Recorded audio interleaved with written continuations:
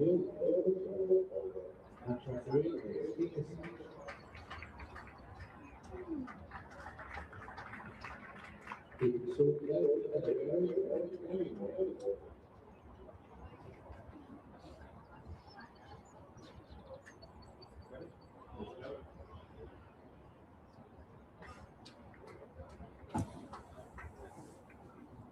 Good morning and a very warm welcome to the county ground Northampton, where we are mere minutes away from the start of play here on day 2 of this Rothesay County Championship encounter between Northamptonshire and Lancashire, brought to you live on the Northants CCC YouTube channel.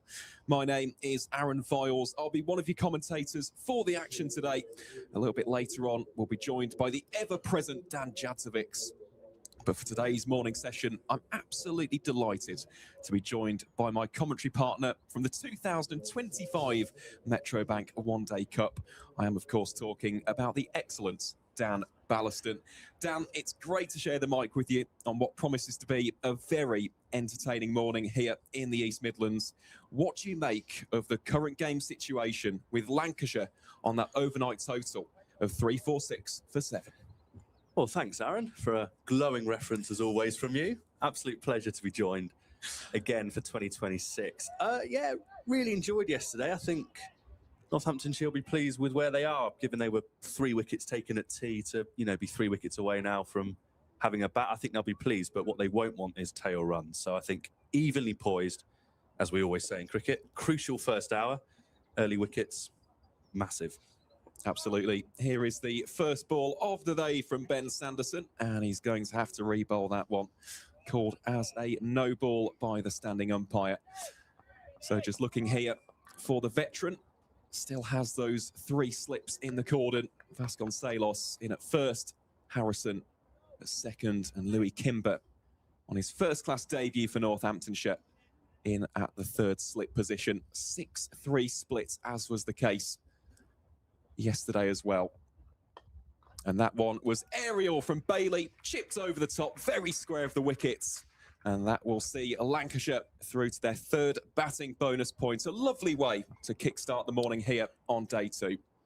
Yeah, slightly uppish, but potentially a signal of intent early from Lancashire there. Just runs on the board, keep ticking it over, try and get this new ball as old as they can. Obviously, we saw Sanderson and Conway get it talking late last night, but that's just a statement early there to try and just put a bit of pressure back on Sanderson. Certainly is. 6 runs off the first legal delivery of the day.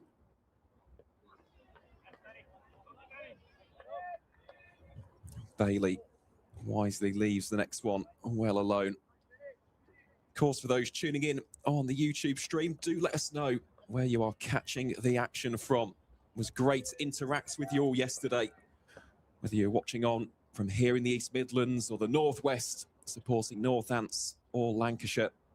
Of course, we had plenty of viewers from overseas as well. Okay, shout outs to viewers in China, the USA, South Africa as well. Yeah, we do get worldwide nowadays here at the county ground, don't we? Certainly do. Rightfully so. It's a wonderful and glorious competition, is the county championship. Unfortunately, the weather here doesn't look too glorious overhead, still very cloudy and grey. Having had a look at the forecast, thankfully, it does appear to be dry, but it's still very nippy, very breezy out there today. Oh yeah, you can tell it's April at the moment. It's not warm out there, but well, that's just driven beautifully again. 2nd boundary of the over, a really, really nice start from Bailey. He's just lent on that first shot of the morning, slightly uppish. That's gorgeously timed through the covers. Really nice statement of intent again. Nothing wrong with that shot at all, was there? No, there wasn't. Really well executed that from Tom Bailey, who, as we know, is very handy with the bats. Of course, a wonderful bowler as well, as we'll see a little bit later on. That is just a very crisp cricket shot here in the morning session. You could hear the sound off the bat there, just beautifully timed.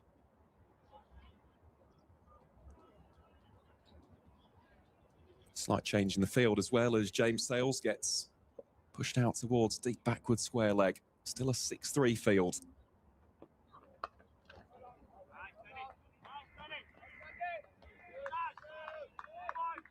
Yeah, it'd be interesting to see how much talking the ball does this morning. Obviously, with the lights on, I felt the last hour of play yesterday was how we all expected the first hour of play to go, with, you know, quite a dark, gloomy atmosphere, ball doing a bit of the talking. But yesterday morning was quite quiet in terms of deviation and real shouts. So Hampshire will be hoping here they can get a bit more out the surface this morning. Well, that last one will be left well alone by Tom Bailey. Dot ball to round out the opening over of the day's play. Lancashire 356 for 7. Not a bad start, that, for the Red Rose. Yeah, but just what they were after, wasn't it? The last thing they'd want to do is lose an early wicket. Northamptonshire get their tails up with these 3 to get. But there is, as everyone knows, nothing more annoying than the tail getting a few runs and just keeping you out there when you've had a long first day in the field. And Harry Conway, who stole the show a bit in the final hour, didn't he, with his beautiful personality and celebrations as he took his first wickets of the season. He'll be hoping to start where he left off. But Lancashire in a strong position, passing 350, still 3 wickets in the hutch, and these two proving more than handy. It's a partnership they'll want to break. Certainly is. Here is Conway then from the Lynn Wilson centre end, bowling around the wicket to Balderson. He starts off with a dot ball. And what an inspired spell it was from Harry Conway. Those 2 wickets.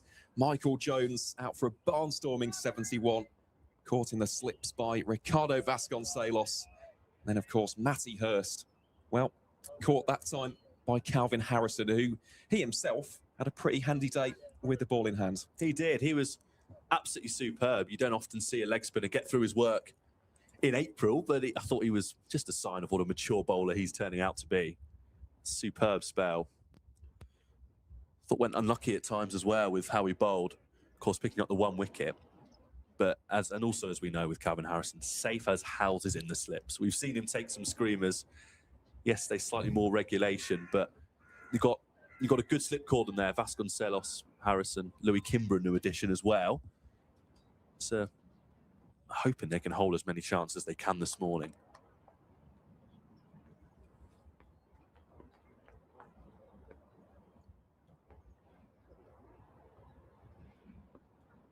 That one a lot fuller from Harry Conway.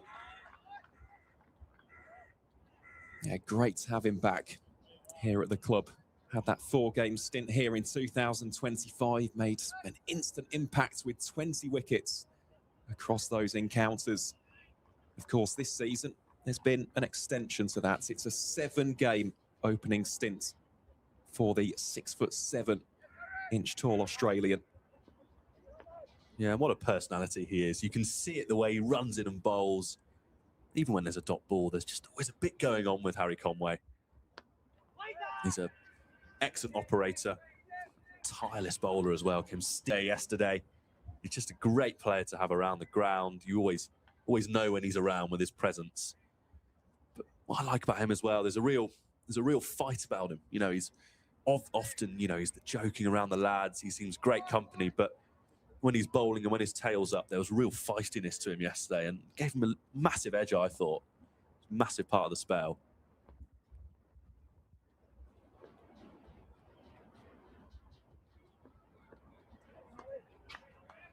Balderson, once more, very watchful in his approach there outside the off stump.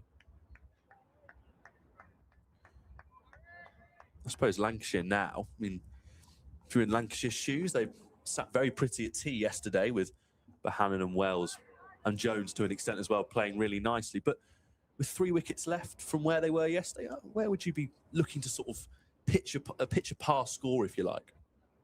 Well, for me, I think the first kind of milestone would be 400. I think that would put them in a pretty good position, actually, heading into the remainder, not only of the day's play, but of course the match as well. We're just seeing there a little bit of movement behind the bowler's arm. Conway now happy to continue.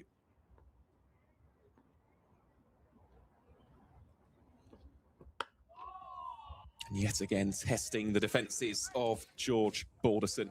So that is the end of the over. A maiden one to kickstart the day for Harry Conway. Lancashire remain 356 for 7.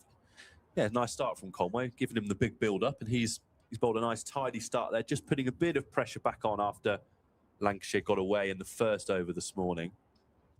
Interesting to see how long these two go for early in the day as well. We saw a long day for the opening pair yesterday, but interesting to see how Luke Proctor manages it with a slightly smaller bowling attack or seam bowling attack than what we're used to seeing. 3 recognised, and then James Sales also bowling as well yesterday. Well, there's a big shout there from Sanderson. Slip cordon up in appeal, but the umpire absolutely unmoved. Of course, we don't have the greatest of angles here. We're watching from behind the slips here in the commentary box, but in terms of your gut feel there, Dan, do you think height and maybe the angle just came into consideration? Yeah, I'd love to see sort of a straighter angle, but my first thought was height. That was where I went straight away when the appeal went up. Yeah, it's straight enough, but maybe just too high, but definitely worth a look at there from the slips. You can see why they went up as they did. Well, that one, a bit more width on offer, and Tom Bailey has absolutely smoked that one for 4. Another wonderful shot that from Tom Bailey. You see them beautifully this morning. The 3rd one through the covers, that time over the top. Convincing strike as well, and no surprise, it looks like Safe Zabe's been sent out now deep on the boundary, which I don't blame Luke Proctor for, because it's clearly a part of the ground they're targeting, not the longest boundary out there.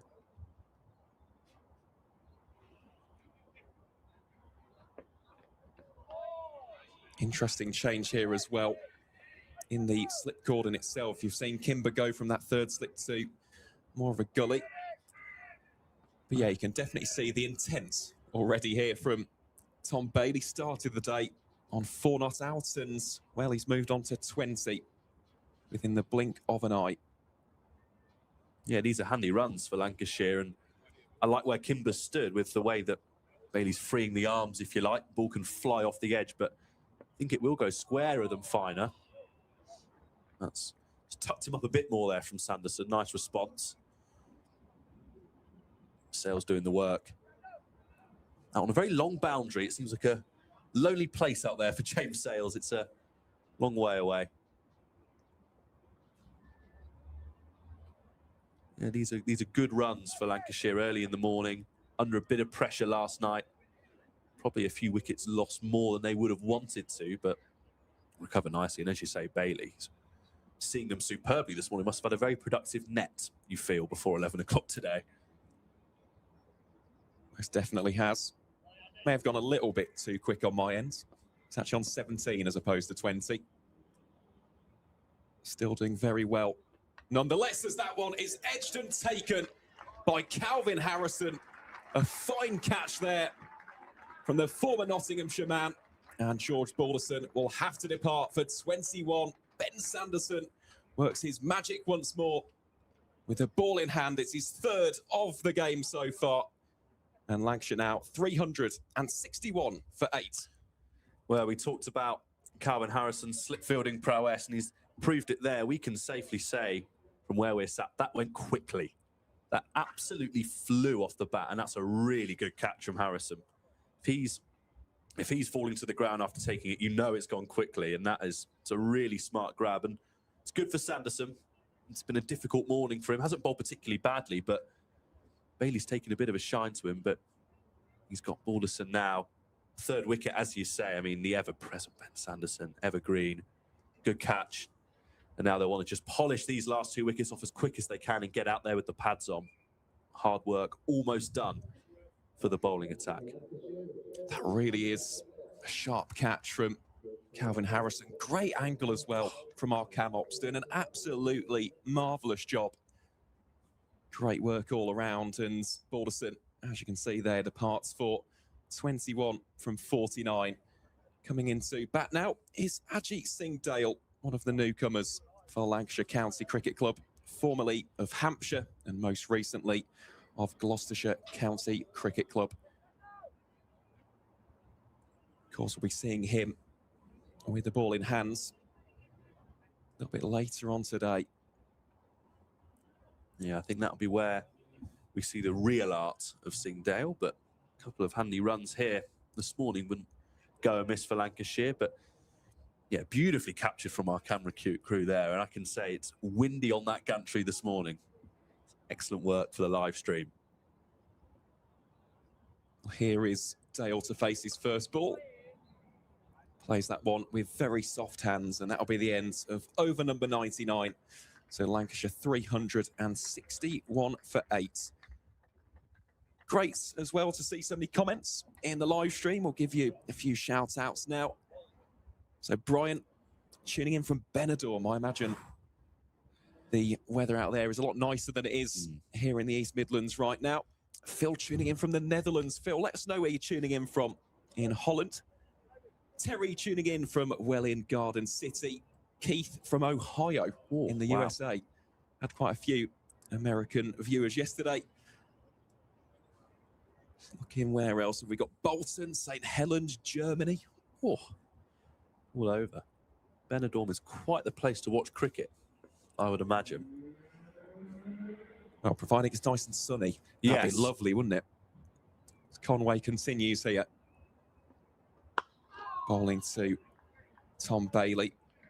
Of course, Walsden as well. Gave Walsden Cricket Club a nice mention yesterday. And Jacob tuning in from Winchester, which is down in Hampshire way. Beautiful cathedral in Winchester. Yeah, there's a nice smattering of a crowd as well in the county ground today. Easter Saturday.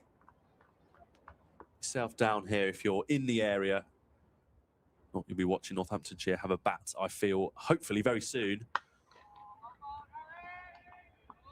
It's not the warmest or sunniest as I imagine it might be in some of the places you've just read out there, Aaron, but there's a bit of an atmosphere and you've got beautiful, picturesque ground to come and sit in and enjoy today.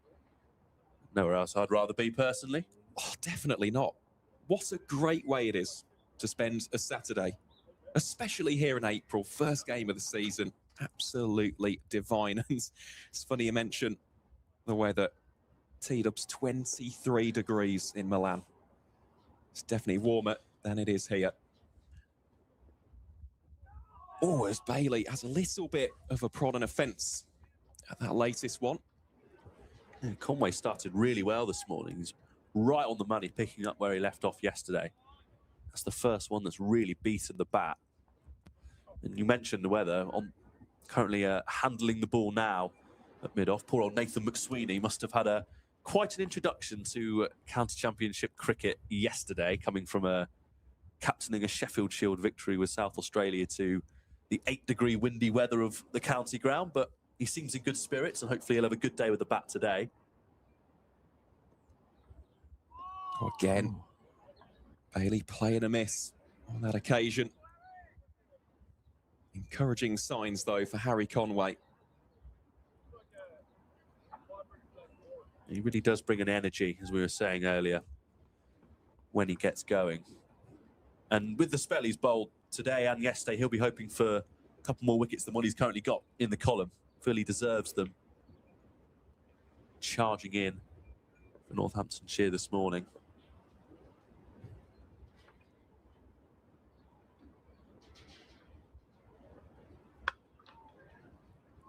That one played with a lot more conviction by Tom Bailey. Just drops it into the offside. Single taken off the fielding of George Bartlett, who yesterday, Dan, was very active in the field, wasn't he? Yes, yeah, I was going to comment on that. I thought he was absolutely superb, especially on those covered pitches that he has to negotiate there. They are a nightmare for your knees if you get tumbling. And he made a few diving stops yesterday. Superb day in the field. It's a long old time out there when you're not bowling. And, you know, you've got two options. You either absolutely go for it or stand and get cold. And he went for it. He was superb. Set a real example, I thought, George Bartlett. He got the ball rolling as well with a good catch, didn't he, as well? First wicket of the 2026 season was his work at slip as well. Yeah, that the wicket of Harry Singh for 18 runs. Bowled, of course, by Ben Sanderson.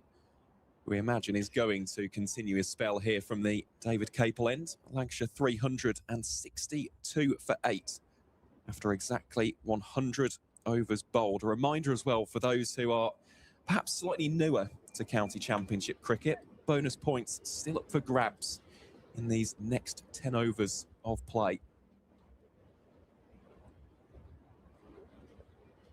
Oh, that's a very good delivery from Ben Sanderson, cutting Bailey in half. Slight appeal, but nothing given. Yeah, muted appeal. Look, beautiful delivery, as you say, just slicing in half. It's the sort of delivery you want to bowl on this pitch. Try and extract as much as you can out of it. It's playing very true so far.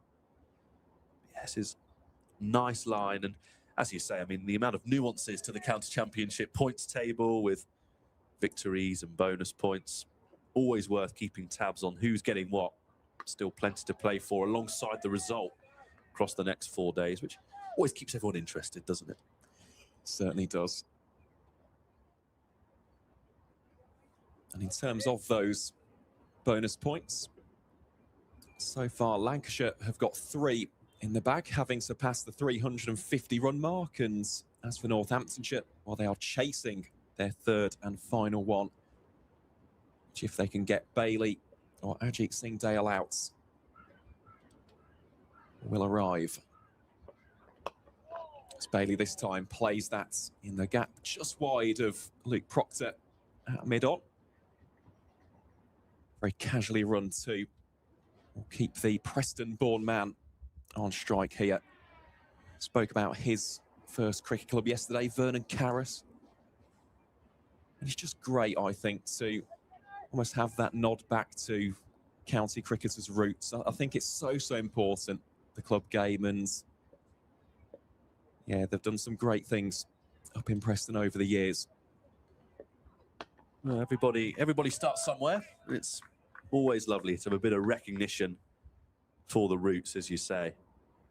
I thought, actually, just mentioning there, the casually run too, I thought Lancashire ran well at times yesterday, considering it's a long day county championship match. I thought there was a bit of energy in the running, particularly in a couple of the longer partnerships. It just keeps that score ticking over when the boundaries dry up. I thought it was noticeably done well yesterday. Yes, especially Bohannon, wasn't it? He was like a greyhound between the 22 yards. That's another fine delivery from Sanderson. Good diving take by McManus, but there wasn't any bats. Yeah, excellent take from McManus there. It's one of those where you're going up for a caught behind and an LBW at the same time, just hoping the umpire gives you something. Unmoved once again, though. Sanderson's just found some rhythm now since taking that wicket. Brought him to life and bowling with a bit of threat now. Northamptonshire threatening to wrap this up. Looks breezy out there with the way the wind's rippling off the trousers. The Northamptonshire fielders. Well, Bailey that time just takes a little bit of a shuffle, play and a miss. And for 101, Lancashire 364 for 8. Yeah, it's an excellent over from Ben Sanderson. Really nicely bowled. We've seen this yesterday and we'll see it today with a certain Sir James Anderson as well. But how impressive is it to see a bowler towards the back end of their career still turning up and producing the goods like Ben Sanderson? Jimmy Anderson potentially will this afternoon as well. I mean, it's quite amazing to see, isn't it? That one nicely played by Ajit Singh Dale, and that will be his first run as a Lancashire cricketer. Quite a nice little moment there as well. A few of his teammates up on the balcony out towards the heavy suite. I can just see the figure of James Anderson. He's been blocked now. No, there he is. You can just see him in the changing room there, just pacing up and down in his whites and his pads. So he'll be ready to go. Come out to bat, no doubt.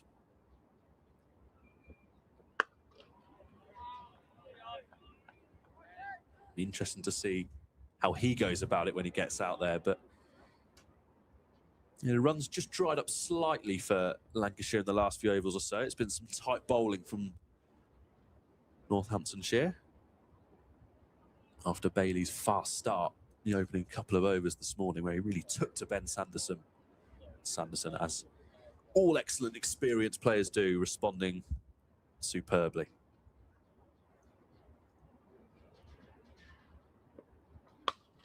Well, that one has been absolutely crunched away out towards deep backward points.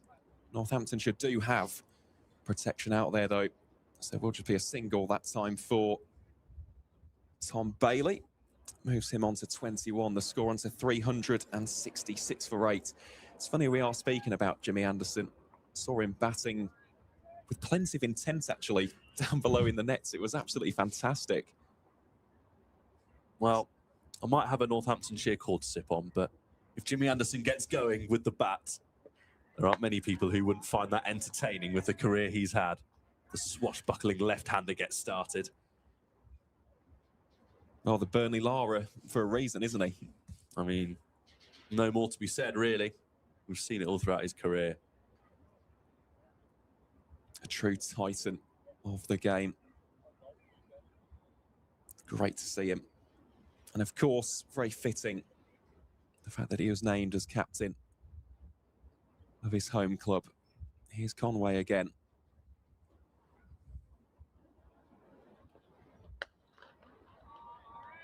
Nicely played that by Ajit Singh Dale. Again, watched him warm up with plenty of purpose. Around about 10:30, that was. He was just sending down some rockets to Kabir Ali. Of course, gave him his county cap yesterday. A lovely presentation. Yeah, you see that up and down the country. First day of the season, plenty of caps being presented, which is always a nice, touching tribute at the start of any county championship season. Muted appeal from Conway, almost drew his hand back. You felt he was interested for a minute there, but not a good delivery to end the over. But yes, it was nice to see at the county ground. Roy Virgin, former Northamptonshire player, of course, and an absolute super fan and legend around these parts, presenting Nathan McSweeney with his Northamptonshire cap. That was a lovely moment. Roy was welcomed into the team huddle by Darren Lehman. He gave a lovely speech referencing the great Don Bradman to Nathan McSweeney there, which I'm sure would have been nice for the Australian. And of course, Louis Kimber receiving his cap as well from Graham White. Yes, those two I'm sure will have their say at some point this afternoon. That one played very deftly by Tom Bailey, just rotating the strike on that occasion. Well, I think as any cricketer, having Don Bradman's name referenced and mentioned is obviously very high esteem to be in. And yeah, just the 99.94 average in Test match cricket for the Don. Now, Northamptonshire fans would love for McSweeney to produce something like that over the course of his championship campaign. Would be something. That one short, it has been tickled behind, and Ajit Singh Dale will depart for 1 run. It's a 4th wicket for Ben Sanderson, who really has bowled absolutely superbly, both on day 1 and here in the early exchanges of day 2. And Lancashire now 9 down. It's 367 for 9. Sanderson with immaculate figures of 4 for 73. He just keeps getting better, doesn't he, Aaron? It's been really good from Northamptonshire this morning. Lancashire have got a couple away, but to have them 9 down within the first half an hour, and Sanderson, I mean, we've mentioned him all day, really, alongside Harry Conway, but 2 wickets this morning, 4 for the match already. I mean, doesn't matter what year or what season we're in, you'll see Ben Sanderson's name in the wickets every single time here at the county ground. And it looks like James Anderson is getting a rather nice reception from the Northamptonshire, and I'm sure Lancashire faithful. I know there's a few Lancashire fans in today on this Easter Saturday. I don't think he's here to do exactly what everyone is watching him do today with the bat, but he's got a job to do for his side here, the skipper, before he gets ball in hand. On what you would say are perfect conditions, with the clouds being in April, new Duke's ball in hand. I mean, we've seen that script a few times, haven't we? We most certainly have. And I mean, what a fantastic battle this is. Sanderson versus Anderson.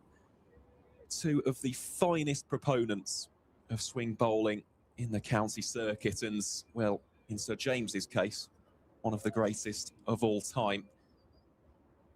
Really is an absolute pleasure to see him here today. 1,143 first-class wickets, 704 of which came in the Test arena. Also has 2,000 first-class runs to his name. And here he is against Ben Sanderson. Slip cord in his field and has a slight little prod and a poke at that one. But as I said, he showed some intent in that net session. He wasn't out there blocking and defending. Could see a shot or two from the Burnley Lara today. Let's wait and see. Well, he'll have to get the ball for it first. I don't think Sanderson is in too much of a mood to give him any freebies to get off the mark. Oh, he's had another fiddle of it there, Anderson. And these are really good areas. Ben Sanderson just looking to wrap this innings up now. A couple of nice deliveries to the Lancashire number 11. Looking at pat the cordon now, haven't they? They're smelling blood. Are the home side ahead of this innings wrapping up. Kimber, Zabe, Harrison, Vasconcelos all packing the cordon, ready for any nicks that come their way.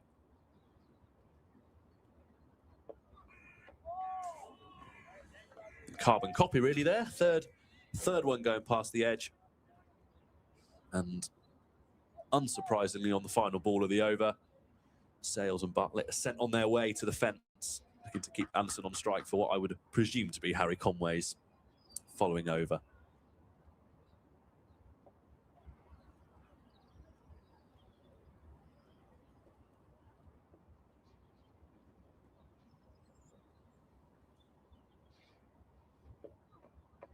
Oh, it's a very calm leave to end the over there. A nice, relaxed shouldering of the arms from Anderson. And a superb Sanderson over comes to an end to a round of applause from the county ground crowd. Unsurprising there. Superb bowler, Ben Sanderson. We've waxed lyrical many times about him this morning, but just keeps astonishing you. Worked hard all winter, as I'm sure you would have mentioned yesterday as well during his spells. Had a shoulder surgery, got himself sorted. He bowled superbly in South Africa by all accounts during pre-season. And he's just started where he's left off, really, hasn't he? Yesterday and today. He certainly has. Will he get the opportunity to get that first 5-wicket haul of the season? Let's wait and find out. As Harry Conway charges in here from the Lynn Wilson centre end. This is the more tedious side of County Championship and all cricket really, when the strike is kept by the recognised batter. I say recognised batter, of course, Bailey. Carded at 9. But yeah, for viewers who aren't particularly used to the beautiful ways of County Championship cricket now, you may see a few runs turned down over the next few balls, unless Bailey can get a few away to the fence, which has been hard to come by in the previous few overs. It's a statement of intent there, and it beats McSweeney and races there to the boundary down at mid-off. That was a superb strike, and as we say, a statement of intent, but an excellent shot. It certainly was, yeah, canonous, I'd say that from Tom Bailey. Just stood nice and still until the point of contact, and rifles it down the ground. I mean, it was a valiant effort from McSweeney, but yeah, nowhere near it in the end. And that swung away, and it beats Bartlett, and that is the first maximum of the innings and the match. And that is, whilst it's not the biggest boundary, it's a beautiful strike. Sounded gorgeous off the bat, crisply just flicked dismissively off the pads there by Tom Bailey, and races towards the supporters club next to the NME stand. And these now are really handy runs for Lancashire. 10 off the last 2 with 1 wicket remaining, just what they're after as they look to try and eke out a few more, get themselves towards that 400, which just would set the tone for their bowling innings if they can have a 4 in front of that first innings total. But that there was, and that was a gorgeous shot, and I don't think Bartlett was ever in the game, was he, there at deep square? No, he wasn't. Almost nonchalant in the execution there was Tom Bailey. Brings about another change in the field.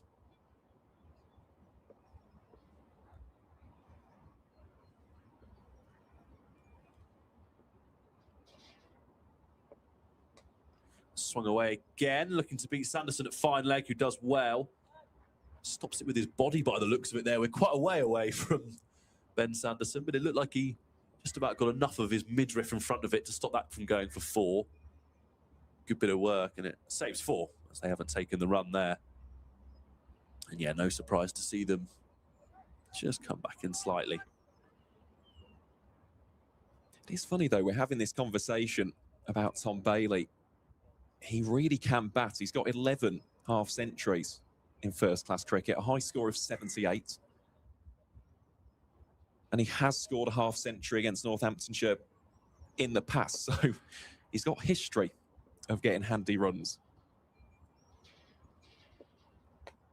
Swung away again there. This is a real hack now from Bailey, just trying to get all the runs he can.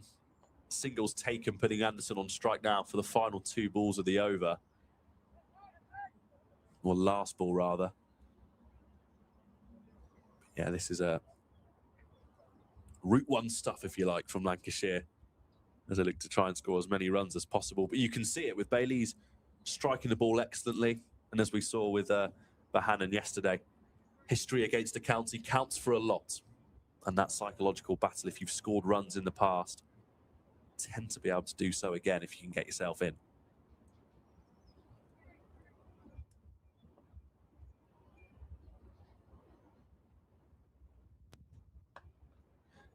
Defended astutely by Anderson to wrap up the over, and Bailey will have another crack as Sanderson will get the opportunity to have a go at taking a 5-wicket haul, which would be a remarkable effort.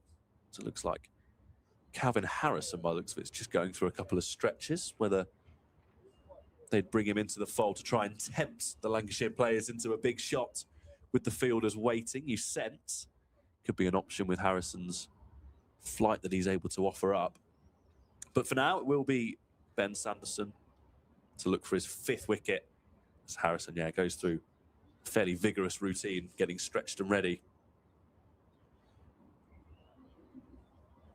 Manus there orchestrating the fielders in the deep. Completely out now. 2 slips in. Luke Proctor remaining at mid-on, and then everyone else out on the boundary. Northamptonshire look to wrap things up, get themselves in with the bat. Have we heard from any more people with any interesting location viewing or any comments in particular? I shall take a look for us now. See if there's any other Benidorm viewers of this match. Swing and a miss from Bailey as he looks to target the onside. And Harrison waiting for Sanderson to turn around before throwing the ball back. Hands ready, I think, should be the cry for the fielders out in the deep now. Ball could be coming to them at any moment. Harrison almost going through a Pilates routine down there, getting himself nicely warm.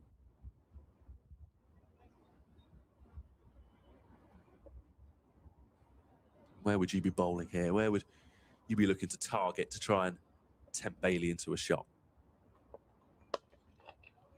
That's nicely driven. I was herring round there. Superb fielding. 2 runs taken. Good backing up from Sales to stop the overthrows.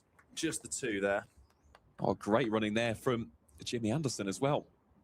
Set off straight away. No doubt whatsoever that was going to be quickly ran 2. Handbrake well and truly off there from Anderson. He turned and went, didn't he? He did. Absolutely no doubt in his mind. He's not facing this next delivery. Good pivot that from the veteran.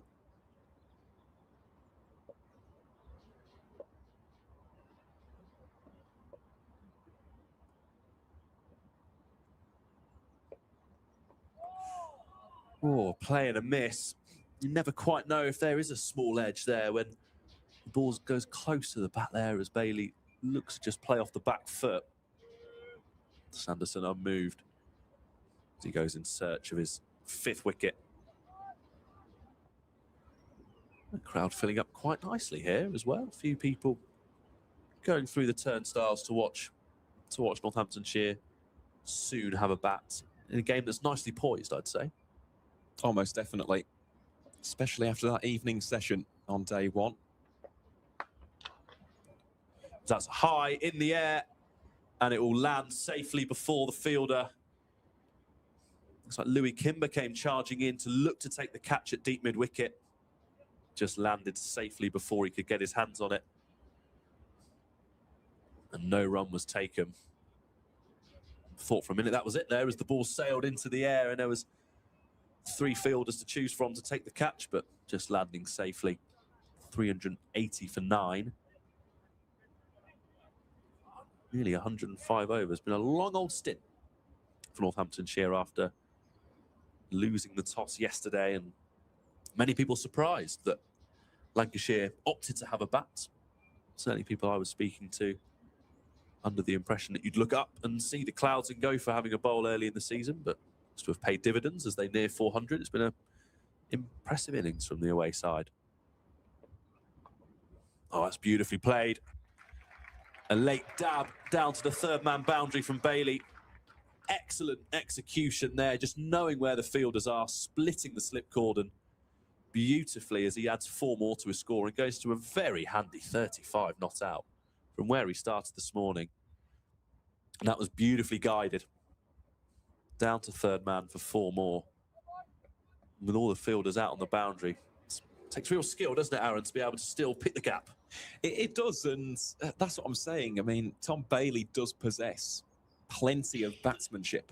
That's the great thing about him. Obviously, he's got those power shots, right? But he has also got that hint of finesse, and you can see that there. He's played it with soft, deft hands. He's just waited almost for the ball to roll off of the bat and just roll across the carpet there down towards deep third. But this will be an interesting delivery from Sanderson. Oh, that is not far away from leg stump. He's walked across all 3. Looking just to flick that round the corner. That can't have been far away. No, we'd love to see the replay of that one. Here's the end of the over, though. Lancashire remain 384 for 9. And what a fantastic hand this has been from Tom Bailey so far. Started the day on an unbeaten 4. He's now on 39. It's impressive, and we are seeing the first bowling change of the morning. The impressive Calvin Harrison to replace Harry Conway at the Lynn Wilson centre end for a bit of leg spin. And as we mentioned earlier, 21 overs bowled yesterday. I thought he was superb. He really was. Yeah, showed a lot of control, did Calvin Harrison. I imagine here to Anderson as a left-hander, he'll look to bring the stumps and the pads into play, look to give it a real rip and a rev with the leg break, but he's also got that front of the hand slider. And I like the fact again that Save Zabe is going under the lid here. Of course, you've got the slip in play, which is Vasconcelos, and Save Zabe, we imagine, will just canter over to short leg, which is where he finds himself now. Just looking back at that previous delivery, talk about that in a second. Sanderson winds up for an expansive shot of his own. It wasn't actually the leg stump. It was the off stump of Tom Bailey. Yeah, I mean, with the benefit of the replay, I've been proved terribly wrong. From our angle, it looked like he'd almost taken leg stump up. But as you say, somehow stayed on the line of about 4th or 5th stump. It's quite a bizarre delivery and a bizarre shot in the end. It certainly stumped me. It's one of those where you do see it in the game, when you do shuffle across, you can almost just play the ball onto your own timber. So no harm done there for Tom Bailey. That's nicely bowled by Harrison. Anderson just content there just to dab that one onto the onside. But I'm sure, as we saw first delivery, that there'll be an expansive shot coming, leaving the offside completely open for him out in the deep. It's the reverse out it's the shot I always associate with Jimmy Anderson. From the times I've watched him bat for England and for Lancashire, reverse sweep he's always opted to go for early in his innings, and I've seen it come off once or twice as well. Not on that occasion, luckily for him, beating everything in the end. And they've just sent the fielder slightly back there by 10 yards or so where the reverse sweep would be played. That's nicely bowled. by Harrison there, beating the outside edge and going past off stump. We mentioned earlier today about Calvin Harrison bowling so many overs early in the season, but excellent of his development, isn't he? As a young leg spinner with the red ball as well, learning his craft, to be bowling and to be trusted for that many overs can only do him good. Absolutely. And look, the fact is, as a spinner, and I say this as a wrist spinner or indeed a finger spinner, a lot of people may look at Calvin Harrison as a 27-year-old and go, well, he's not that young, but spinners tend to peak a bit later in their career, right? You're looking late 20s, if not even early 30s, to really reach the height of their powers. Sanderson again plays and misses. End of the over. Lancashire 384 for 9. And the fact is, here at Northamptonshire, he will get those opportunities. He's also carded at number 3. Let's not forget that. Whether or not that materialises, given the conditions, we'll have to wait and see. But this is a massive chance here for him to really prove and improve his existing red ball game. As I said, he's got variations. He trusts his stock ball. The leg break is his go-to option, but he's got a top spinner. He's got a wrong gun. He's got a slider. He has got different weapons in the arsenal. It's just a case of continuing to hone his craft. And with more opportunities, Darren Lehman certainly backs him. Luke Proctor, his captain, has a lot of faith in him. I do think Calvin Harrison will have a key role to play in 2026. Completely agree. I think he's as close to as a complete cricketer as you can get. You know, he's a superb fielder, really handy batter, excellent exponent of leg spin as well. And, you know, he's a proper professional. You can tell he works hard on his game, as you've mentioned, the deliveries, the variety.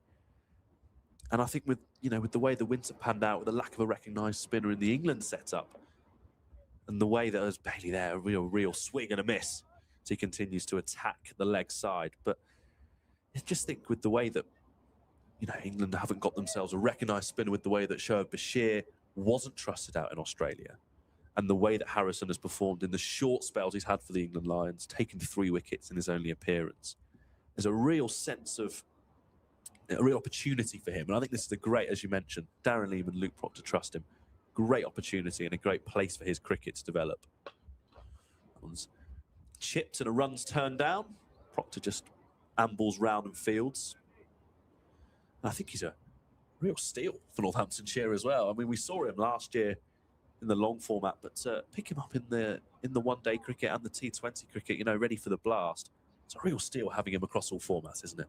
It really is, and I know myself and Dan Jadzovic, we spoke about the recruitment of both of these teams. I think they've both had a really good winter, as we'll touch upon in just a second.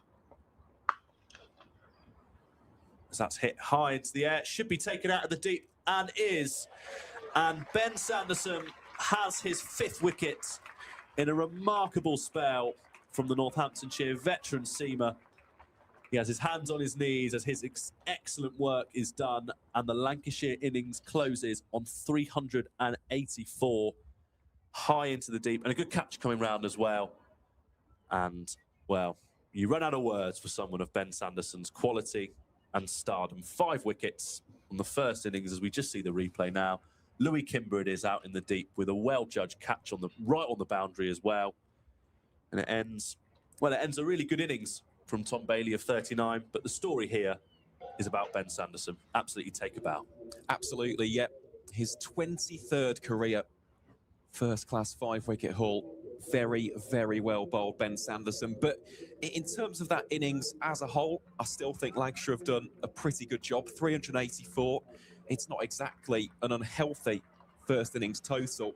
I just think in hindsight, they would have hoped for at least 400, if not 420 plus, but Northants have battled back very nicely. And what you've got to remember here, we have seen if the bowlers are persistent, especially on that good length, there is just a little bit.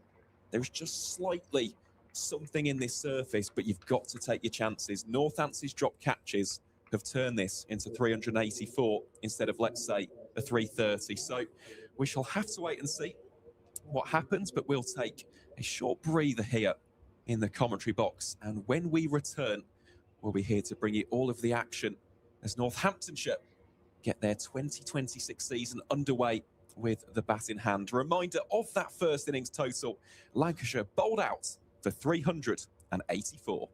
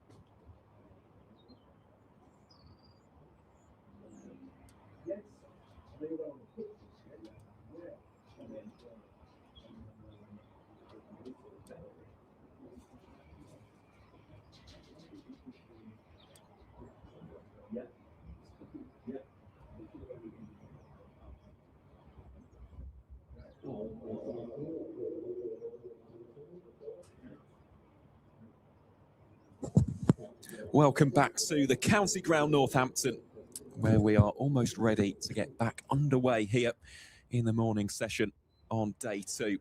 As you can see there, Lancashire, their first innings has come to a conclusion on a total of 384 all outs. A good riposte shown by Northamptonshire after the Red Rose were 231 for 3 at tea yesterday. Listening to the voice of Aaron Files alongside me is Dan Ballaston here in the commentary box. And, well, this now, Dan, is going to be a very stern test, isn't it, for the Northamptonshire openers. We've just seen Sanderson get 3 wickets early doors here on day 2. And, of course, overhead, those clouds could definitely generate a hint of movement. And the lights are on. The lights are on. And we are almost ready for what's going to be a fascinating afternoon. I mean, this would be a big test. Northamptonshire underperformed at times with the bat in the County Championship last year. This is a real test to see if they've got themselves ready over the winter. Vasconcelos and Proctor, good to go. Indeed they are. Will be 2 left-handers at the crease here for the Tudor Rose. Vasconcelos it will be to face off against the first delivery. It will be bowled by Tom Bailey at the David Capel end. Bailey, of course, well, he had quite the season in 2025. 38 wickets at 31.13 in 12 appearances. He is a bit of a Jedi Master with the red ball in hand. Imagine that his opening partner will be a certain Sir James Anderson as well. So here we go.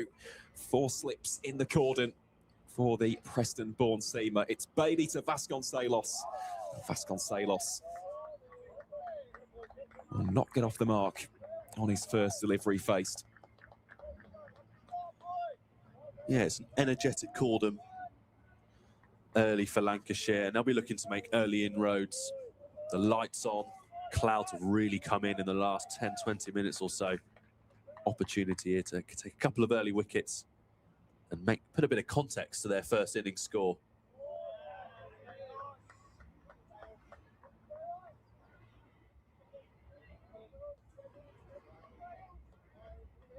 So just looking here at the field for Tom Bailey.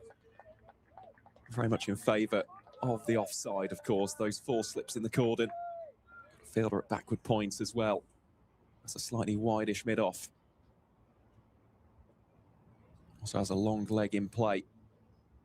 Bailey bowls here to Vasconcelos, and Vasconcelos will kickstart the Northamptonshire innings in sumptuous style and leans back into the shots, drives it very square of the wickets. And that will be a boundary to start for the home side. Northamptonshire 4 without loss. Yeah, that'll just settle the nerves, won't it?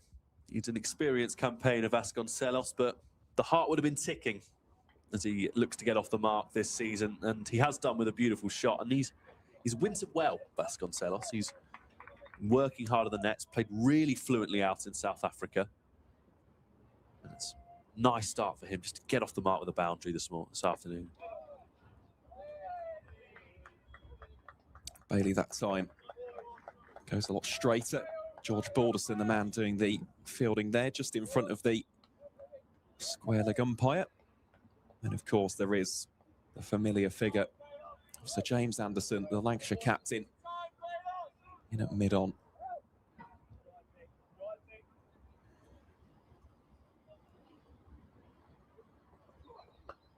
That one just guided away, wide of fourth slip, generating a lot of pace down towards that boundary.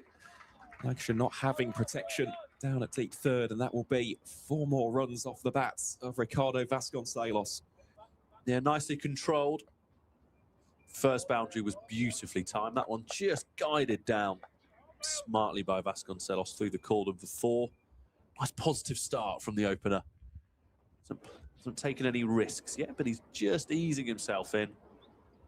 8 off the opening over so far, and as you say, Jimmy Anderson there, ready to go at mid-on, isn't he? Wideish mid-on. Bailey responds very well there. Just pops it in the channel. Dot ball to finish the opening over of Northamptonshire's first innings. The home side 8 without loss, all of which have arrived courtesy of Ricardo Vasconcelos. And, well, we could see he was keen. The Lancashire skipper champing at the bits. Takes off his cap immediately. It will be Sir James Anderson from the Lynn Wilson centre ends. Man with 704 test wickets, and even last season, he's always just box office, isn't he? In 2025, 17 wickets at 25.94 for the 43-year-old from Burnley. This should be absolutely electric.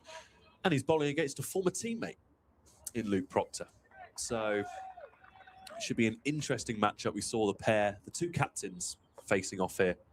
Saw them at the toss. And it's a wayward start from Anderson there. Or what the more regular cricket watchers are used to, as Anderson fires one down the leg side and the bye is taken and Proctor gets off strike. And just needs to find his radar, the former legend, Jimmy Anderson. He's got a nice grin on his face, though. How's the Jimmy? Bowling over the wicket here to the left-handed Vasconcelos. Many a slipper waiting in the cordon. Oh, and that one just thumps into Vasconcelos. Yeah, I'd like to see how much deviation that ball took there, as Vasconcelos shouldered arms early, comes crashing back into him. It's just a sign that there'll be life in this pitch and the ball will be talking. One of, if not the best exponent of a duped ball with the floodlights on. Be a stern test for Vasconcelos here. That one left well alone. I mean, what a privilege it is to be here watching this live in the flesh. As you said, Dan, one of the greatest for many. He is the greatest to ever do it, especially in terms of swing bowling. Such a danger, such an X-factor player for Lancashire to have.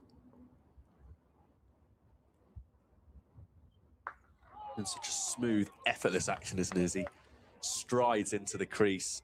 Such a familiar turn of the body before releasing the ball. Vasconcelos just playing him. Just play the ball rather than the man is the key, I think, before lunch here. Just play each one on its merit. Pitch isn't doing enough. There's not enough demons in it for you to start worrying about a ball with your name on it. Just keep playing the one in front of you, not worry about who's steaming in at the end. That one travels down the leg side. Spoke a lot about warm-ups earlier. Must say, Ajit Singh Dale looked absolutely rapid. He was thumping it into the awaiting mitt of Kabir Ali. Tom Hartley as well, giving a nice rip with his left arm orthodox. And in terms of the catching practice, Harry Singh didn't drop a single one. So watch out for him.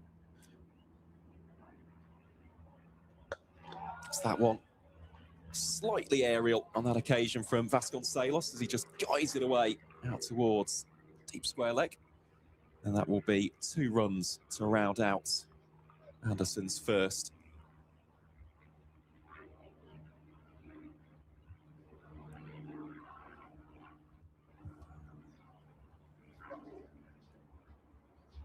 And we'll also have a change here in the commentary box. We'll bid a fond farewell to Dan Ballaston for the time being. Absolutely great to have his company.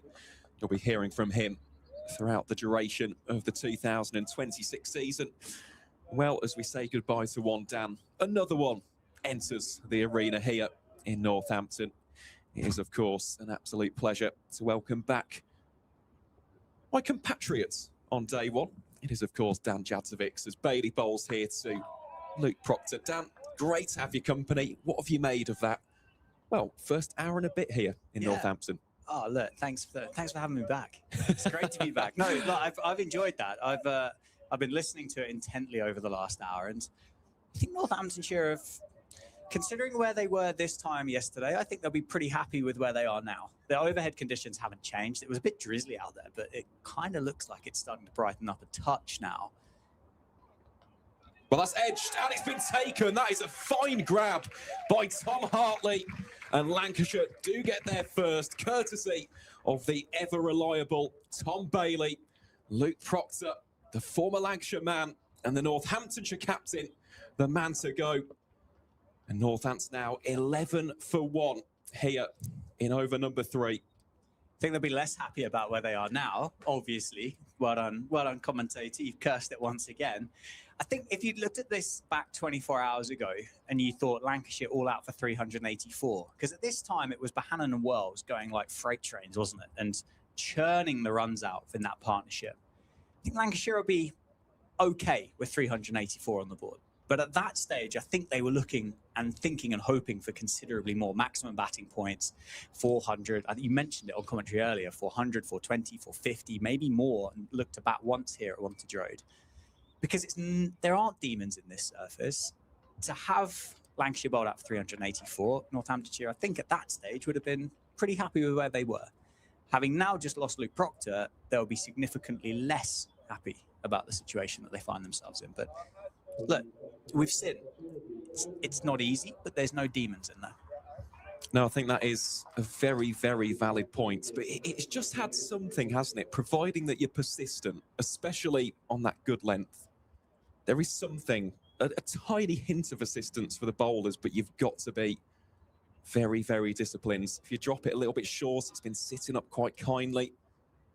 And then, of course, if you're over pitching, the outfield has been very quick for early seasons. So, yeah, that is something just to consider. As we say, Calvin Harrison, he was carded at number 3 prior to the start of today's play. And indeed, it is the former Nottinghamshire man who spent time on loan here at Northants last year, who strides out to the middle, facing off against Tom Bailey.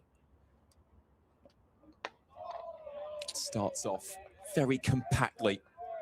The point you made about there is assistance there, but you've got to be meticulous. You've got to be persistent. That was something that Ben Sanderson and Harry Conway did, but they weren't backed up by Luke Proctor and James Sales as the 2 other seamers in this Northamptonshire 11 today. I suspect, looking at the seam bowling options that Lancashire have got, Tom Bailey and Jimmy Anderson will be better backed up than what Conway and Sanderson were. But it is the line, the length, isn't it? That's where Sanderson, that's where Conway got the success that they did yesterday evening and this morning, and something that Lancashire now have got the benefit of, having watched this pitch, looked at it, experienced it, and thought, okay, we've learned from Northamptonshire. We know the success kind of patches and positions and the rules and regs that we need to abide by.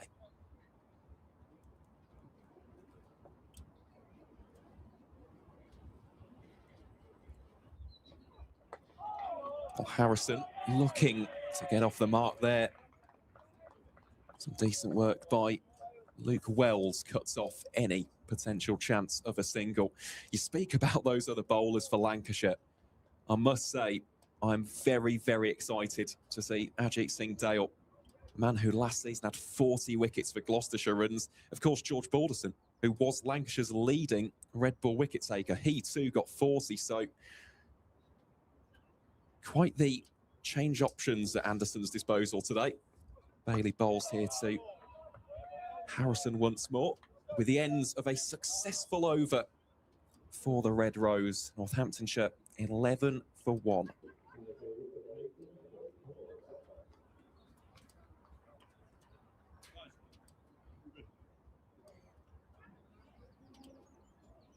Of course, throughout today's play, we'll keep you updated as well with the scores on the doors from all of the action in this most prestigious and illustrious competition. So good, so special to have the county championship back in our lives as Jimmy Anderson prepares to continue his spell here from the Lynn Wilson centre end. Still got plenty of men in the slip cordon and a leg slip in place as well. I don't mind that because we've seen a few dismissals in that first innings come down the leg side, so let's see if it pays dividends. It's a good tactic, isn't it? I think, again, it's a learn that Lancashire have picked up through the course of that first innings, is the fact that bowling pretty straight here is going to be a successful area. So to have that extra catcher, and it is a catcher, it's not there for protection. It's not a case of there for a bad ball. It's there because Anderson's going to be bowling very, very straight, targeting that front pad of Vasconcelos, who has struggled with LBWs of late. So it's a good tactical move. Well, there you go. Looking to just release that ball down the leg side. Easy take that really for Matty Hurst, who, as we said yesterday, fine young wicketkeeper. Just 22 years of age, of course, has already been in and around the England under-19s as well as the England Lions. Played in the Big Bash for the Perth Scorchers. Certainly someone to keep very close tabs on. It's Vasconcelos there. Just squeezes off the inside of the bat. Down towards the man at long leg. Yeah, a bit of fortune, wasn't it, for Vasconcelos? Big inside edge, wasn't in control, and certainly wasn't where he wanted the ball to go, that is for sure. But I mean, you're not going to come up against many better than James Anderson through the course of the 26 county championship season, are you? So it's understandable with a brand new Dukes in hand that you might not always find the middle of the bat when Sir James Anderson's involved.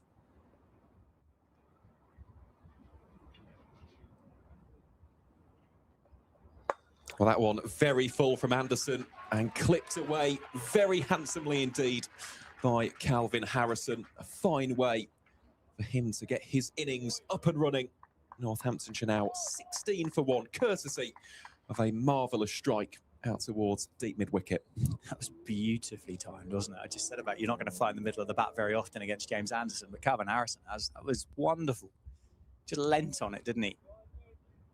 Split the two fielders on the leg side perfectly, down towards the Briggs and Forrester stands.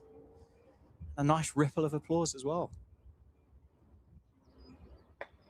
Anderson there, just testing out the defences of the Northants number 3. It is that there's a healthy smattering of spectators, and of course we're here in the commentary box. We can't see below us, but it was the case on day 1. It's also been the case on day 2. Quite a number of people are actually here in the Lynn Wilson Centre. They're just in the suites down below, enjoying what is a fascinating game of cricket so far. Who would enjoy this? A little bit of sunshine, county cricket back, and Jimmy Anderson bowling here to Calvin Harrison. Sounds like a perfect Saturday to me. Why would you want to spend your Saturday anywhere else, Aaron? It's wonderful, isn't it? I was a bit worried that we might have got a bit drizzly at points, but that seems to have disappeared quite quickly. And I think it'd be fair to say now the sun is very much out here in Northampton. So thank you to all of you tuning in, and well done to all of you that have got themselves into the ground today. If you are local and you're watching, it's been a wonderful, wonderful way to spend your weekend. 16 for 1 after 4 overs. The stream at Northamptonshire County Cricket Club is powered by Daffabet, of course. Most importantly, we've got Wendell Pemberton in, the Northamptonshire super fan. He's down in front of the digital scoreboard, I mean, it looks like he's having a wonderful time dancing away. He's enjoying the county championship as that one just drifts down the leg side and Vasconcelos can't catch up. And you know what, Dan? We enjoy having Wendell's company, don't we? Game in, game out. An absolute die-hard supporter of Northamptonshire County Cricket Club. Always makes his presence felt, whether it's in the county championship, the one-day cup, of course, in the T20 Blast. Always a pleasure to have Wendell over there towards the signal box. And I tell you what, Tom Bailey here, he is bowling beautifully, as we've grown accustomed to over the years. We had that conversation about your ever-reliable county professionals, your Ben Sandersons, your Darren Stevens over the years, your Oliver Hannon-Dorbys, for example. Tom Bailey has got to be in that category. He has been absolutely outstanding for Lancashire for so many years now. Yeah, year after year after year, isn't he? He's just put in performances, been a leader of the attack. Whilst obviously James Anderson has been centrally contracted and away on England duty, they've always been able to rely on Tom Bailey. And much similar to the likes of Josh Bohannon we spoke about so positively yesterday in his innings, the cricketers that have been at Lancashire for a long time. They know the club, they embody it.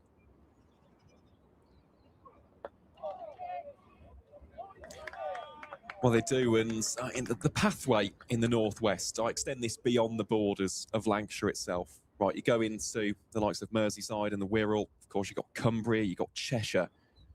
And it's a powerhouse, isn't it, of English cricket, let's face it. So many of these players are local lads, of course. We're seeing Tom Bailey here. He's from Preston. Jimmy Anderson's from Burnley. You've got Matty Hurst, he's from Merseyside. So too Tom Hartley and Michael Jones. Little bit of pace taken off there by Tom Bailey, and that one has just been drilled very nicely indeed by Ricardo Vasconcelos, who so far, Dan, is dealing in boundaries here at Wantage Road. It's a great shot. He is a very punchy cricketer, isn't he? He looks for those boundaries, something that's come into his game. Certainly, I think, definitely be an eye on the performances of Vasconcelos this year. He's had a quiet couple of seasons. Hasn't replicated what he was able to do a couple of years ago.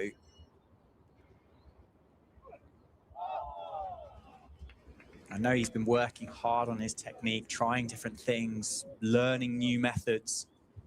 Hopefully we can get back from a Northamptonshire perspective to that Ricardo Vasconcelos that had such a good season just a couple of years ago. And I mean, based on a shot like that, you'd say he's seeing him pretty well. Definitely is. It was majestic, wasn't it, that from the Northamptonshire opener? You speak about his form last season, 468 runs. That's an average below 25. Scored the single century away against Kent, twin half centuries against Derbyshire and Glamorgan respectively here at the county ground. Could certainly do with some useful runs this season. Anderson gets Harrison on the drive. There's a big appeal. And Lancashire have got their seconds here in the morning session, courtesy of their captain, the legendary James Anderson, dismissing Calvin Harrison for 4. Easy catch in the end for Matty Hurst with the gloves. And the home side in a spot of bother here in the 6th over. Northamptonshire 20 for 2 with a wicket apiece for Tom Bailey and that man, Sir James Anderson. Well, it wasn't going to take long, was it, to get James Anderson on the scorecards? He's too good of a cricketer not to pick up wickets. Interesting body language response there from Calvin Harrison. He's been given out caught behind. Get a view of it on the replay. Well, close. Close would be fair to say. Close enough for the umpire. A judge to be caught behind. It's always hard to tell, isn't it? The celebration was excellent. Lancashire were convinced. Really difficult to understand the body language of a batter to figure out how happy they are with the decision. I mean, Harrison, yeah, tough to know, but it's been given out. Caught behind. Jimmy Anderson has his first, just a feather on it, through to the gloves of Matty Hurst. Just held its line, didn't it, Aaron? It did, and you could see the frustration there from Calvin Harrison, but the decision has been made. So Nathan McSweeney comes out to bat now at number 4. Of course, fresh off of winning the Sheffield Shield and captaining South Australia to that 2nd successive title. I mean, this now really is a mouth-watering matchup. It's Anderson to McSweeney. He's edged and he's been dropped. What a moment. What a moment. You do not expect to see those go down at all, do you? The catching yesterday from Northamptonshire was a long way to be from desired. And that one there was a lovely catchable height, a nice edge off the bat of Nathan McSweeney. Jimmy Anderson loads up and goes again. That one left alone by Nathan McSweeney. It's going to be a different challenge for him, though, isn't it? As you say, come fresh off the Sheffield Shield. Temperature for one's going to be slightly different. The conditions are going to be slightly different. And the bowler he's going to be facing is going to be quite different from what he would have just experienced in Australia. Most definitely. Oh, that'll be frustrating. I think it was Harry Singh, wasn't it? A second slip. Spoke about the fact that he didn't drop one in the warm-up earlier. Anderson again here to McSweeney. Far more confident in the defence there, but took a couple of steps down. Well, we saw yesterday Michael Jones dropped on 4 by Luke Proctor. Admittedly, a very difficult chance that for the Northamptonshire captain, diving away to his left. That could prove to be very costly. Yeah, particularly the wicket of McSweeney. He's going to be somebody that Northamptonshire are going to rely on heavily this season, aren't they? If they're going to be successful with the bat. Test match credentials, of course. Yes, it wasn't the greatest series against India, but I don't necessarily know how closely we can read into Nathan McSweeney facing Jasprit Bumrah with the brand new ball a couple of times in Australia. I mean, that's going to be tough for anybody. But he has been a proficient run scorer in the Sheffield Shield, hasn't he, in first-class cricket? And that's why Northamptonshire have made the signing. That's why Darren Lehman wants him here, and that's why he's here all year.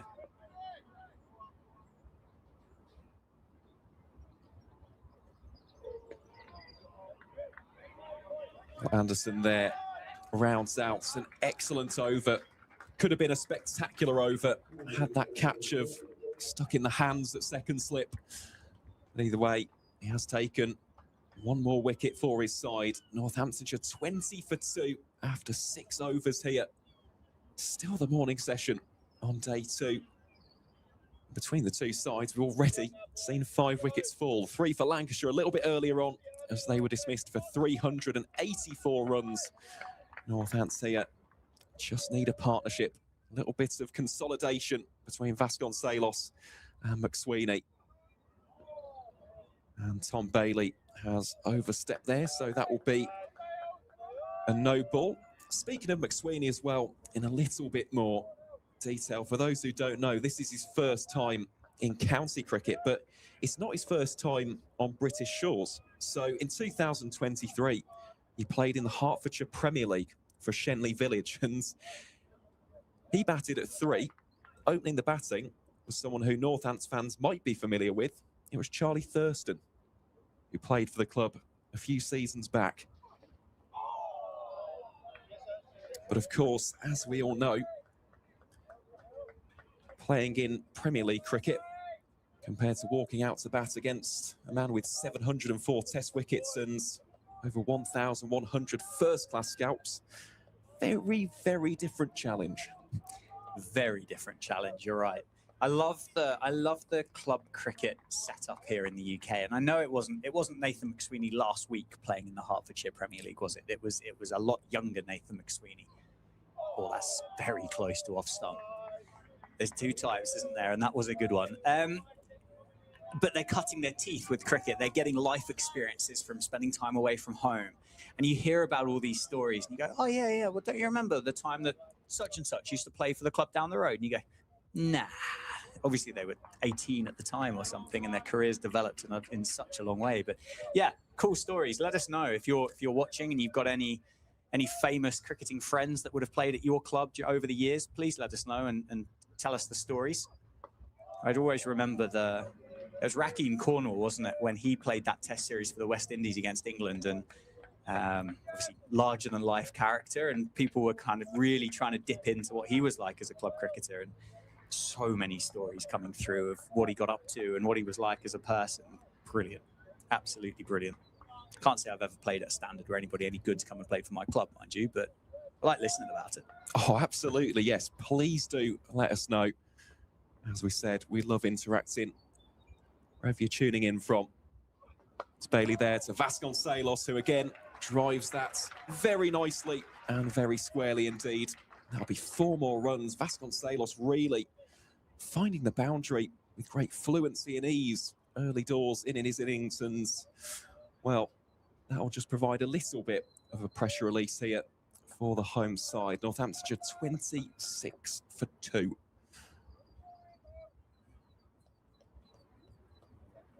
Of course, as well, in both of these counties, very strong and very deep and intrinsic links to club cricket. Spoken at length about Lancashire, the fact that you've got Bailey from Vernon Carish, you've got 2 lads from Ormskirk in Hartley and Jones, as Bailey bowls here again. Spoke about Farnworth Social Circle, didn't we? Josh Bohannon's first club. I think Hassie Bermead also played for Farnworth, of course, a fellow Boltonian. And you got Matty Hurst as well, who played for Newton the Willows in Cheshire, as well as Lee. Harry Singh, who, well, we spoke about 3 of his clubs.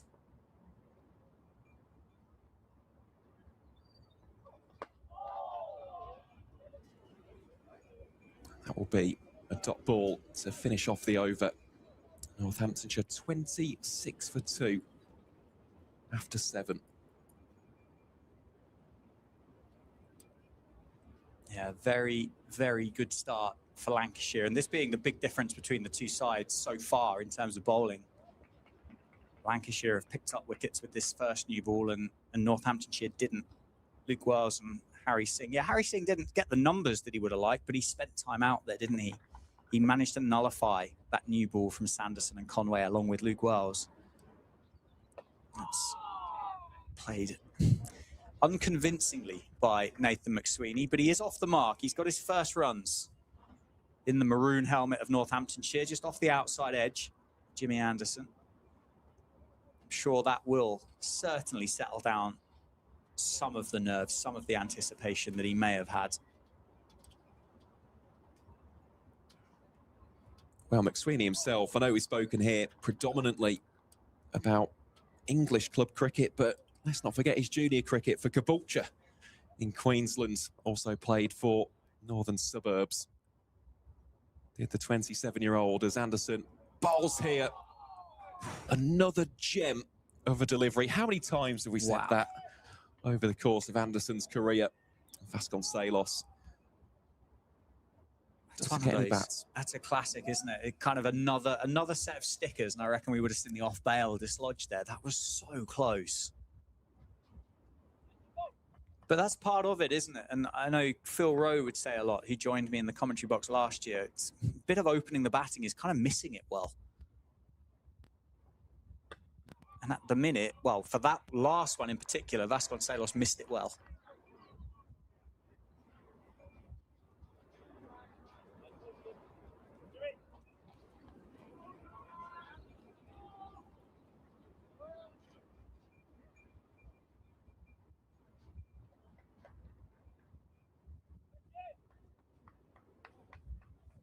Anderson just preparing here to charge in once more. That one just drifts down the onside. Should be cut off out towards deep backward square leg. Indeed it will be. 2 more runs here for Vasconcelos. It's also worth mentioning the fact that Anderson has changed and altered the angle of approach. Was previously over the wicket, looking to bring those slips into play from the outside edge, and has now decided to come around the wicket, really cramp Vasconcelos for room. Saw Bailey do that earlier a bit today as well.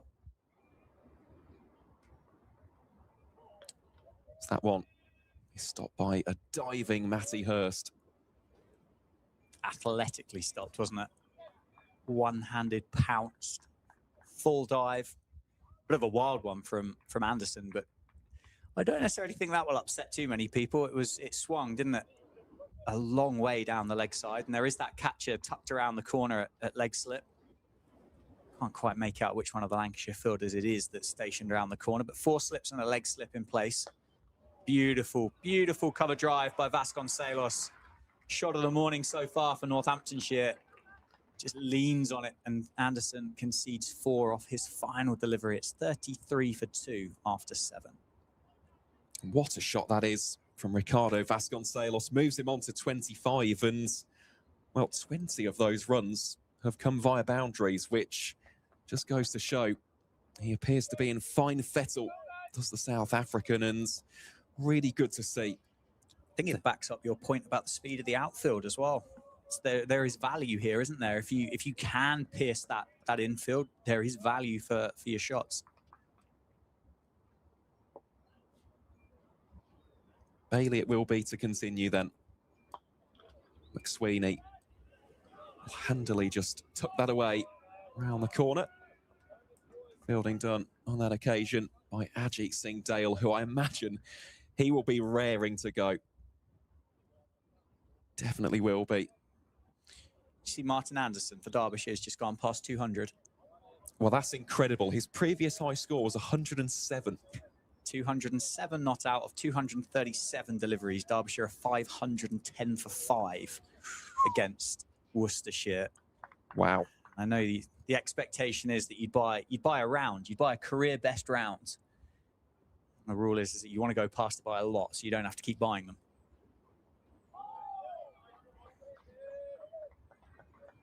Well, he's on course there to double the previous career best. Well batted, Martin Anderson. Really happy for him. Saw him bowl well here, didn't we? We did. Have you been around the scores this morning? We haven't as of yet. We were waiting. Okay, well, we were waiting carry on, for your... Absolutely. Wonderful. Well, Essex is still batting down at Southampton. They're 284 for 4. Matt Critchley is 123 not out in that game in Division 1. Nottinghamshire have bowled Somerset out for 347 in Taunton. There was 108 for Tom Abel, 5 wickets for Dylan Pennington, and in response, they're just starting. They're 9 for no loss after 3 overs. Warwickshire fans, particularly the one that sat next to me here, will be happy. Surrey all out for 328. It was Ben Folkes, wasn't it, who scored the runs there, 128. And Warwickshire are 90 for no loss in their first innings after 22 overs.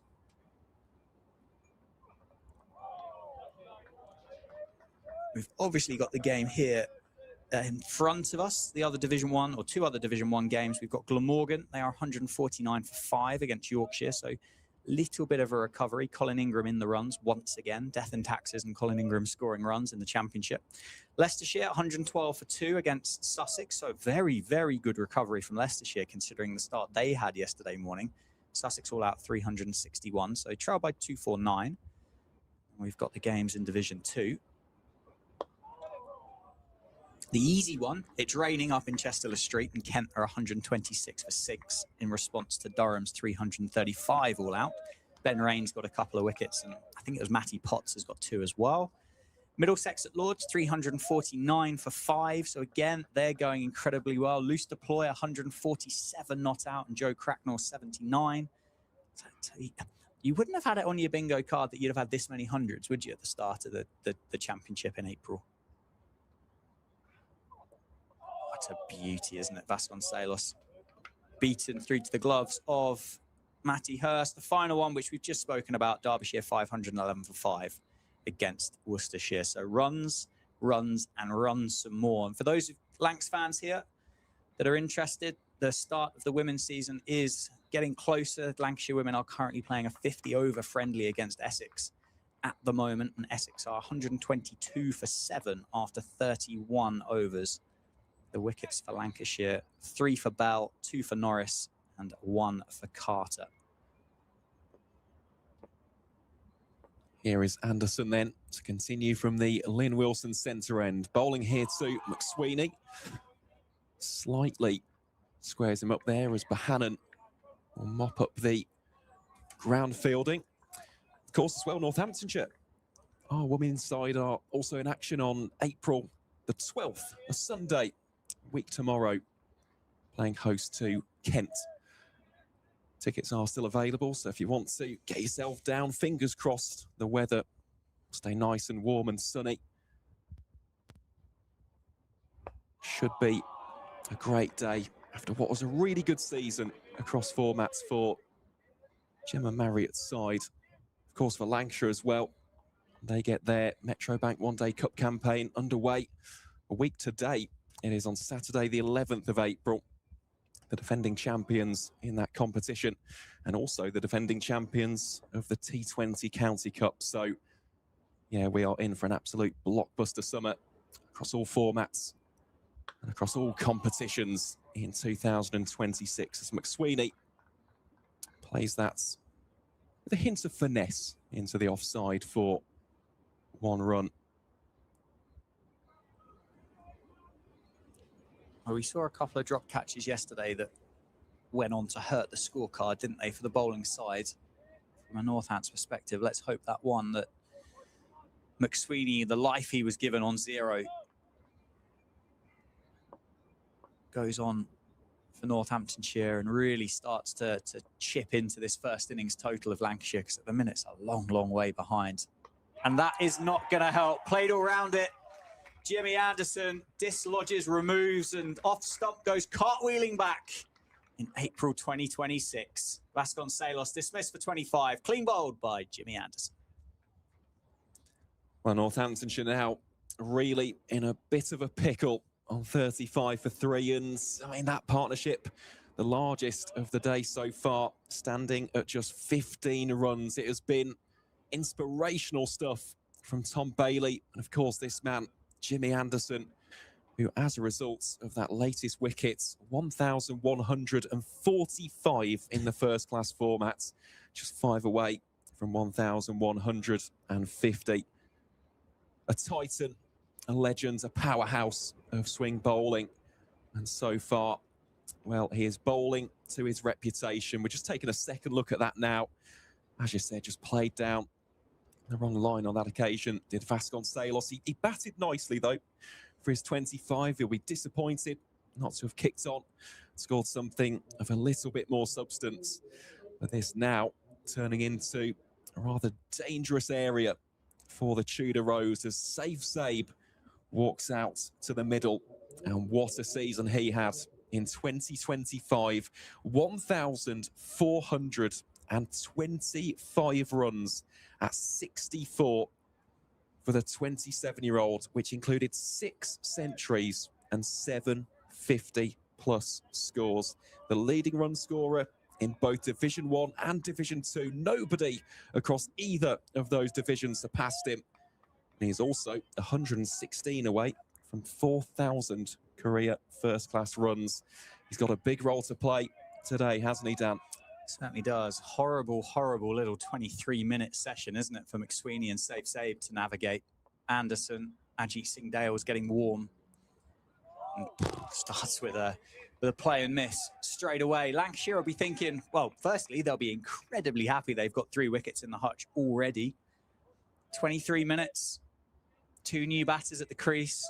Probably the big partnership based on what happened for Safe last year, and then the success that McSweeney has had in first-class cricket in Australia.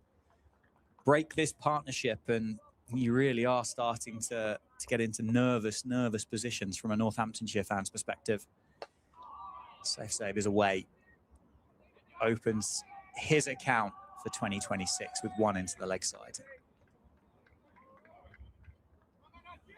So that'll be the end of the over. Northamptonshire 36 for 3, still trail by 349 runs. And, well, of course, for Lancashire, we spoke at length about the importance of bonus points in both a batting and a bowling sense this season.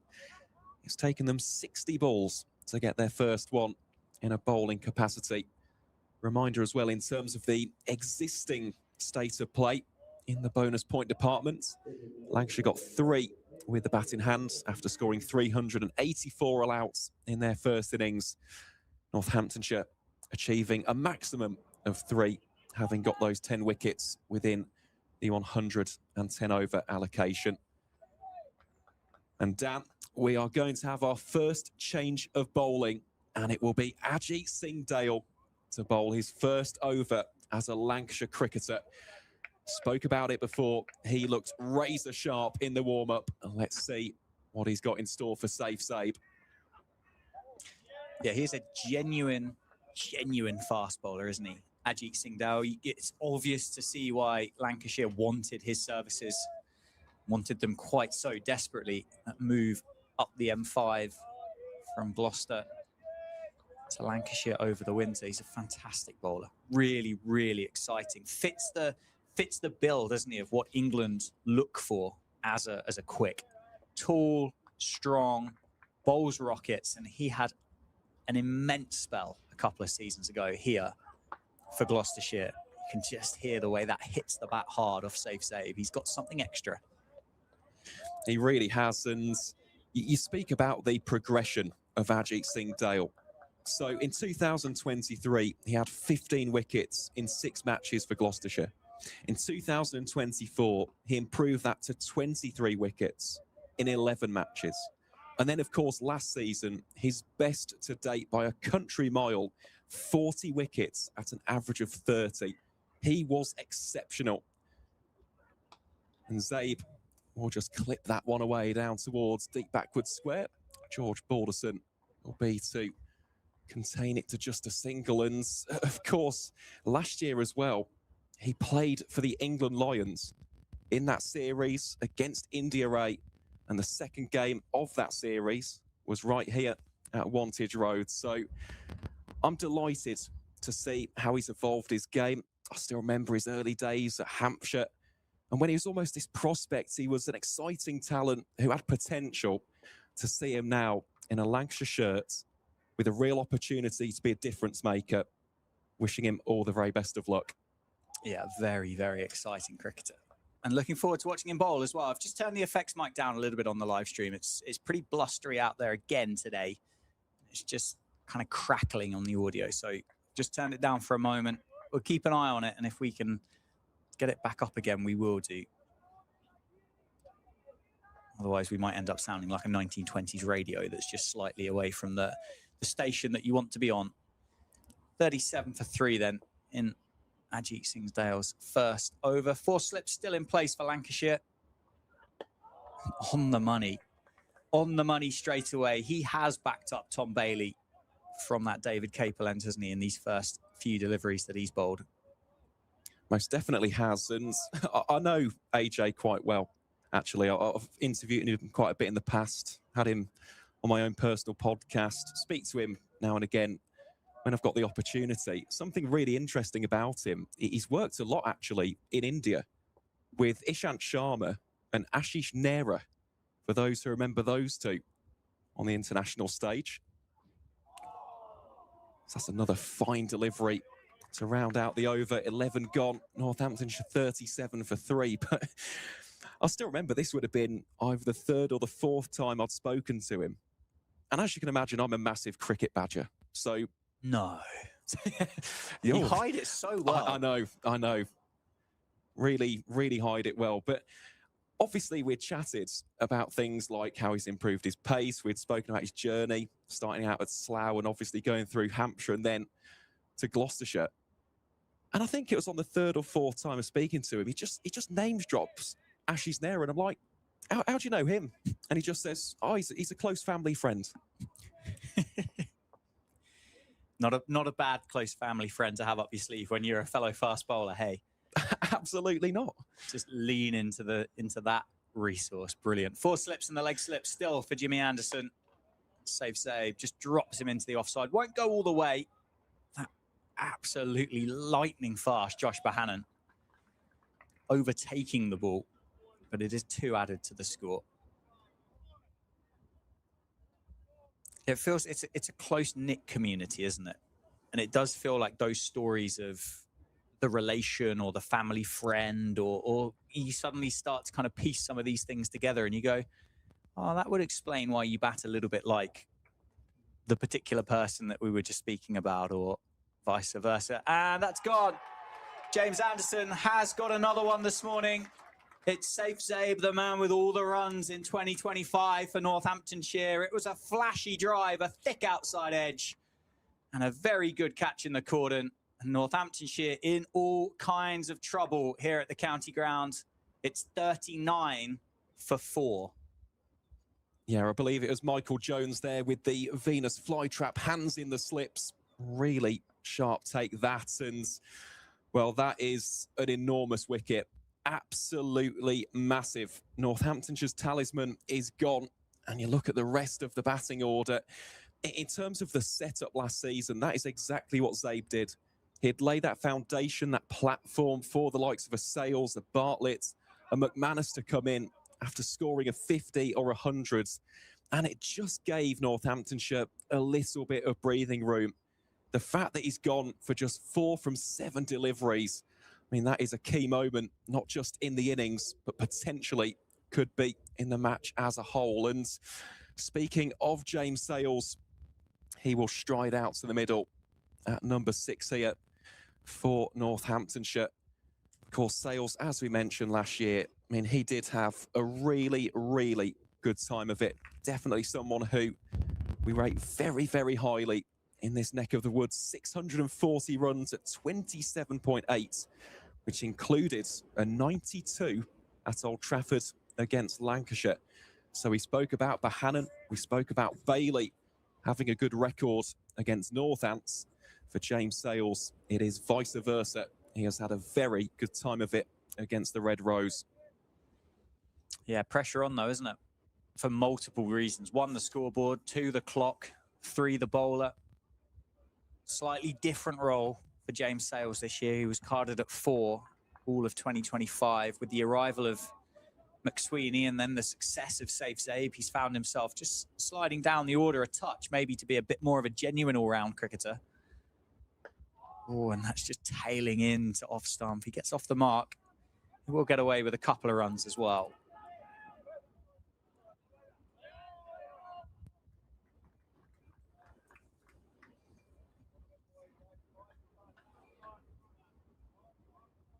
Yeah, it's always nice to see James Sales succeeding as well, isn't it? Of course, the son of an icon of Northamptonshire in David, the man nicknamed Jumble. Didn't start out in the Northants pathway as such. He was Buckinghamshire instead. As that's edged and that's been taken, James Anderson has a 4th and he is on absolute fire here at the county ground. Sales departs for 2. Northamptonshire now 41 for 5. This is electrifying from the Lancashire legend. What a spell of bowling we are witnessing here from James Anderson. This is as good as James Anderson has ever bowled, I dare say. That's just swung from the hand, seamed away. James Sales can do nothing but nick that through to the slip cordon, and Northamptonshire were 5 down now for 41. And I mean, it's going to take a remarkable fight back from Northamptonshire for the topic of conversation to swing away from batting again. But that's, well, 4 wickets for James Anderson for 23 runs this morning. So usually, Dan, I'd use the word remarkable. But for James Anderson, that's par for the course. Yeah, it kind of doesn't do him justice, does it? It really doesn't. Tell you what, though, wouldn't be a bad guy to keep an eye on for the England selectors when they're watching a bit of county cricket this summer, would it? It certainly doesn't look any worse than what he did last time he wore an England shirt. And I mean that in the most complimentary of ways. This is phenomenal. Well, George Bartlett's next. Still the 4 slips in place and a short leg. Goes through Josh Bohannon at short leg, and Bartlett's going to get away with 4 runs through the leg side. And it does just about bring about an applause from those in the ground supporting Northamptonshire, but they're shell-shocked. We're shell-shocked. I expect the dressing room up there is pretty shell-shocked as well. The only, well, the fair few people that aren't surprised will be the Lancashire supporters and James Anderson himself. 4 for 20. Sorry, 4 for 20. I got the dots. Apparently they're an important part of the Red Bull scorecard now. Oh, geez. A nibble and a poke at that one to end the over. 45 for 5. 11 overs bowled. James Anderson, 6 overs, 4 for 24. And Northamptonshire trail by 339 with 5 first innings wickets remaining. Well, exceptional, isn't it, from the Lancashire skipper, and just 1 wicket away from what would be a 56th career 5-wicket haul in the first-class format. He's almost caught up with Nathan McSweeney's career appearance tally. He's making his 57th bow in this format today, as we see Ajit Singh Dale here from the David Capel end. McSweeney on cue there. Just clipping that down the leg side towards Luke Wells for 2. I mean, if it is a little bit of solace here for the home side, at least they do bat very deep. Still got McManus to come. Louis Kimber, of course, who, well, we know what he's capable of after that 243 against Sussex a couple of summers ago. But this now is very ominous indeed.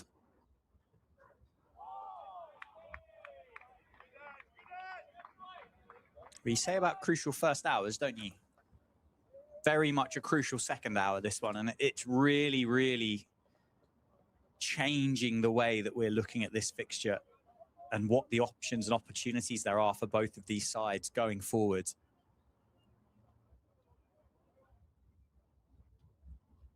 I still stand by it. I still don't think there are particular demons in this surface. It's not covered in live grass. It's not swinging and seaming all over the place, but somebody with the exploits and the expertise of James Anderson, if there's anything, he's going to extract it. And you don't get a break, do you? Tom Bailey opened the bowling brilliantly. He picked up a wicket himself. And Ajit Singh Dale providing something different with the extra pace, but not giving you any more scoring opportunities.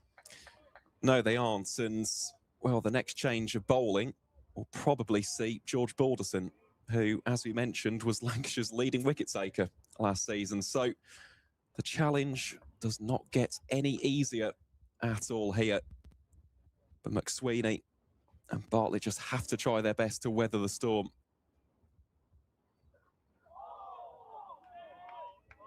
Once again, the Australian watchful in his approach. Just need a partnership here to the home side. Certainly do, crying out for a partnership. You watch a lot of Sheffield Shield cricket yourself. What can Northamptonshire fans expect from Nathan Sweeney over the course of the season? Is he a watchful batter? Does he get after it? What kind of cricketer, what kind of batter can we expect to see? What can we look forward to? Well, I'll tell you after this next delivery.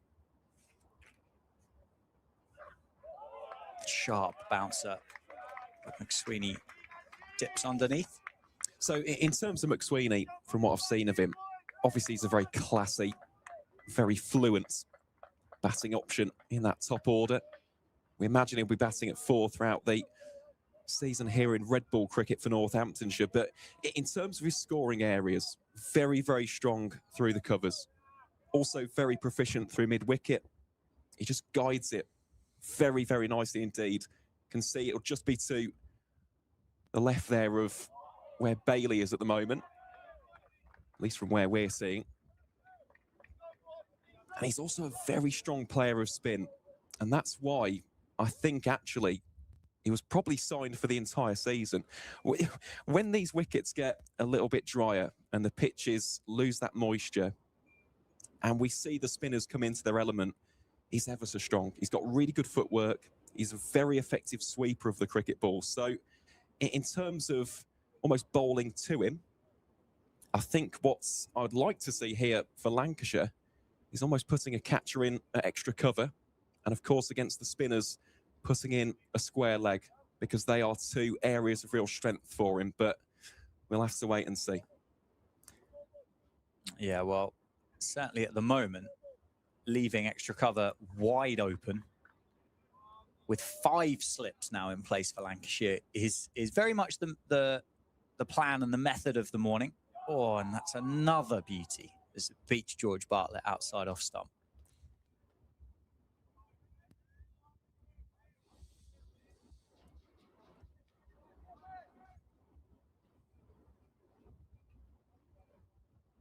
What have we got? 5 minutes to go, 6 minutes to go before the break. Whether Lancashire do or don't pick up any more in between now and then, they will be unbelievably happy with the position that they've worked themselves into here at the county ground in Northampton this morning.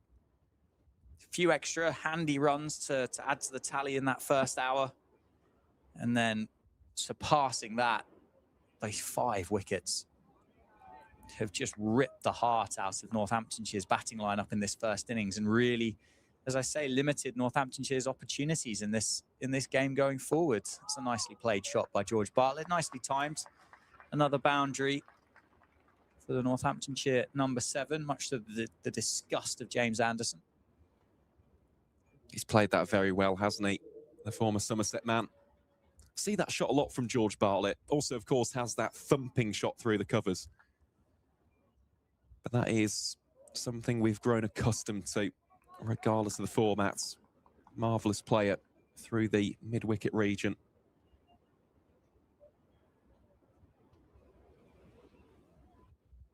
Work to be done, though, for the home side. An awful lot of workers.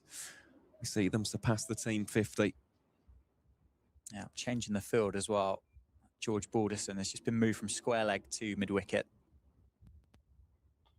So they don't quite happy for George Bartlett to try and play James Anderson squarer on the leg side, using less of the full face of the bat, cut that scoring zone off through mid-wicket.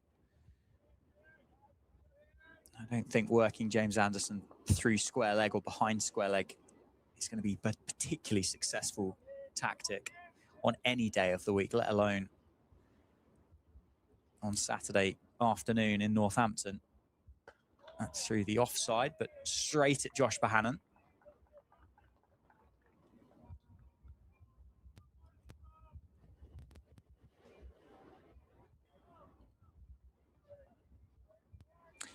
They do say, don't they, you should judge a pitch after both teams have batted on it. And you have to say Lancashire batted brilliantly for that 384. Northamptonshire, as a whole, I would say have been got out by James Anderson. I think would be fair to say, rather than anything particularly user error from the batting side. I suppose Vasconcelos playing down the wrong line would be one that you'd look back on and think, maybe. But there's been an awful lot of good and wicket-taking deliveries that the Northamptonshire batters have not been able to do nothing but nick into that slip cordon. Yeah, especially the latest one. Sale's gone for 2. Just set him up divinely, did Anderson. He's certainly still got it. Not that anybody ever doubted him for a millisecond. So we see Ajit Singh Dale then from the David Capel ends. The deficit still 333 here for the Tudor Rose. Dale having a bit of a muted appeal on that occasion. Just went for 3 runs from his opening 2 overs.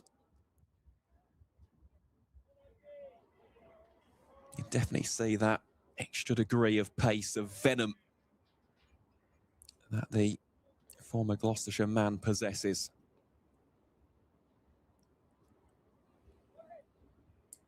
Still has 4 slips in the cordon as well.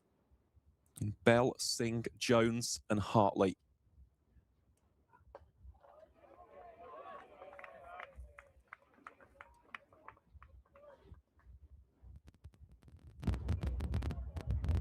Had a really nice cap presentation as well. Did Ajit. Handed his county cap by Kabir Ali. course, the bowling coach up in Lancashire. I think everybody is just absolutely delighted to see him doing so well. Of course, getting this opportunity for good measure. McSweeney just watches that one go behind. Has been the theme, really, of this game so far, but it is a 6-3 field. Anderson there at mid-on. And there's protection with Luke Wells down at long on and fielder in at deep backward square leg. Along with Balderson at backward points. Josh Bohannon there at mid-off.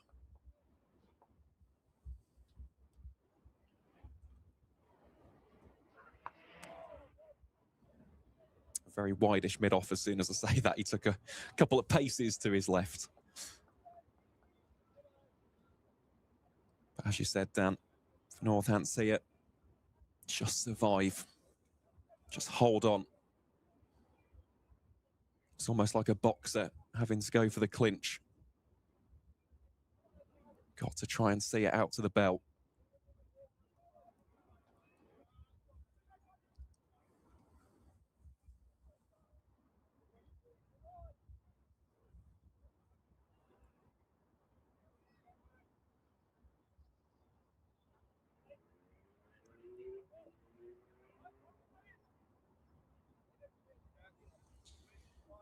Likely to be the last couple of deliveries of the morning, or the morning session at least, and that's flown off the outside edge of George Bartlett. Down into the ground though, so in front of George Balderson. 4 slips, the leg slip in place as well. Hunting for a 6th here, Lancashire. What a disastrous way that, well, not that it's been brilliant, but what a disastrous way that would be for Northamptonshire to end the session. As that fielder at cover just gets a bit tighter. George Bartlett gets in the eye line. Maybe a change of pace from Ajit Singh Dale to catch Bartlett off guard. It's not, it's flat out and it's targeting middle stump. And that, you have to say, brings about the end of an absolutely wonderful session for Lancashire County Cricket Club. The few extra runs they got, 50-odd extra this morning, and then 5 wickets in this Northamptonshire first innings. 4 of them falling to James Anderson, Sir James Anderson, 1 to Tom Bailey. Northamptonshire in absolute disarray, Aaron, and Lancashire quite rightly giving everybody a pat on the back and a high five as they walk off for lunch. Yeah, it's been an outstanding morning session, that, for the visitors. Started off by Tom Bailey, who started the morning on 4 and finished it on 39 with a quick salvo of devastating boundaries. Got the Red Rose up to 384 allowed, and, well, since then, it has just been the Jimmy Anderson show, hasn't it? 4 for 28 from his 7 overs. Tom Bailey getting the other wicket, that of the Northants captain Luke Proctor, for a 3-ball duck. He currently has figures of 1 for 19 from his 5 overs. And, well, for Nathan McSweeney and George Bartlett, plenty of work to be done as we head into that immediate hour after the lunch break.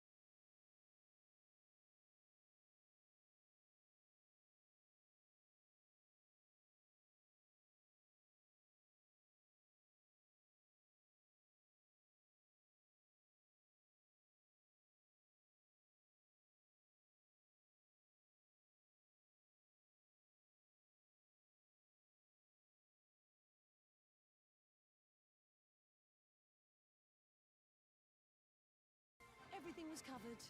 With so many great reasons to buy. The nation aren't just nailing it, they're cinching it.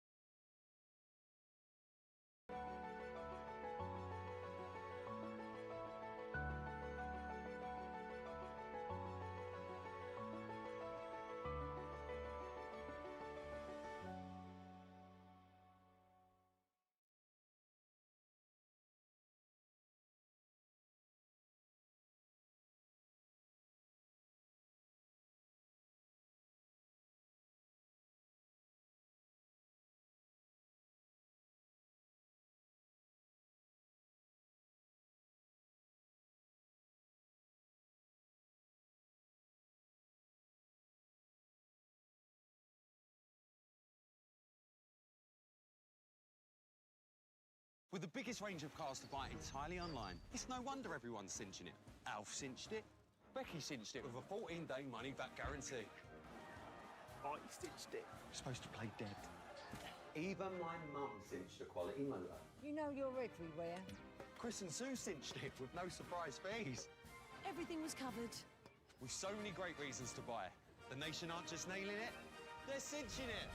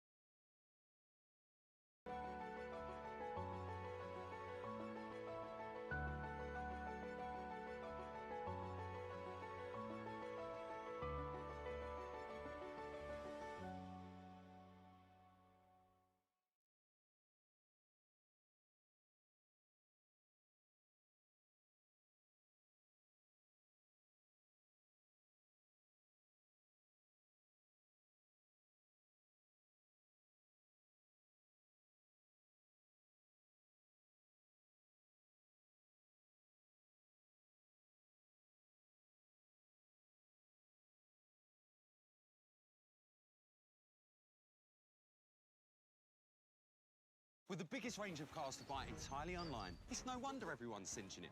Alf cinched it. Becky cinched it with a 14-day money-back guarantee. I cinched it. You're supposed to play dead. Even my mum cinched a quality motor. You know you're everywhere. Chris and Sue cinched it with no surprise fees. Everything was covered. With so many great reasons to buy. The nation aren't just nailing it, they're cinching it.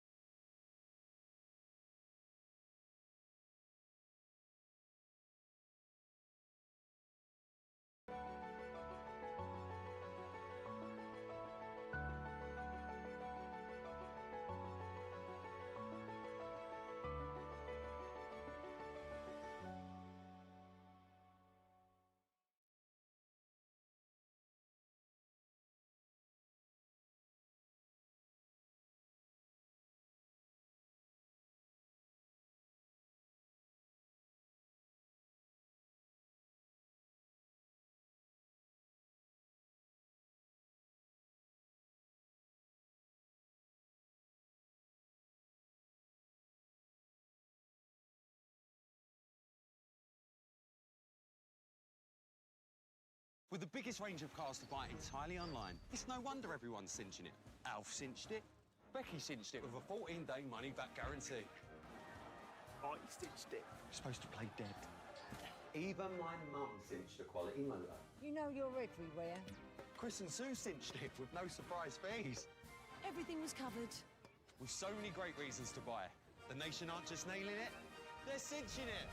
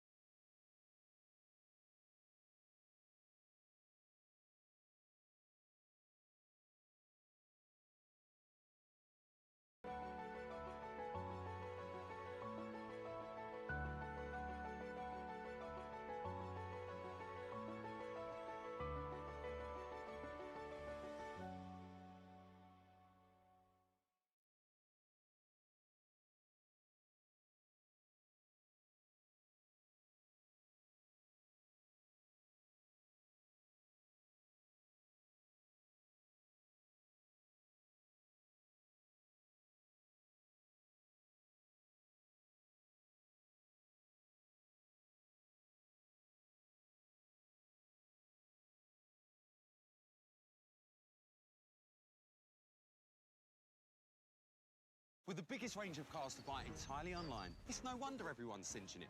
Alf cinched it. Becky cinched it with a 14-day money-back guarantee. I cinched it. You're supposed to play dead. Even my mum cinched a quality motor. You know you're everywhere. Chris and Sue cinched it with no surprise fees. Everything was covered. With so many great reasons to buy. The nation aren't just nailing it, they're cinching it.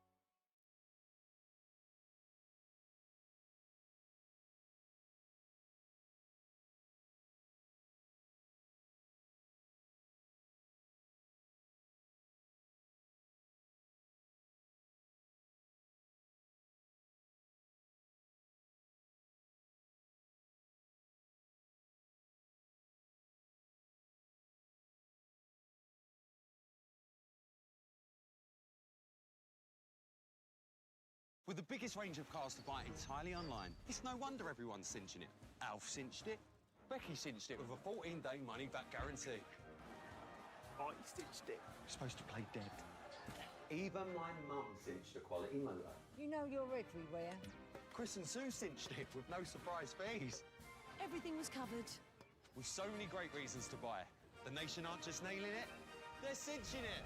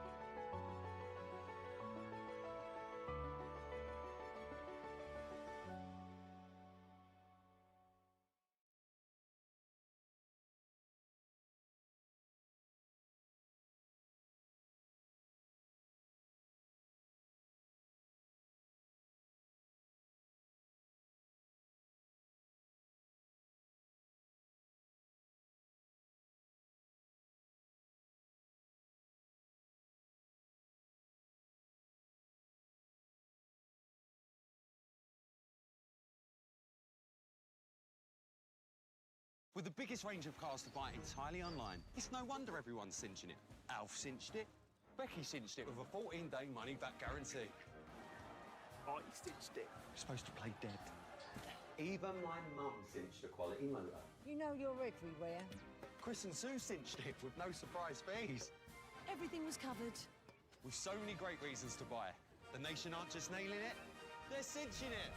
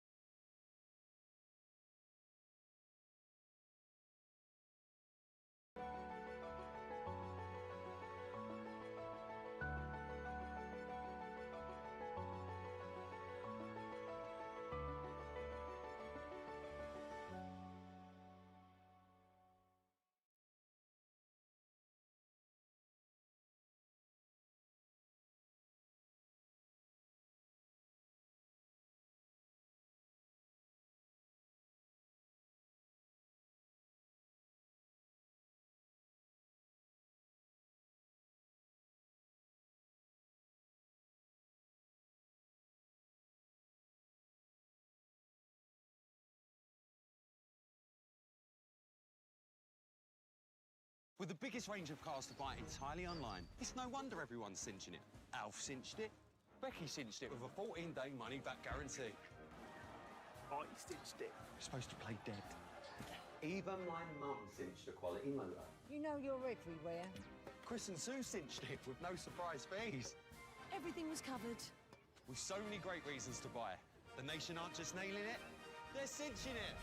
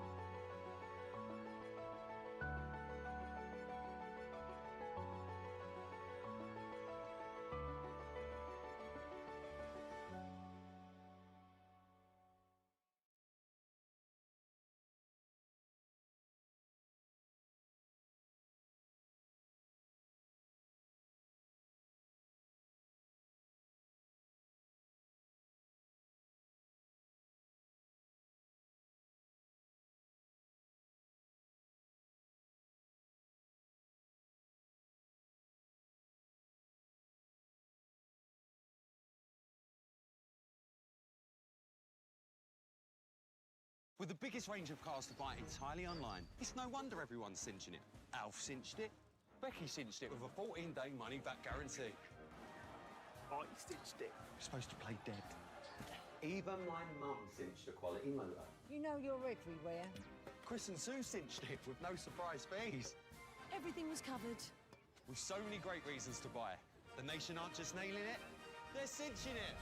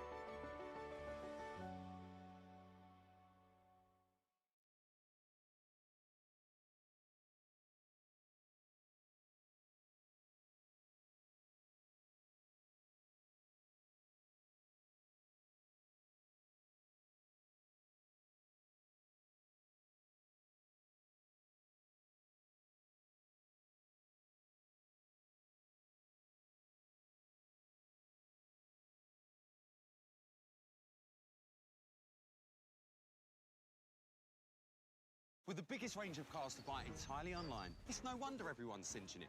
Alf cinched it. Becky cinched it with a 14-day money-back guarantee. I cinched it. You're supposed to play dead.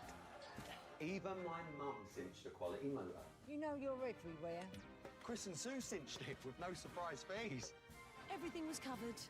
With so many great reasons to buy. The nation aren't just nailing it, they're cinching it.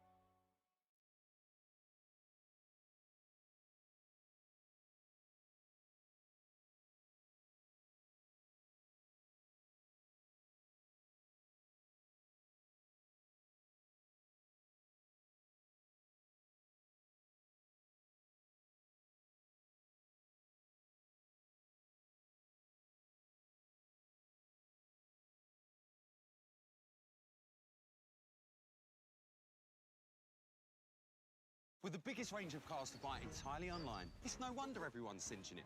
Alf cinched it. Becky cinched it with a 14-day money-back guarantee. I cinched it. You're supposed to play dead. Even my mum cinched a quality motor. You know you're everywhere. Chris and Sue cinched it with no surprise fees. Everything was covered. With so many great reasons to buy. The nation aren't just nailing it, they're cinching it.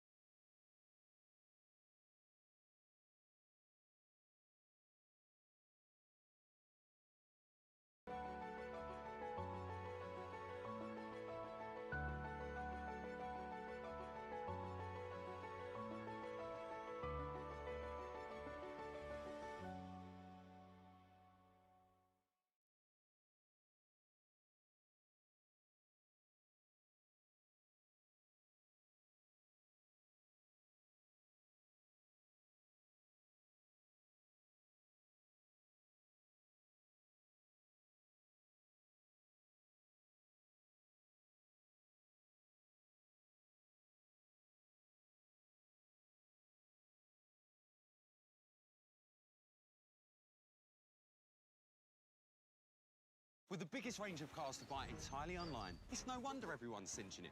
Alf cinched it. Becky cinched it with a 14-day money-back guarantee. I cinched it. You're supposed to play dead.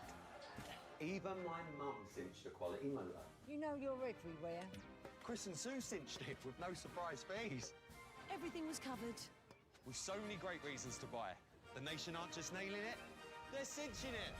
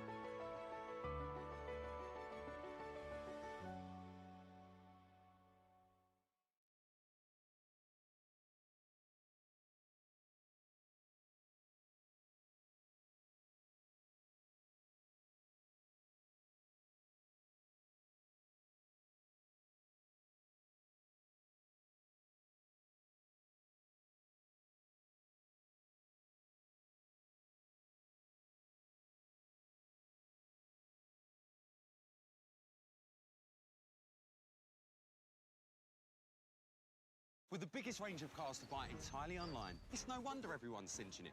Alf cinched it. Becky cinched it with a 14-day money-back guarantee. I cinched it. You're supposed to play dead. Even my mum cinched a quality motor. You know you're everywhere. Chris and Sue cinched it with no surprise fees. Everything was covered. With so many great reasons to buy. The nation aren't just nailing it, they're cinching it.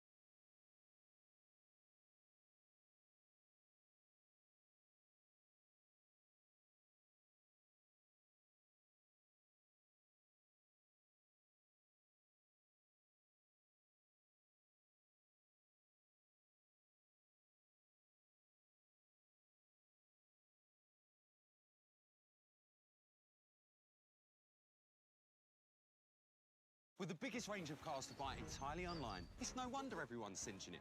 Alf cinched it. Becky cinched it with a 14-day money-back guarantee. I cinched it. You're supposed to play dead. Even my mum cinched a quality motor. You know you're everywhere. Chris and Sue cinched it with no surprise fees. Everything was covered. With so many great reasons to buy. The nation aren't just nailing it, they're cinching it.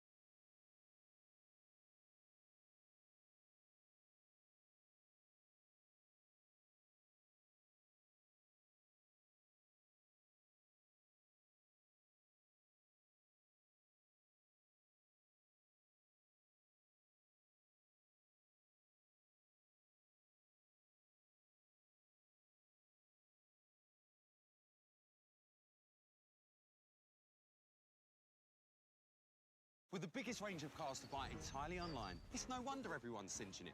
Alf cinched it. Becky cinched it with a 14-day money-back guarantee. I cinched it. You're supposed to play dead. Even my mum cinched a quality motor. You know you're everywhere. Chris and Sue cinched it with no surprise fees. Everything was covered. With so many great reasons to buy. The nation aren't just nailing it, they're cinching it.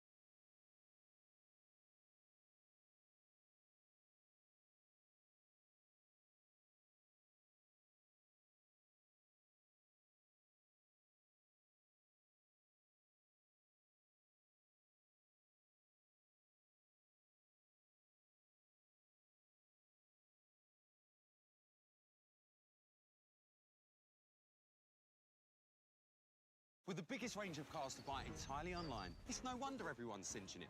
Alf cinched it. Becky cinched it with a 14-day money-back guarantee. I cinched it. You're supposed to play dead. Even my mum cinched a quality motor. You know you're everywhere. Chris and Sue cinched it with no surprise fees. Everything was covered. With so many great reasons to buy. The nation aren't just nailing it, they're cinching it.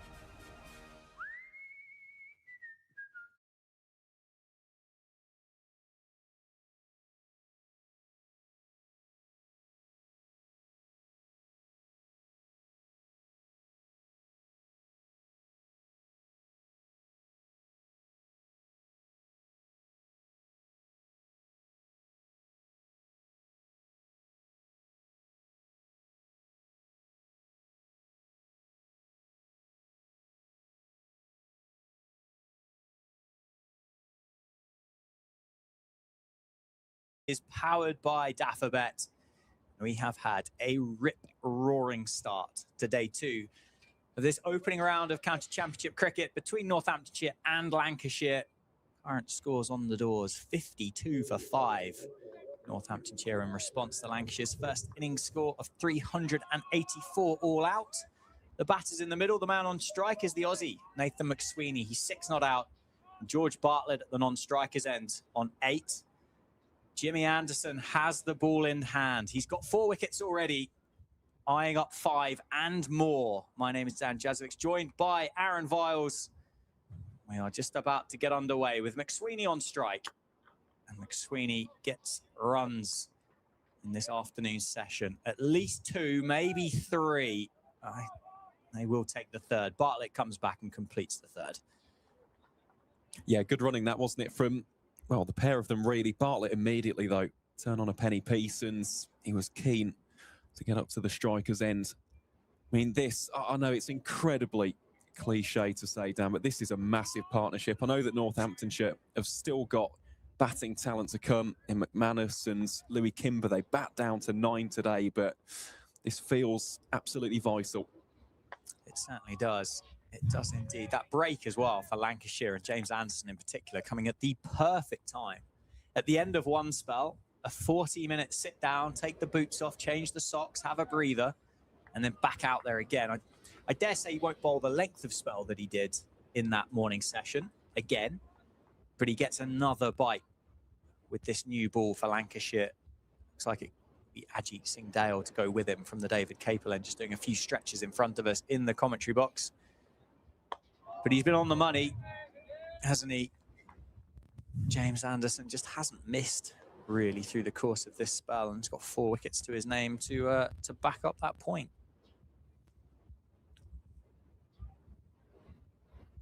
He's had a couple of absolutely beautiful textbook Jimmy Anderson dismissals in there as well, sending Vasconcelos off stump for a wander. And of course, the ball to James Sales. Absolutely delightful.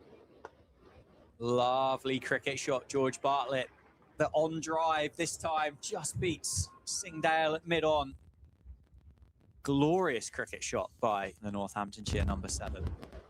Yeah, it certainly was. And he looked very good in pre-season. He scored 88 against the Loughborough UCCE. Of course, last season as well, Bartlett made 10 appearances in the championship campaign, scored 397 runs at 26. So he'll be hoping for more runs to add to that tally this season.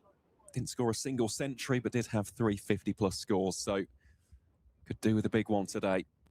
Absolutely right. And for multiple reasons, and not just because of those numbers you spoke about a moment ago. The scoreboard, a big one, and another 4 for Bartlett to start off the afternoon session. Obviously, there are a lot of gaps out there at the county grounds right now. And a lot of that's to do with the fact there's 5 slips, or at least there were.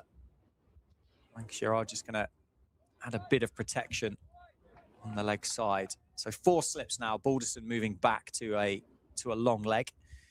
So we'll just apologise for, I mean, it's not much I can do about it, but it is quite windy at the moment. So we've turned the effects mic down here in Northampton. We will turn it back up when we can. But it is breezy, but it is sunny, most importantly. End of the over. 15 overs bowled, 63 for 5.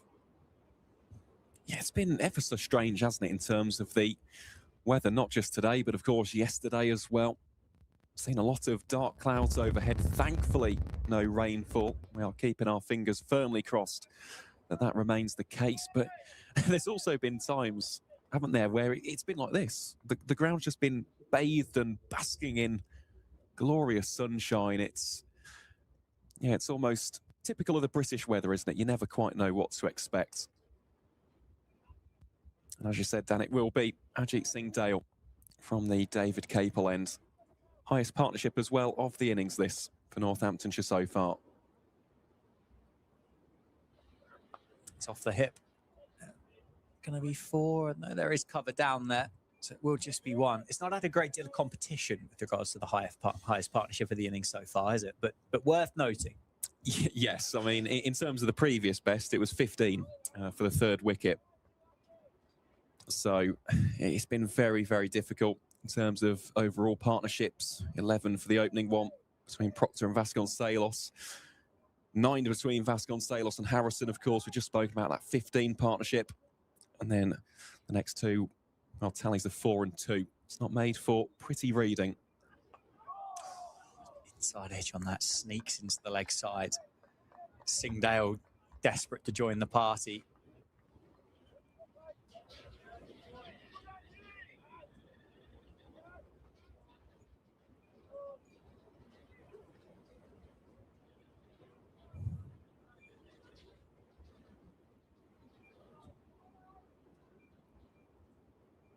He's not made any changes to the field that we saw in the morning session, as we see a balloon floating across the playing surface here.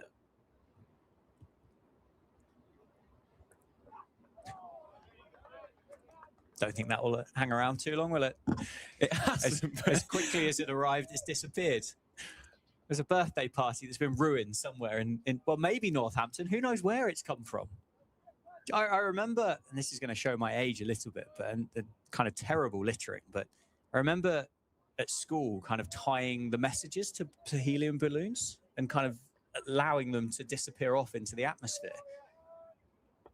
And then in the hope that somebody would find it and let you know kind of where it had come from.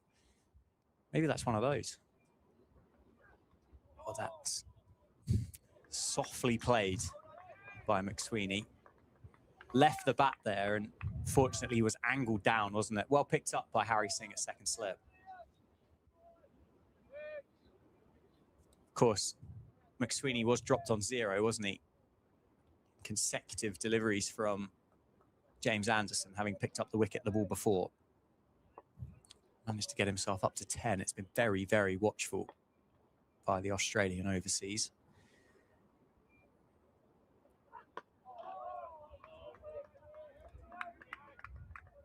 This is the luxury of having someone like McSweeney, though. He is experienced, of course. He's a leader. For those who don't already know, he's already been named as the vice-captain to Luke Proctor, so he's very much involved in the top leadership group, and he'll look at this situation now. I don't think he'll be fazed by it, but it's also not the time to go hammer and tongs, just play every ball on its merit. Yeah, Ajit Singh Dale bowling with good pace here on Saturday afternoon. End of the over, 17 bowled, 65 for 5. Just a quick note from Chelmsford, wasn't it, that Lancashire women are playing their warm-up game. It's the innings break. Essex finished their innings on 229 for 13. So it'll be 230 to win in that 50-over warm-up game for Lancashire at Chelmsford.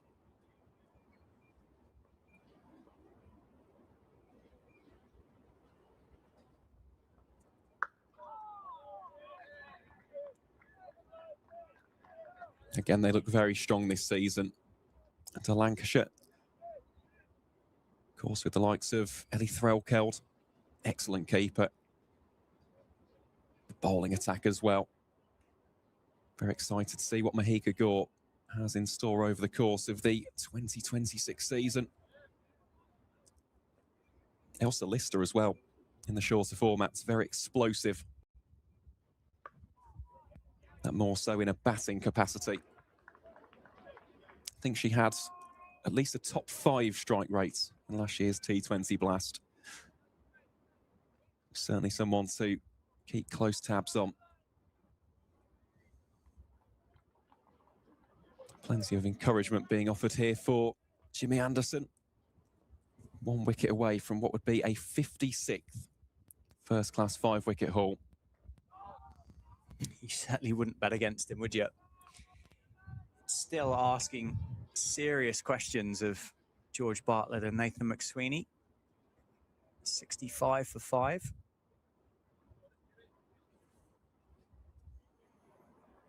It is staggering, though. I mean, we've spoken already about McSweeney's experience. This is his 57th career game in the format.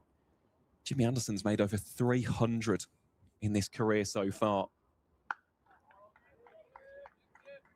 Yeah, that's certainly, well, one, it highlights an age difference. And secondly, of course, it highlights the disparity, really, between the volume of first-class cricket that's played around the world. A lot of Test cricket. James Anderson for England. McSweeney playing or plying his trade in Australia. I mean, how many Sheffield Shield games would they play in a regular season? So it's usually 10. And then, of course, you've got the final. PA made 10 appearances this season, did Nathan McSweeney. Scored 477 runs at 28.05. I know immediately people might look at the average and go, well, sub 30, that's not great. But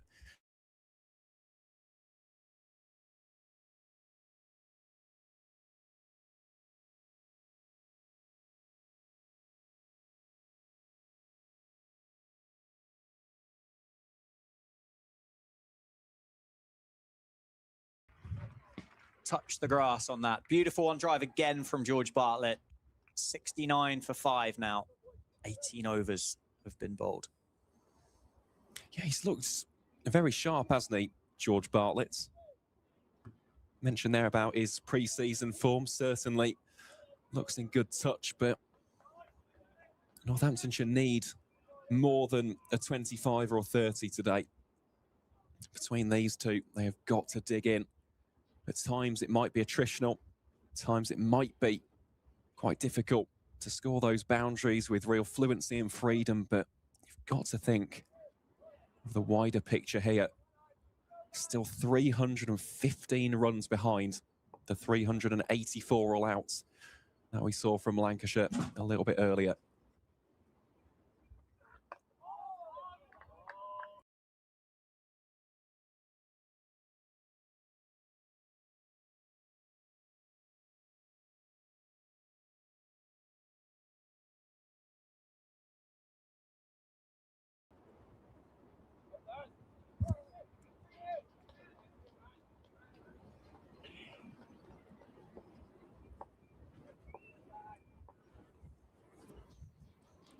Four slips in place for Ajit Singh Dale as he continues his spar from the David Capel end. That one timed wonderfully by Nathan McSweeney on top of the bounce. Guided it backward of point. Moves to 14. Takes the score into the 70s. Yeah, that's the kind of shot that we've grown to know and love, really, from Nathan McSweeney for South Australia. Just picks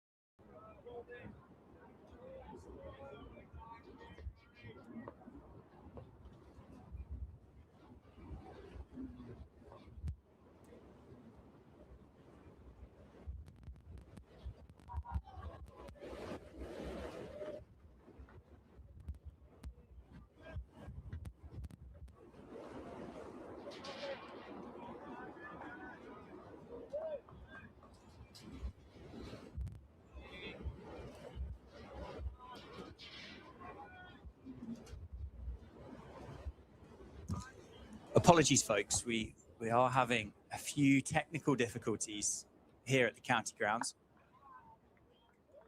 I'm sure you've enjoyed the silence for a short moment. So we're back now. We're back to spoil it for you. We've worked it out. We've sorted the gremlins out. And to give you an update, it's 84 for 5. George Balderson has replaced James Anderson from the Lynn Wilson centre end. He's bowled one over before this, conceded the 2 runs. Ajit Singhdale completed his 6th over for 18 runs. Slightly different look this time from Lancashire and George Balderson. It's Matty Hurst up to the stumps.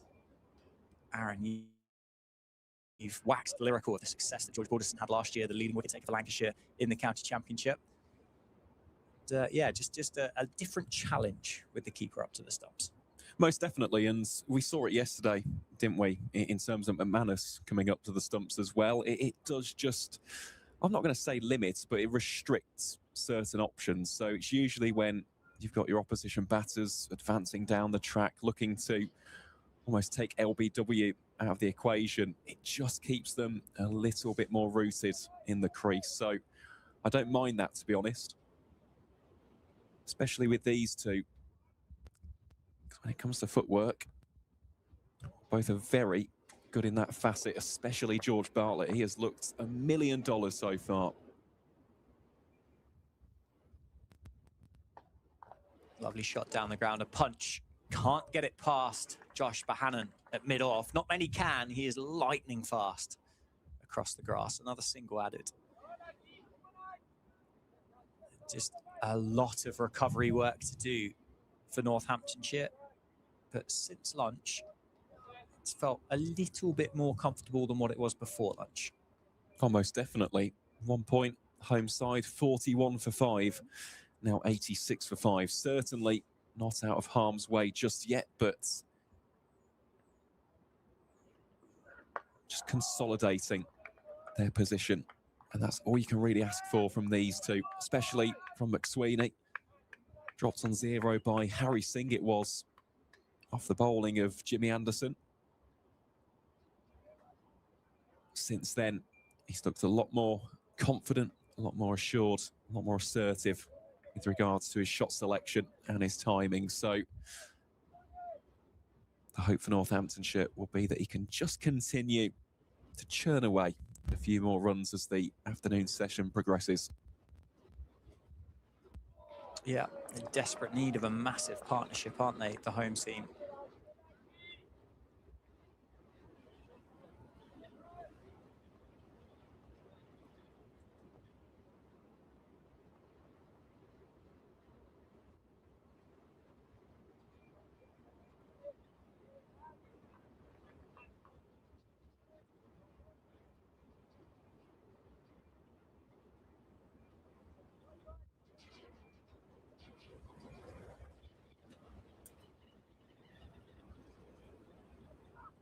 Yorker from Ajit Singhdale, dug out by George Bartlett. Looked like a deliberate ploy with the reaction from Ajit Singhdale. 87 for 5 now.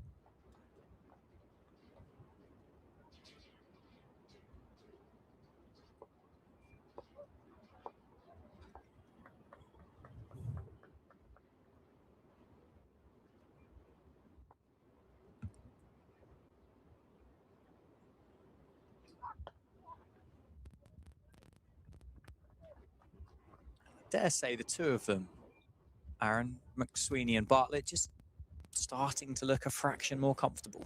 Almost definitely. And that tends to be the case, doesn't it? As soon as you get into the 20s, you weather that early storm, especially against the Jimmy Anderson. You can just tell they're going through the motions with a bit more fluency now, aren't they? The wind really begins to kick up and stir here in Northampton.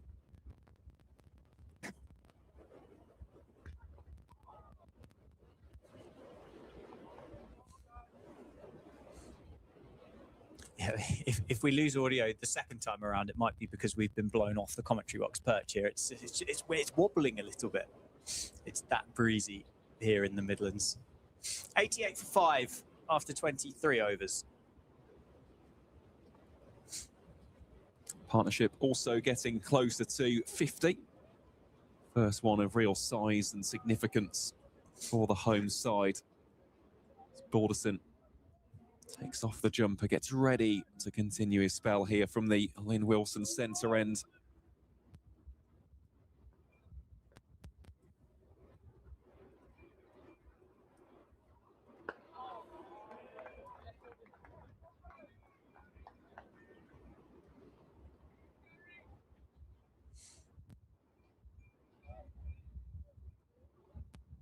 I've also got some updates from around the grounds to go through. Take a look at those at the end of this over. What is going to be a vital session for both sides in this particular innings.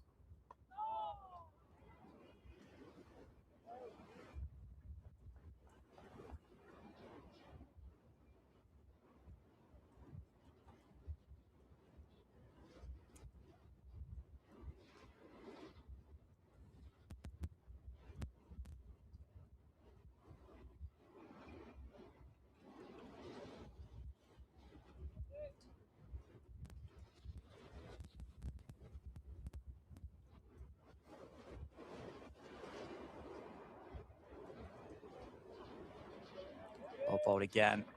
It's dry, isn't it? Bowling dry for George Balderson, particularly with Hurst up to the stumps. It just, as you said a moment ago, just limits the opportunities and the options that you've got available.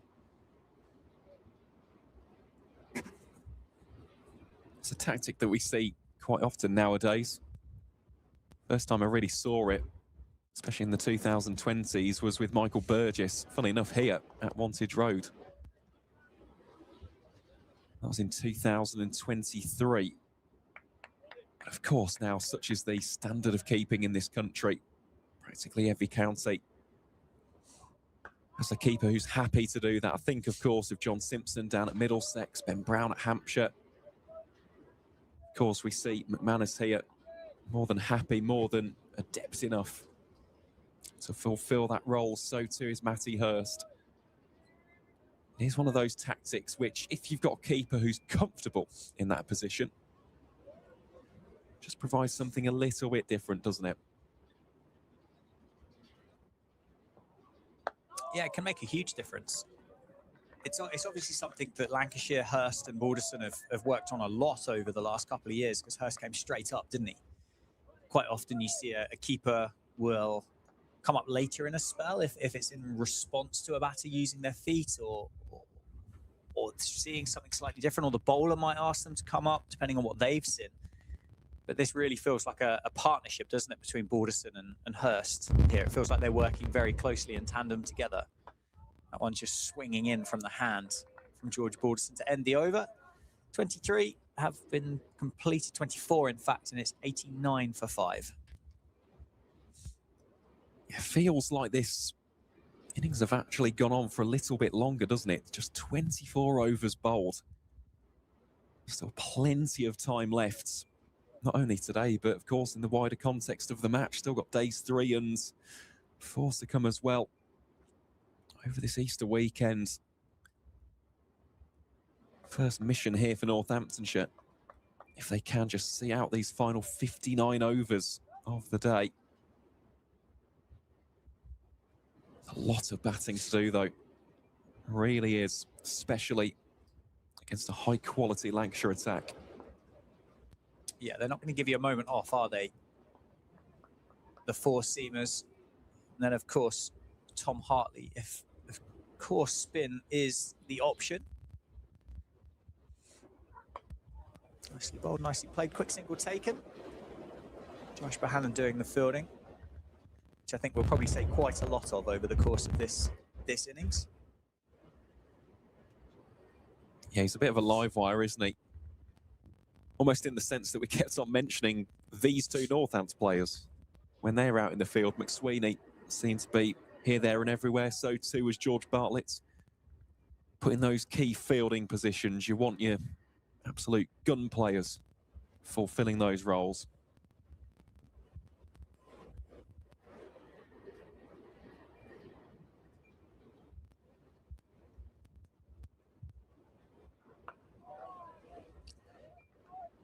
ball from Ajit Singhdale. Still a bit damp, isn't it, underfoot?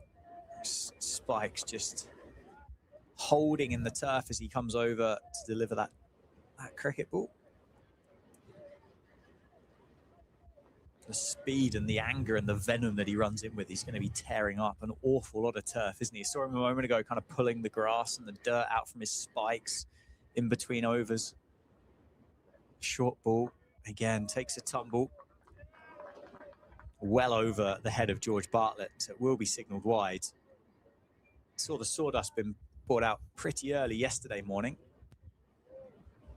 Surprised maybe that it hasn't been asked for this time around. I suppose in these conditions, might not last very long, would it? Very true, very true. There might not be much sawdust left over.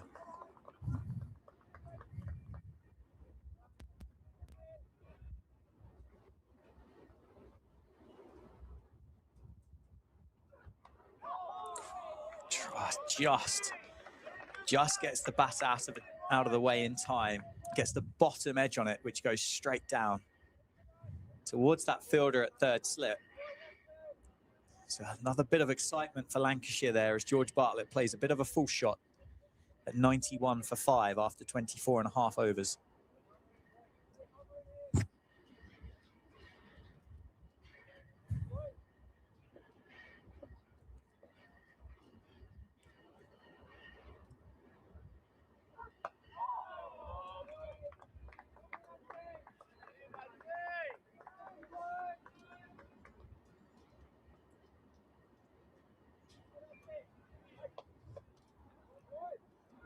Just looking out towards our left, Tom Bailey, just going through the motions there, loosening up that right shoulder.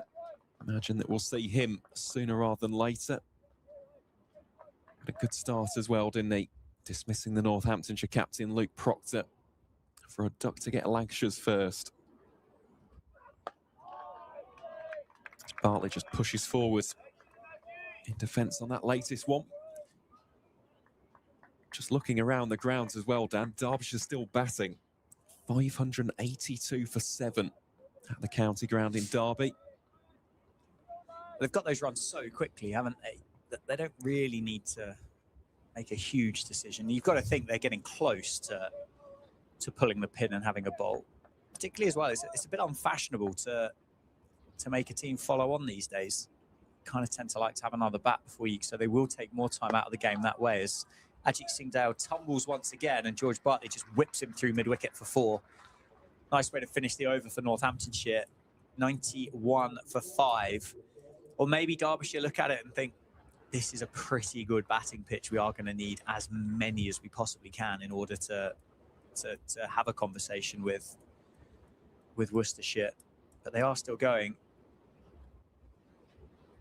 So I think it will surprise a few, won't it, with the amount of runs that have been scored on the opening weekend of the season. Some big scores around Middlesex, 417 for 6. They're still going. After what was a shaky start as well, let's not forget, it took them, 92 deliveries to get their first boundary. So, no, they've battled back very well, have the North London side. Also, just looking at that Derbyshire game, Tom Taylor, 3 for 133.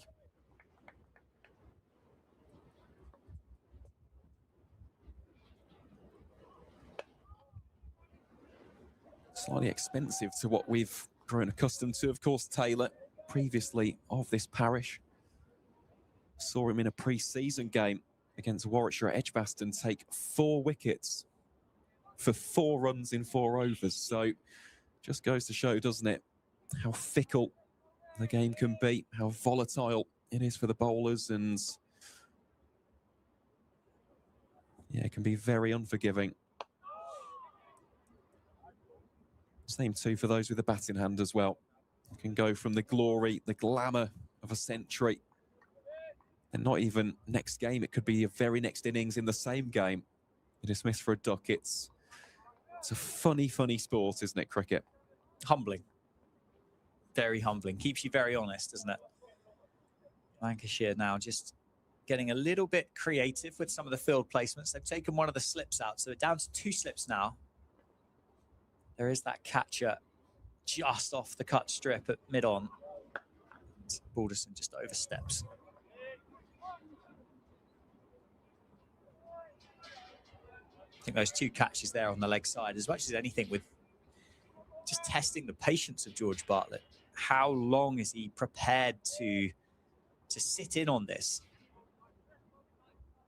before he tries something different? Does he try and kind of whip George Balderson off middle stump or leg stump into those 2-3 catches, in fact, if you include James Anderson? And as he does, he gets it behind square for a single, but you can see why that fielder's there, can't you, with a shot like that? Almost been the outlet for him.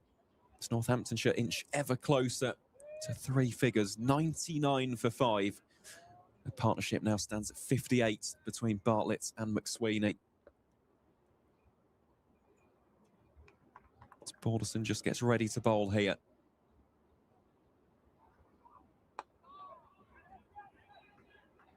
And played very deftly indeed there by the Australian. Should convert the 1 into a 2, and that will be the 100 up for Northamptonshire. It arrives in the 26th over of the innings here at Wantage Road. It's like a ripple of applause just goes out around the ground. Home fans, the home side, well aware that the job is far from done. But these two have done an admirable job for what was an incredibly testing morning session for the Tudor Rose.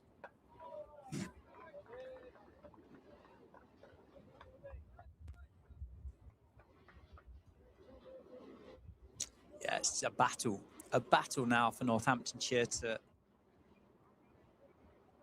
sort something out in this first innings. Still, what, 283 runs behind Lancashire's first innings score, of only 5 first innings wickets remaining. Inside edge onto the pad for McSweeney that time. The lineup that Northamptonshire have picked, though, there is batting a long way down. We mentioned before, Lewis McManus is carded at number 7, then Louis Kimber at number 8.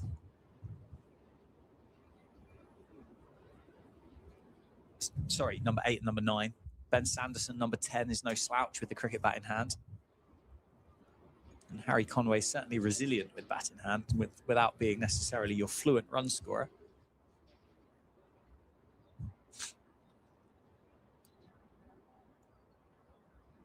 But they have got a mighty, mighty James Anderson sized and shaped hole that they need to climb their way back out of before we start talking too much about that.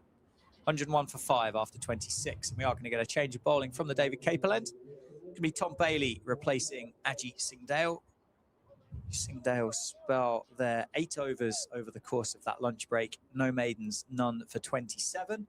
Tom Bailey, 5 overs with the new ball with James Anderson. 5 overs, 1 maiden, 1 for 19.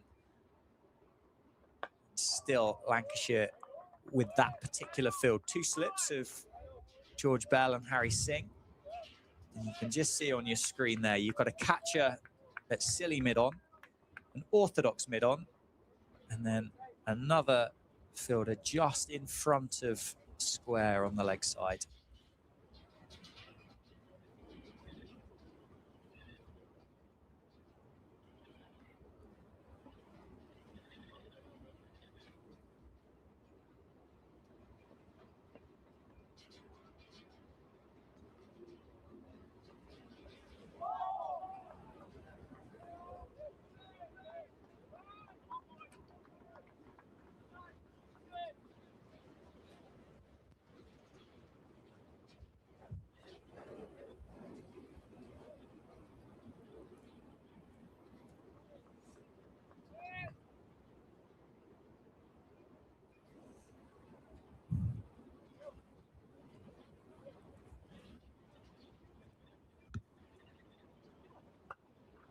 Nicely played. George Bartlett's going to run up towards the old football stands. Just Singhdale, who's just finished his spell of bowling, keeps it inside the rope for a couple. George Bartlett moves to 31. He equals the score of Nathan McSweeney at the non-strikers end. Both of these batters now on 31 apiece.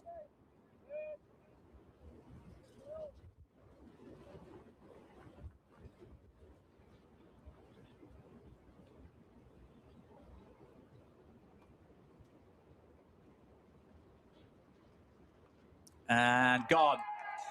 He'd equalled McSweeney on 31, and he's been dismissed on 31. Tom Bailey gets his seconds. George Bartlett has a little poke at it outside off stump, gets the outside edge. Good catch at second slip by Harry Singh. And Lancashire have got their 6th. It's 103 for 6 now, Northampton, in their first innings. Yeah, big moment. That partnership was really beginning to build up in terms of the size. Finishes on 62 between Bartlett and McSweeney.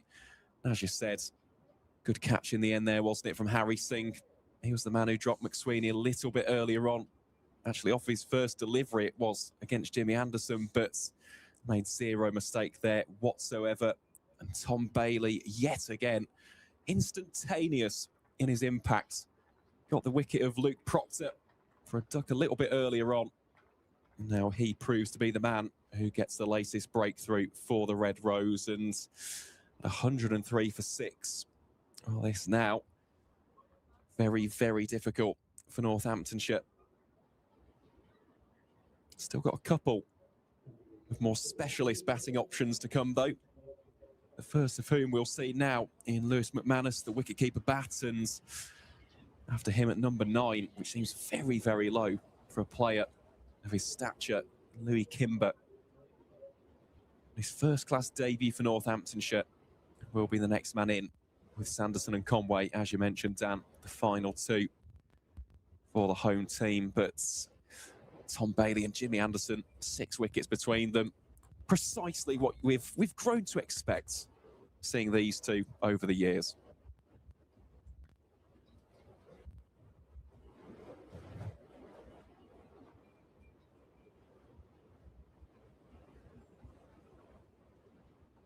Well, Lewis McManus is the new batter in for Northamptonshire. Lancashire choosing to strengthen that slip cordon now with the new man in the middle. Joins Nathan McSweeney. So there's 3 slips again for Tom Bailey. That catcher has moved from silly mid-on into 4th slip. 3rd slip, apologies. Are we missing a cricket ball? Sure. Brilliant. what a wonderful bit of cricket. Tom Bailey started running in as if he had the ball in hand. McManus had shaped up ready to face the ball. Tom Bailey didn't have one. The umpire didn't know it was in his pocket. We're back underway. Oh, and starts with an absolute beauty outside off stump. McManus plays and misses. 2 to the gloves of Hurst. Cinema. County Championship Cricket Cinema. You got the ball? No? And it took a while, didn't it, for the Yes, umpire to go, yep. Huh. This pocket does feel 5.5 ounces heavier than what it did before. I wonder if it's in my pocket. It's a great character, isn't he, Tom Bailey?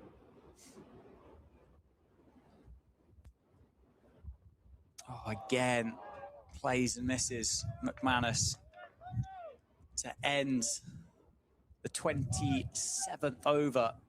It's 103 for 6. Northants after a successful return into the bowling attack by Tom Bailey. Yeah, just speaking about some numbers with McManus last season, 610 runs at 29.04. Didn't quite convert to any centuries, but did have 4 scores of at least 50, the highest of which was 95 against Lancashire at Old Trafford.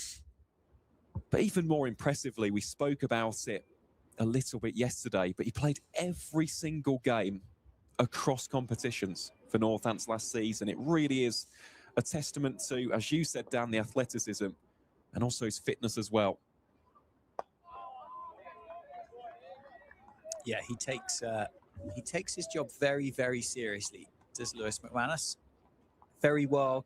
He looks after himself well, be fair to say. I've got a feeling it might be at least 2 seasons where he's played every game as well. I can't think of him missing many in 2024 either. But he's out there in the middle. He's got a serious job to do with Nathan McSweeney, who at the moment has just kind of stood at the non-striker's end and watched a lot of his new teammates disappear. He gets another one to his score, moves to 31.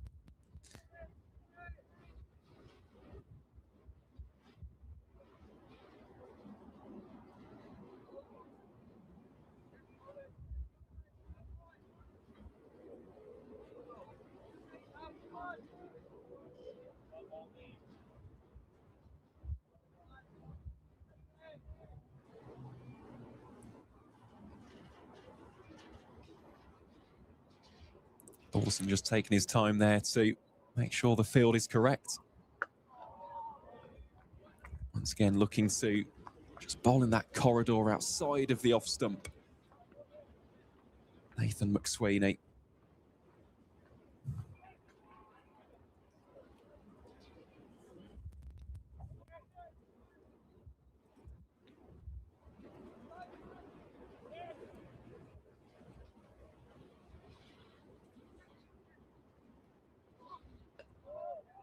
Sweeney this time just pushing forward on that occasion.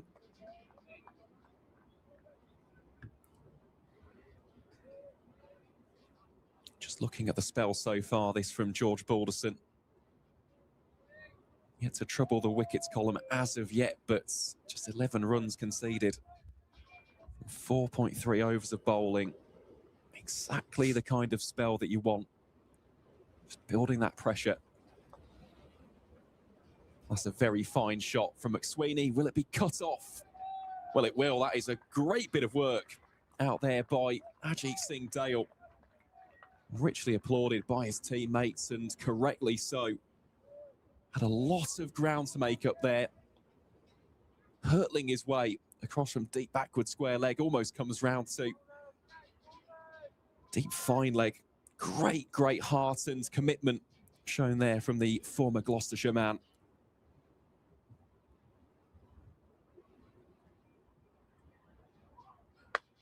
That one's shorter and whisked away very powerfully indeed. Sweetly timed and very nicely played as well. That'll be 4 more runs. Beautiful shot that. Very whippy, wasn't it, from McManus? Great way for Northamptonshire to finish off the over. Yeah, it's the first kind of bad ball I can think that Lancashire have bowled in 28 overs. It was a bit of a nothing delivery, wasn't it, from Balderson? I can't think of anything else that you would describe as particularly bad. That probably is the first bad delivery they've bowled. These 28 opening overs, which is remarkable. Just shows the quality and the skill that their bowlers have got on show and on offer. It's bread and butter as well, isn't it, for McManus? I should expect with a keeper, very strong, very dominant with the bottom hand as Bailey bowls here to McSweeney. Couple of oohs and ahs there from George Bell at first slip.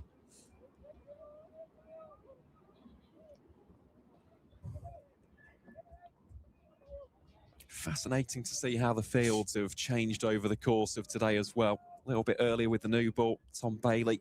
A bit like Ben Sanderson going for that more 6-3 split. Now operating 5-4 in favour of the offside here to the Australian. Is that one a lot wider? Perhaps trying to drag McSweeney across and then get him flicking it out towards mid-wicket. Got the catcher very much in position to pounce on it.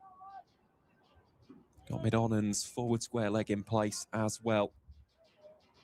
Along with Luke Wells, who's down there at long leg. Carving out a slightly lonely figure compared to the rest of his teammates right now.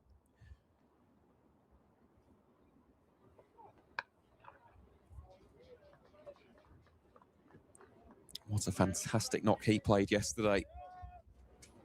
Scored 87, opening the batting. Was absolutely furious with himself for giving it away. Stumped off the bowling of Calvin Harrison. There's a few supporters sat down in that NME stand that could attest to the fury that Luke Wells expelled when he arrived into the Lancashire dressing room yesterday afternoon, having ran past one off the bowling of Calvin Harrison. Some expletives and some loud bangs by all accounts. Well, up until that point, he was faultless, wasn't he? Displayed so much control, so much discipline. Just goes to show, though, doesn't it, how quickly the game of cricket can change. It quite literally takes one delivery and your race is run, at least for that first innings. But aside from that, really was a tremendous knock. So that one is edged and caught by George Bell at first slip. And Tom Bailey has his third. McSweeney departs for 32, given that second life after being dropped on 0. And Northamptonshire now 110 for 7 in this, the 29th over of the innings. Inspiring stuff this from Tom Bailey, and Lancashire well and truly on top here at the county ground. Yeah, brilliant once again. Just on the mark, on the money. He and James Anderson have been brilliant. With that one blemish of the drop catch at the start of McSweeney's innings, they've been fantastic in the field as well. I've enjoyed the field placements that James Anderson has set, and the bowlers have worked on with him. His catches in on the leg side, just creating a little bit of extra something to think about. McSweeney, on debut for Northamptonshire, dismissed for 32. I mean, all wickets are important. 6 down for 110 to go down to 7 down for 110. You wouldn't have said it's the biggest wicket in this session, would you, or this innings? But it feels like a huge one. And Louis Kimber, another man on debut for Northamptonshire, strides out to the middle to join Lewis McManus. Could do with one of those innings from Louis Kimber down on the south coast from, was it last year or the year before? The year before, the wasn't it? 243. Yeah, that was, well, spectacular, for want of a better word. Set county records on that day. Took Ollie Robinson for 37 runs off the bat, and then when you include the extras, became 43 runs, including the no balls. So, yeah, it's the most expensive over in the history of first-class cricket. Absolutely staggering, at least in this country.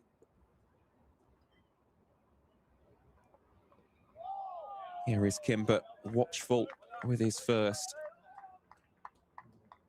Yeah, in terms of those records, it was the fastest ever double century in the championship. Took him 100 deliveries, and he also smashed 21 sixes. Somehow got Leicestershire back into contention.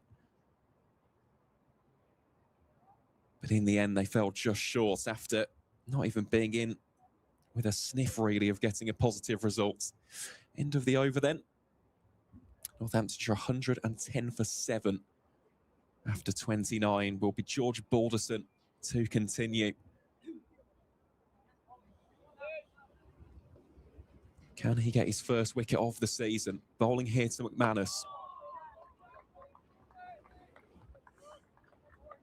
And this, Dan, is what we call bowling in tandem, isn't it? Because if you've got someone at the other end, let's say if Balderson in these opening 5 overs had gone for 35 or 40 runs, it doesn't give Tom Bailey the same license. It doesn't give him the same freedom, does it, to set those particular fields against more set batters. It's something that we spoke about yesterday, wasn't it, about the backup or the first and second change bowlers for Northamptonshire. Luke Proctor had an off day. He's normally a lot more economical and wily than what we saw yesterday with ball in hand. But James Sales really did let the pressure off Lancashire after those 2 good opening spells from Ben Sanderson and Harry Conway. Lancashire have been backed up brilliantly, have they, with George Balderson, Ajit Singh Dale.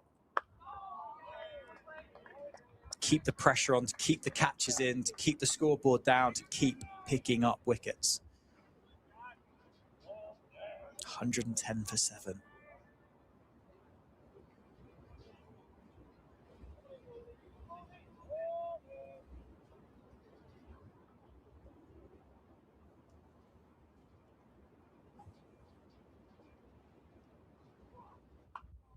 That one dropped slightly shorter by Balderson.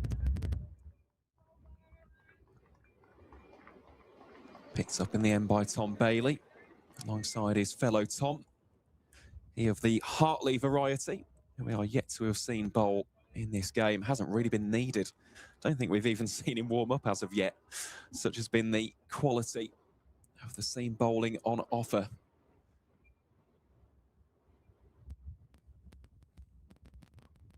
That one's shorter and hammered away on the onside. McManus just takes a second to admire his work and watch it go over to the boundary for 4 runs.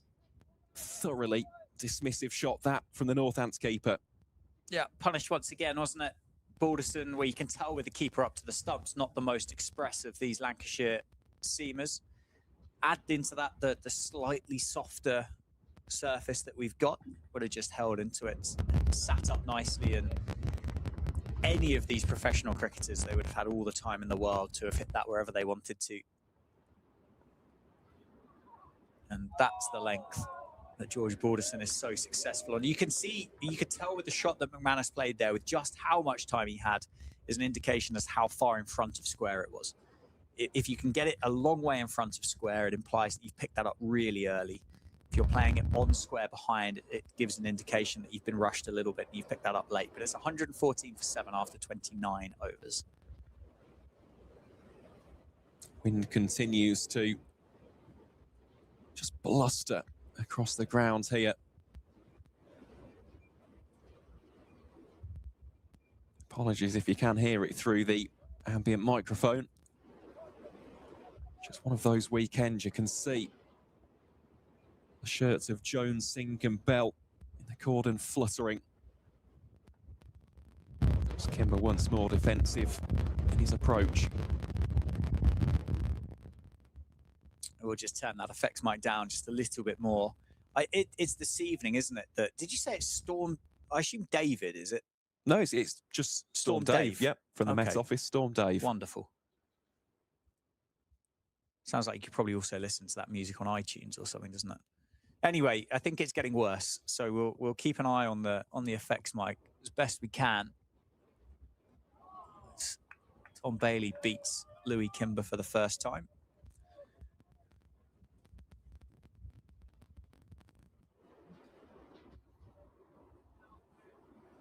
Knowing Tom Bailey, something tells me it won't be the last time that we say that. Of course, Anderson has been the main destroyer-in-chief with those 4 wickets earlier on, but it was Bailey who set the real tone and the tempo here for the visitors. Has barely put a foot wrong. And as soon as I say that, the commentator's curse strikes quite exceptionally. Drops it 2 short. Easy pickings in the end for Louis Kimber, who opens up his account for Northamptonshire with a very punchy 4 on the offside. Expertly executed that from the former Lincolnshire and Leicestershire man. Of course, his brother played national counties as well.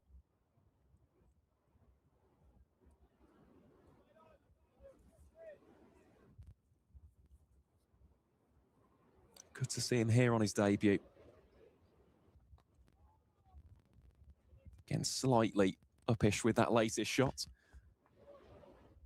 I think you have to play your natural game, don't you? That day at Sussex was an anomaly, would be unkind, but clearly that such a record-breaking innings would indicate the fact that it doesn't happen every day of the week. But if you're a hard-hitting batter and you want to fill bat on ball and you want to be aggressive, you've got to go out there and play your way. I don't see it 118 for 7.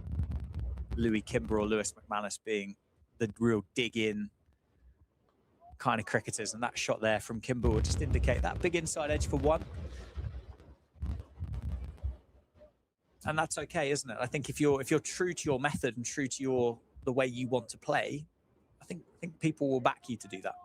As we saw yesterday with Michael Jones, I know that he also had a second life, having been dropped on 4 runs, but he just played his natural game, and well, it paid off, didn't it? Scoring 71 in the end. But that's the thing, even though we didn't see a centurion yesterday for Lancashire, there were regular contributions and regular partnerships. Bailey pulls that one short again. Genuine bumper against McManus, and that is the end of over number 31. Northamptonshire 119 for 7, and McManus on 10. Kimber on 5 from 6. But you had Wells getting 87, you had Bahana with 90.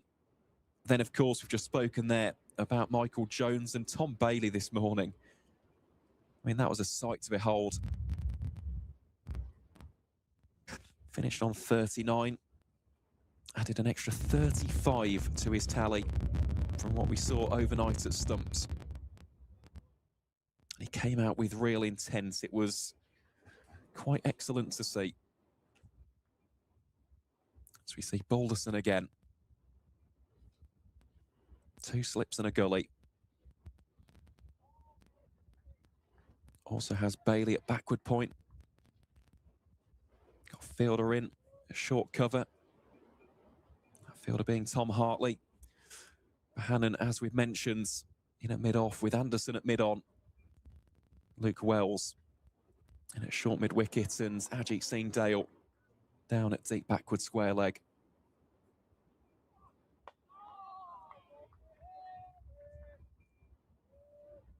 Generates a nice little bit of shape as well, doesn't he, George Balderson? Notice that even from his days in the England under-19s. A very naturally skillful bowler. Yeah, you can see, can't you, the control he has over his wrist and the positions that he's able to release that cricket ball in to dictate the in-swing and the outswing. That one there just swinging back in towards Louis Kimber, who covers that one up well.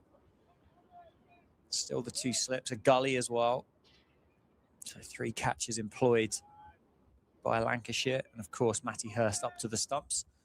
He's that kind of cricketer as well that can bowl long spells, can't he? If it's going well for George Balderson, you can leave him on for a long time. This is his 7th over. He's conceded just 22 runs. That is the outside edge, but picked up on the floor at the man at gully. He's got an economical action. He definitely has, and it served him well. It really has. We've seen, I'd probably argue in the past couple of seasons, he's become more of a bowling all-rounder. Don't get me wrong, he's still a fantastic batter to have in the lineup, but his bowling has taken on a real sense of evolution and progress, especially since 2024.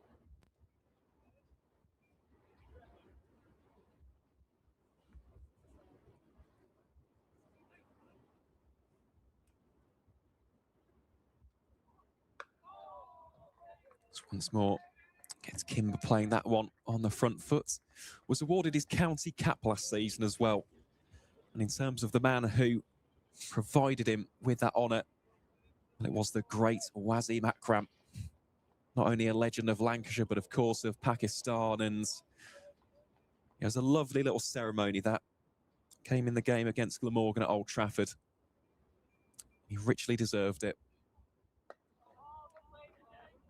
By all accounts, just a thorough professional. He's bowled well in that over. End of 32 here in the innings. Northamptonshire remain 119 for 7. Yeah, just one significant update from the other games going on at the moment. Derbyshire have declared 625 for 8. So they are in their innings break at the moment. It was 228 for Martin Anderson, 114 for Lewis Rees, 55 for Anuj Dar, 50 for Harry Kane, 56 for Caleb Jewell. The declaration comes about at 10 to 3 in the afternoon on Saturday with 625 runs on the board. So Worcestershire have got some serious work to do up in Derby to start their season off in a positive manner. 625 on the board's an intimidating number to look at, isn't it? It is, but we spoke about it yesterday. Derbyshire are a county to watch out for this season. I must say, I think they recruited very nicely over the winter. They've retained Caleb Jewell, who had a great campaign last season. And bear in mind, we're just talking about the batting there. They brought in Mohammed Abbas. I mean, it's a very, very good-looking squad. Yeah, to think you've got James Anderson, Mohammed Abbas, and Kemar Roach operating in Division 2 as their seamers this year across the 3 different counties is a phenomenal trio of fast bowlers. Definitely is. It's also just taking a look at the game taking place at Grace Road and Leicestershire. Well, they started off really well. They're 113 for Elves on 192 for 7. Bailey bowls here to McManus. Jake Weatherall, though, doing an excellent job. Scored 83 on his Foxes debut. Of course, coming in as a last-minute replacement for Peter Hanscom, who unfortunately will be unavailable for the summer of 2026, but that'll give him plenty of confidence and reassurance heading into what is a big campaign for the East Midlands outfit. So too for Glamorgan. Wonderful to see both of those counties back in the top flights here in England and Wales.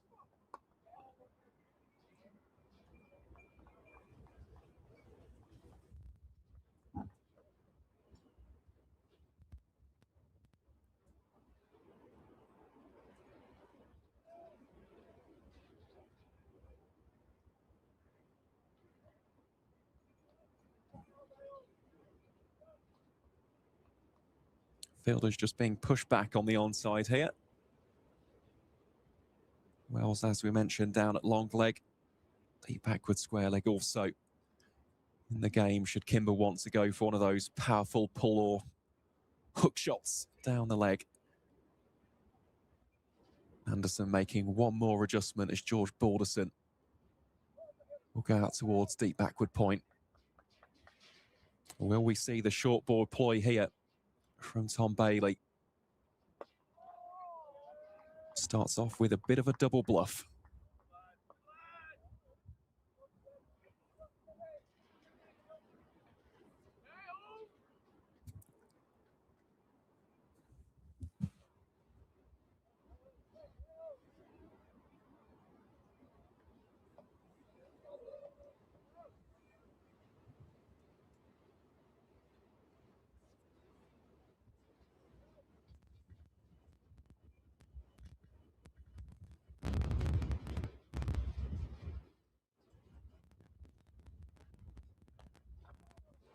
Well, that one drilled back beyond the outstretched hand of Bailey.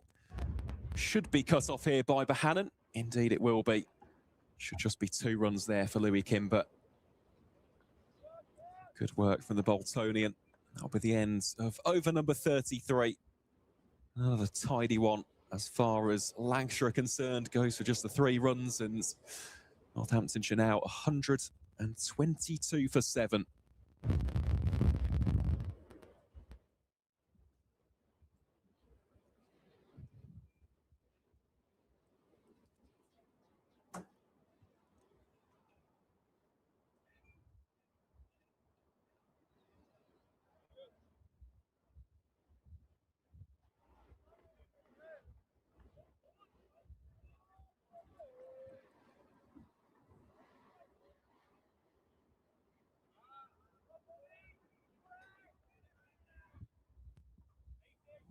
Just got a slight pause here.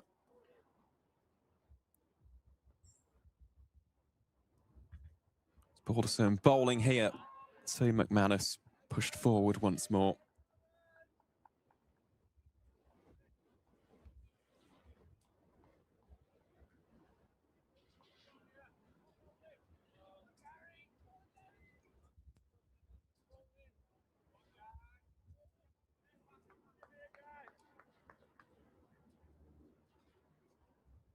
I've also got a little bit of an update from the northeast, where Kent have now lost the 9th wicket. The visiting side 188 for 9. Sam Northeast, though, going very nicely on his return to Kent. 89 not out. Has 13 boundaries and counting, but Keith Dudgeon has just been dismissed by Kemar Roach. Feel free to give us a full update around the grounds if you'd like to, Aaron, whilst you've got the app open. Well, I shall kindly oblige. So, as we heard earlier, Somerset bowled out for 347 at the Cooper Associates County Ground in Taunton. In response, the defending champions, Nottinghamshire, 97 for 2. Those 2 wickets being Hamid and Slater, both falling to Miguel Pretorius. As for the game taking place on the south coast, well, Essex are 379 for 6 at the Utilita Bowl. Just looking the leading scorers there. Matt Critchley, 160 not out. He's got 19 fours and 1 6 down in Southampton. In the second city of Birmingham, Warwickshire bowled out Surrey for 328 at the end of day one. And in response in their first innings, the Bear and Ragged staff are 203 for 2. Rob Yates currently top scoring with 70 from 117. As for the game between Middlesex and Gloucestershire, well, Middlesex have declared on 445 for 9 down in North London. Of course, the main man was Laius Deploy, 182 from 274. Absolutely terrific knock. That's heading back to the First Division. Glamorgan currently 228 for 7 on home soil at Sophia Gardens. Of course, Jack White spoke at length about him yesterday. He's got 3 for 36 for the White Rose, and Ben Code has got 2 for 37. As Mason Crane has just come out to face his first delivery of the campaign.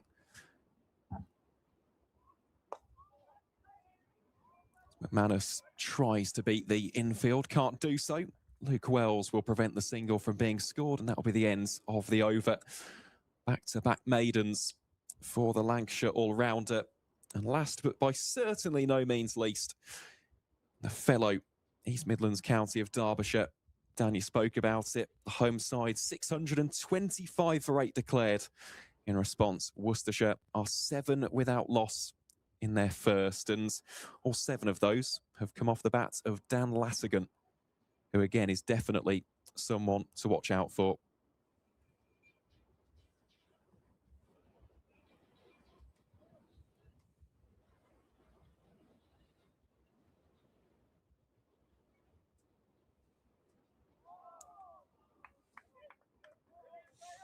Another beauty from Bailey. Doesn't get any easier, does it, for Northamptonshire here?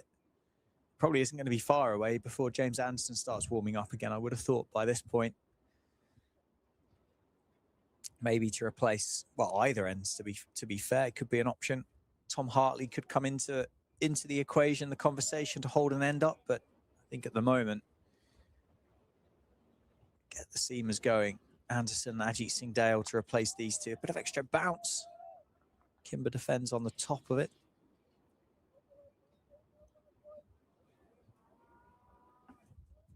Looks like Aaron Viles is getting loose for a spell. Fancy your chances today? I'm not sure in these conditions, especially as a finger spinner. Or you don't think you'd have enough momentum to get it through the winds? Probably. Yeah. Start bowling backwards.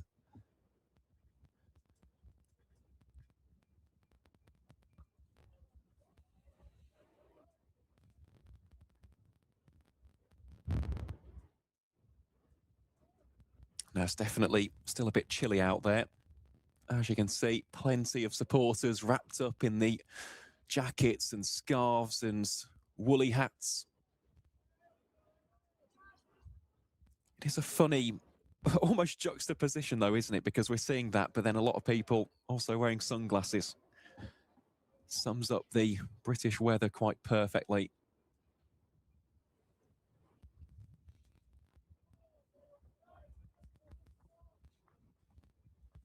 Yeah, sunglasses and woolly hats.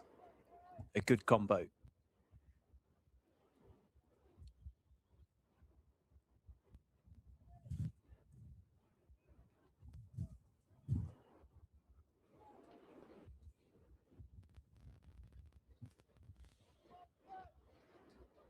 Just seeing below us, Glen Chappell going for a little bit of a wander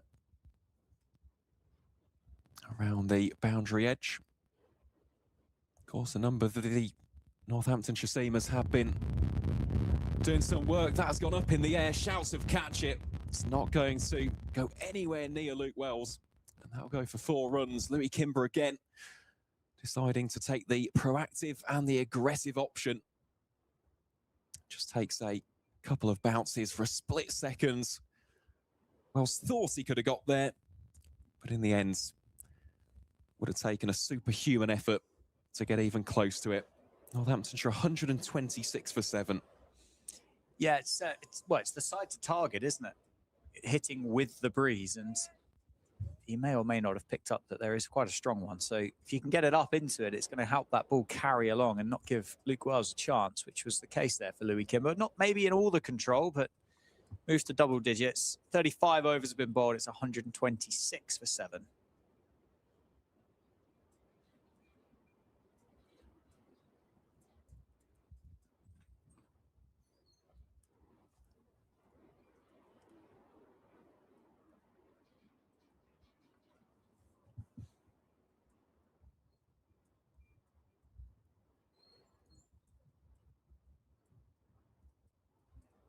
And as we'd expect, it will be George Balderson. Here from the Lynn Wilson centre end. He's done a fine job so far. 8 overs bowled, 2 maidens, no wickets as of yet for 22 runs conceded. Played the foil role very nicely to Tom Bailey.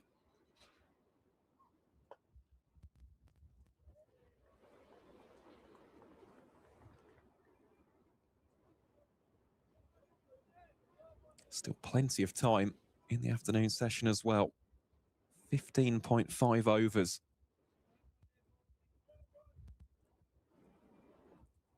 St Northamptonshire.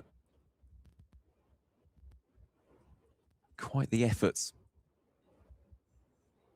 to get close to Lancashire's 384 all outs. Still trail by 258. Aside from that partnership between Nathan McSweeney and George Bartlett, these stands have been very difficult to come by. Certainly hasn't dampened the spirits of Wendell, though. Still full of energy out towards the Northamptonshire Supporters Club. Yeah, the flag is out. First time of the year, I think. Dusted it off. Brings it out in front of the Supporters Club. Nice bookshop in there as well. Have you been in the Supporters Club? I haven't, although I have been told about that. I'm surprised. I thought you might. Are you a fan of cricket literature? Oh, 100%. I thought you might be. I reckon there's some things in there that you'd enjoy. Lunchtime tomorrow? I'm tempted now. Very, I think very you'll need tempted. more time than a tea break. I think you'll need a full lunch break in order to get the full benefit for this, as George Balderson there just struggles to get going with that, with the conditions.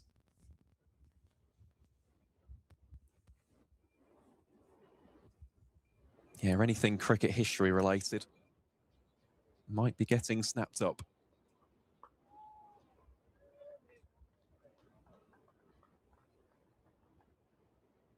Balderson now in his 9th over. A couple of maidens in there, conceding just 22 runs.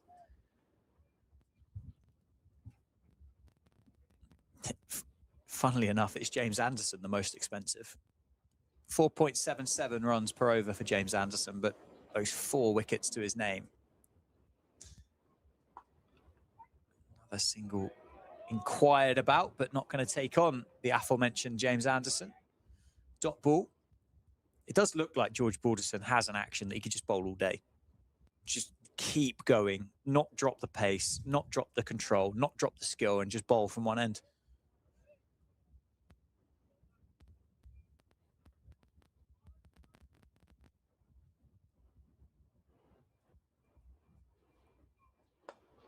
Well, that one, Fuller invited the extra cover drive, and there'll be a chase on here for Josh Bohannon. He's a very, very fast individual, and he's done just enough to get it away from the boundary rope.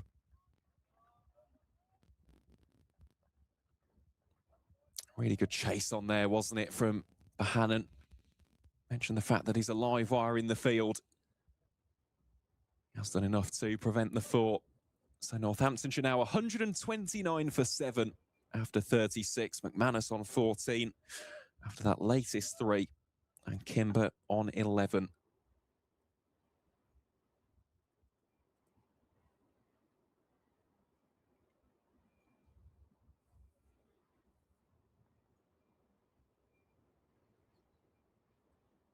Will be Tom Bailey then from the David Capel end. 10 overs already bowled. 2 maidens, 3 for 3. And that one again full, inviting the drive, and Bohannon right on cue. There to stop any runs from being scored. Also seeing Tom Hartley going through the motions. Doing a little bit of yoga. Jimmy Anderson also getting the shoulders loose. Imagine we might be about to see a couple of bowling changes, at least one. Anderson definitely getting warm now.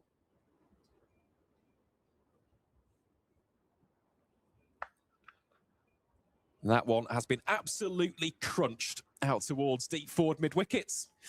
Lewis McManus, you can save your legs there. Beautifully executed. Very nicely played. Of course, there's no protection out there, so as soon as you beat the infield, guaranteed to go all the way for 4. Real assertive and authoritative stroke that from the Northants keeper. How does Bailey respond?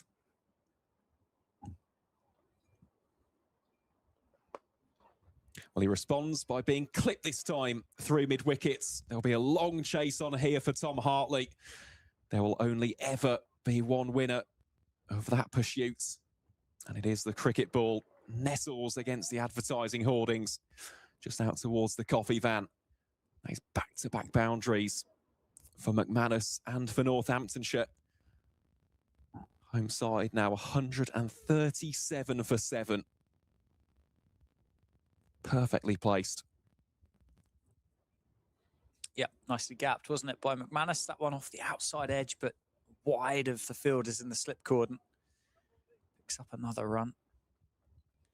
Say, in comparison to George Balderson's longer spells, Tom Bailey, a bit more of a shorter, more impactful spell kind of bowler, possibly coming towards the end of this one that he's, the second spell that he started a while ago.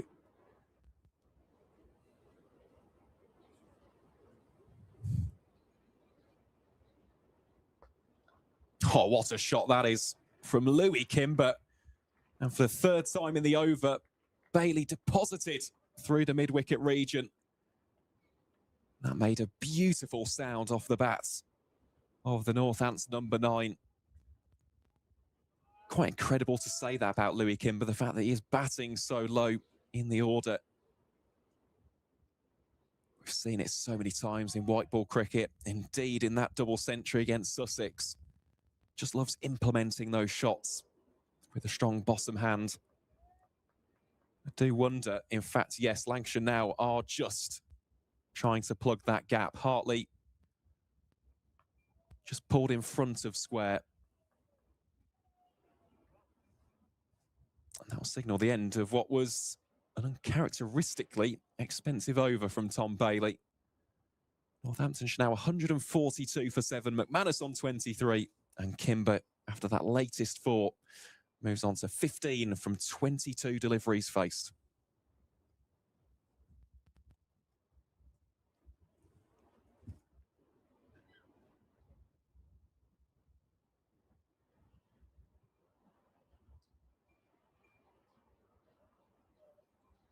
And we saw this man going through the motions, getting loose, getting warm.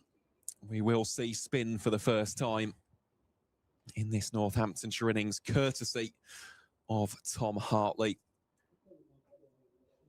Hartley last season, 30 wickets at 35.53.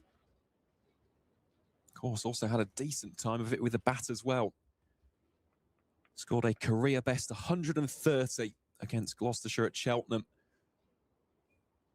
Also got some work to do, of course. We haven't seen him bowl just yet, but he's on 97 first-class wickets, so 3 shy of what would be a nice little milestone and a marker for his red ball career. Bowling some left-arm orthodox, bit of finger spin. Certainly getting it to turn on the practice pitches during the lunch interval.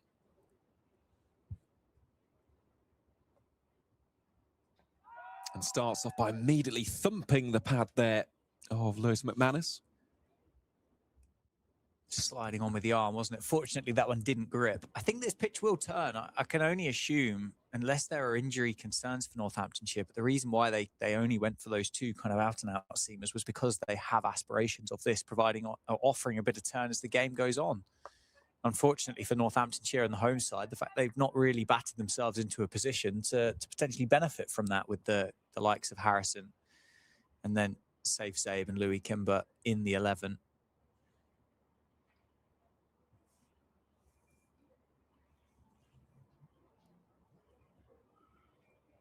We got 45, 46 overs of cricket left today. There's so much left to play here on Saturday in Northampton. Louis Kimber will get his first look at Tom Hartley from the Lynn Wilson centre end. Still the slip in place. They've got one catcher, Lancashire. Two fielders pretty close on the offside and the leg side at cover and mid-wicket.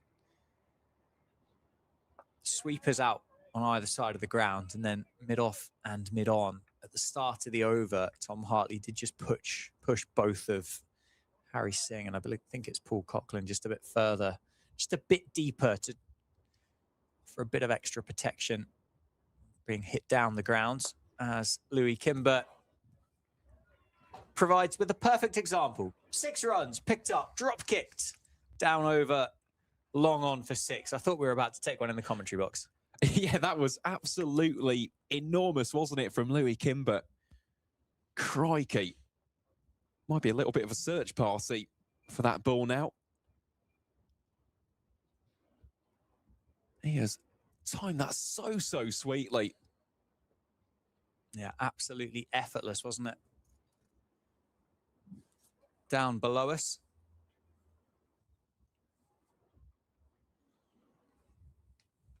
He's such a good player of spin, though, is Louis Kimber. How many times have we seen it in the T20 Blast where he does exactly that shot? He makes it look so easy, just steps into the pitch of the delivery, opens up the arms and biffs it downtown for 6. Yeah, it was a full flow of the bat, wasn't it? Wonder where this cricket ball's gone. Maybe it's gone off into the car park just next to the Lynn Wilson centre end. There it is. It's back. We found it. Great news. And immediately, Tom Hartley has instructed Harry Singh to remain stationed down on the long-on boundary.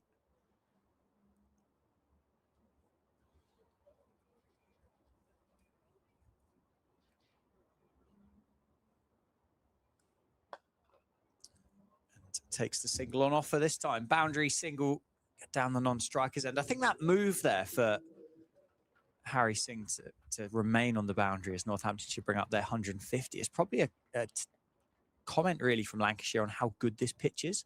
They don't want Northamptonshire to get too many. I mean, they're well on top. 3 first innings wickets remaining. A quick single taken. They're going to take on Paul Coughlin and Lewis McManus, who is lightning between the sticks, completes that. And it's the end of the over. A good over for Northamptonshire. One for Tom Hartley to have a think about. 151 for 7 after 38. Yeah, went for 9 runs, didn't it? For Northamptonshire. Of course, the crowning shots. That last one being the absolutely monumental 6 from Louis Kimber. Just looking at the body language, Dan, I think we are going to see the return of Jimmy Anderson. Indeed we are, this time from the David Capel ends.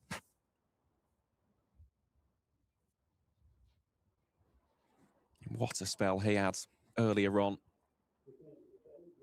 Just par for the course, isn't it, for the great man? 4 wickets. Rip the heart out of this Northamptonshire batting lineup. Now just 1 wicket away from what would be a 56th first-class 5-wicket haul. Here he is, bowling to McManus.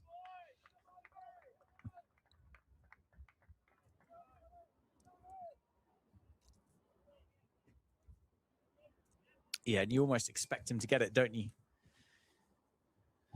These 2 in the middle, and then 9 or 10 and 11 as well. The way that he's bowled, the 3 catches in place.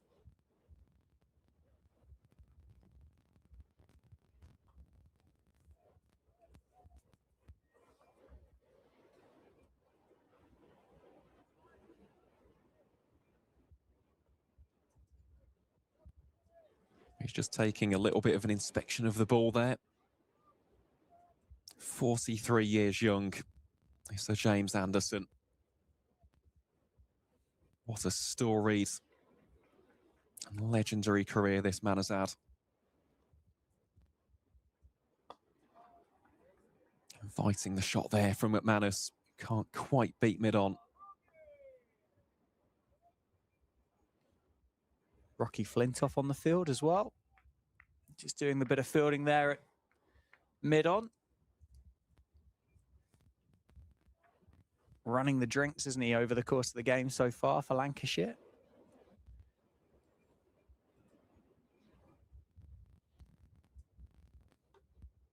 Well, that one's slightly uppish from McManus. Just finds the gap really out there towards the covers. Will be another one to add to his tally. Immediately just comes up to Louis Kimber. Has a little bit of a chat in the middle of the pitch. Anderson remains with the 6-3 field. 3 slips awaiting in the cordon.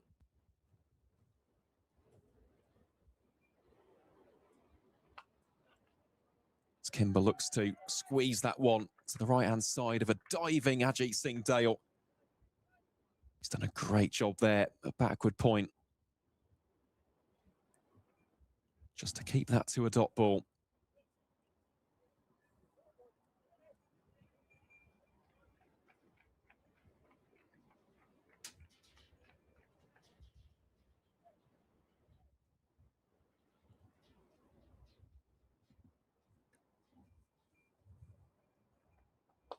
That one very full and very well played by Louis Kimber.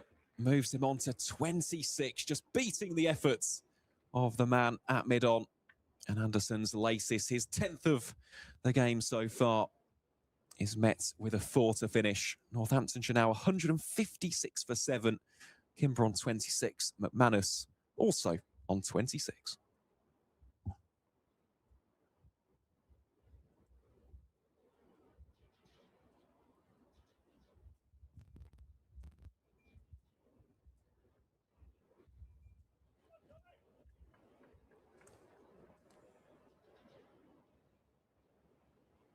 After bowling that over, Jimmy Anderson gone straight over to the Lancashire dressing room. Hence why we've seen those substitute fielders come on. Here's Hartley then. Offers a little bit of width there for McManus. No runs scored. Again, another partnership, isn't it, building? And I think it'd be fair to say that Kimber and McManus are both playing their way, aren't they? They're not trying to dig in particularly. They're playing the way they want to play. It's worth 46 off 61, so the runs have come pretty quickly in this one so far. 156 for 7, as you just said. It's trailed by 228.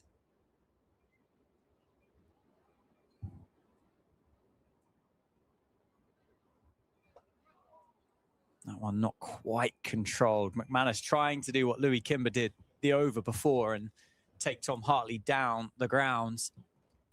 Bottom hand just starting to take over a touch, and McManus lost a bit of shape, which he was able to get away with. 157 for 7. This ball now getting on for 40 overs old, so that should be, in theory, for the Northants batters, about the best time you're going to face it.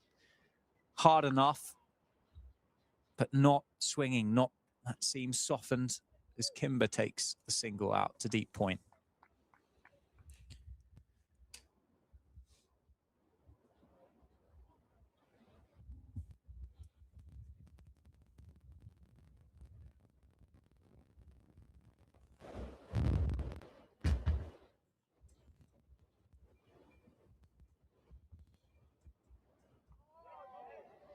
A bit quicker, a bit flatter from Tom Hartley. Certainly realising that these two Northants batters are looking to target the Lancashire spinner. And why wouldn't you with how well those 4 seamers bowled as a quartet? You've got to try and score runs against somebody.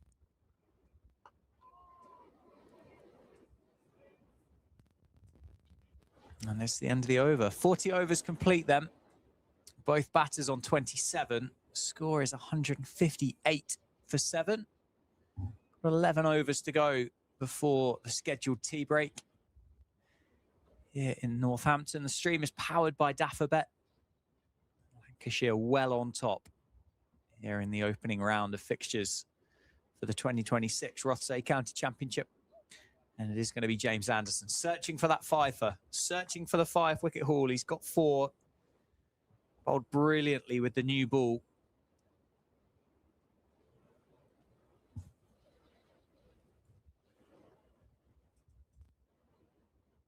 You would not bet against him. 2 slips, catcher at mid-wicket.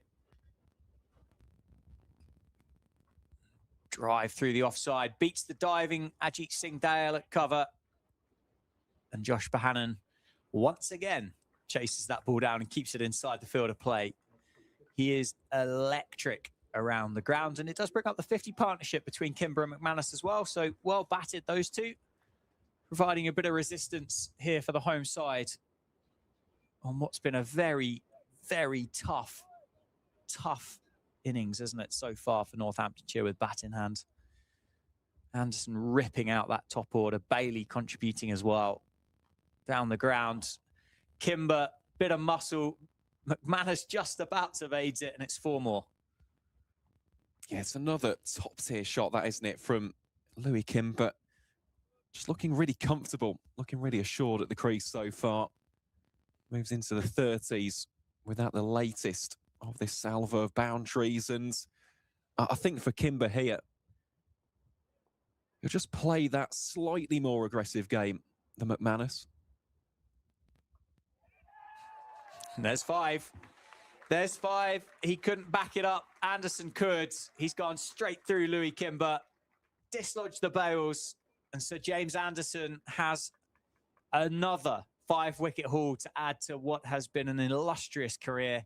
8 down Northamptonshire, and it's the main man again. 164 for 8 as Kimber departs for 33. Yeah, on that occasion, just mistimed the shot, didn't he? Threw it a little bit too early, and not for the first time today. Jimmy Anderson disturbs the stumps of a Northamptonshire batter. Just trying to really cross-bat it, wasn't he? On the onside, get another boundary to add to the tally. And in the end, that has led to the downfall of the Northamptonshire number 9. As for Anderson, 5 for 54. It's the 56th time in first-class cricket that he has taken at least 5 wickets. He's just the kind of player, the kind of individual, the kind of bowler that you just have to sit back, watch and admire. Just a master of their craft going about it. Very, very well bowled, Jimmy Anderson.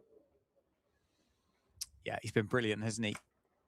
It just feels like a privilege being able to watch James Anderson play, doesn't it? It really does. 5 wickets to open the 2026 season. County captain, looks fit as anything. I wonder what his workload would look like through the course of the championship. But if he's named championship captain, you'd think he's going to be available for more than he's not.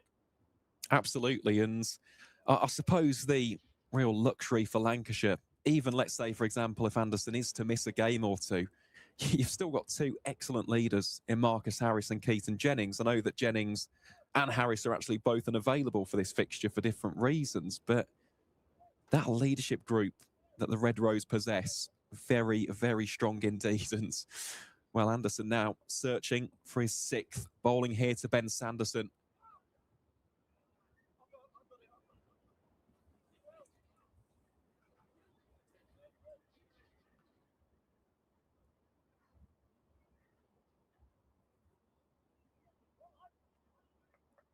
Yeah, so Northamptonshire's number 10, Ben Sanderson, joins Lewis McManus. Harry Conway, the last man, will be sat there with his pads on, waiting to go and hoping that he doesn't have to walk down those steps anytime soon.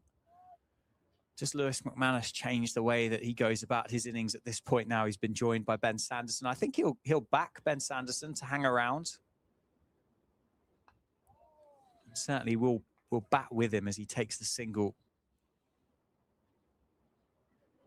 at that point. So one delivery left here for Anderson from the David Capel end. 5 for 54 so far.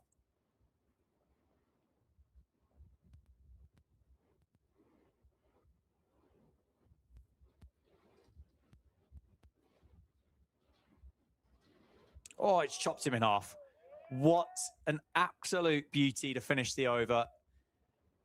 A successful one for James Anderson and Lancashire, picking up the wicket of Louis Kimber. It's 42 overs now. 41 overs have been bowled, in fact. It's 166 for 8. Lewis McManus on 28. Sanderson to get off the mark, and 5 wickets for Sir James Anderson. Yeah, and a little bit earlier on today, we saw Sanderson versus Anderson. Now it's Anderson versus Sanderson. This time, the Lancashire captain with the ball in hand, and well, 5 for 55 from 11 overs. Absolutely vintage from the English swing bowling titan. Hartley now just having a little bit of a word with his captain, just looking to make any alterations and adjustments to the field here.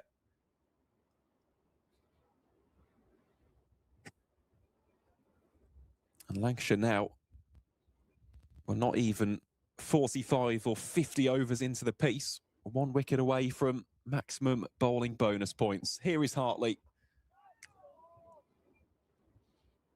Chipped, wasn't it, in the end there by McManus, much to the oohs and the ahs of the Lancashire players.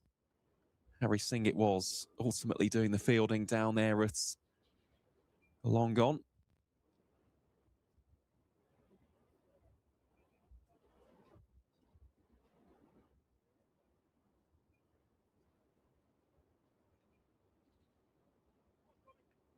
Hartley here being meticulous with the field, isn't he? Having a word there with Josh Bohannon. Yeah, I suppose the plan may change slightly with Ben Sanderson in the middle. He can play both ways. He can be ultra aggressive. He's played some really, really handy cameos in the past. There's a big shout for LBW. Actually just sliding down the leg side. But he can play that aggressive role. He can get his strike rate up. He played a blistering innings last year in the county championship here, but then he can also hang about as well. I think his strength is to be that aggressor, to be that positive batter. So he gets a bit of bottom hand involved and hits it down to Harry Singh. Yeah, I'd completely agree. And at times it is, of course, to his downfall. At the end of the day, he's batting at number 10. You're not expecting him to average 20 or 30 runs every single game, but when it pays off, useful contributions for Ben Sanderson over the years. And there is that bit of aggression. The back foot cover drive from Ben Sanderson. Gets himself off the mark. Adds another one to the board. But that's the way he's going to play. As I say, I just think that's going to be his strength. If he's going to get 15, 20, maybe more, get them quickly. Try and chip off as many in this deficit as possible. And then ultimately try and do what Lancashire did to Northamptonshire this morning with the ball. That's kept low. It's kept low, and McManus gets the toe end of the bat on it to keep it away from the timber. He's on 29 now. I think it just goes to show, doesn't it? One, how good of a decision it was for James Anderson to win the toss and have a bat first, and then also how well Luke Wells and Josh Bohannon batted on day one.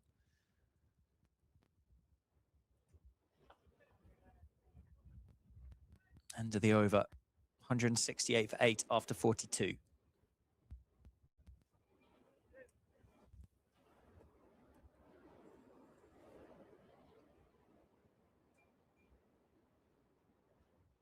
Well, once more, Dan, just having a quick look around the grounds. Essex have reached 400 down on the south coast, currently 403 for 7. Matt Critchley's mammoth knock has come to an end, though, on 173. Simon Harmer, though, one away from a half century, so that's a decent little contribution there from the South African. It's currently tea in Taunton, where Nottinghamshire 114 for 2 Anderson bowling here to Sanderson. Gets him driving. That will keep the Lancashire caps in very interested indeed. At Edgbaston, Warwickshire 241 for 2. They trail by 87 runs to Surrey's 328. Half centuries for both Sam Hain and Dan Mosley in that one. Of course, here in Northampton, as you can see, home side 168 for 8. Sanderson looks to work that one away. Up at the Riverside, well, Kent have been bowled out for 197 in response to Durham's 335 in terms of the real standout performance. That was Sam Northeast on his Kent return, ultimately dismissed for 94 from 144 deliveries by the ever-reliable Kemar Roach. That one slightly wider. Good stop in the end, wasn't it, from George Balderson? Lost his balance, but main thing was that he stopped the boundary as well. As for the game down at Lords, Gloucestershire 16 for 1 in reply to Middlesex's 445 for 9 declared. Cameron Bancroft, the captain, clean bowled by Toby Rowland Jones.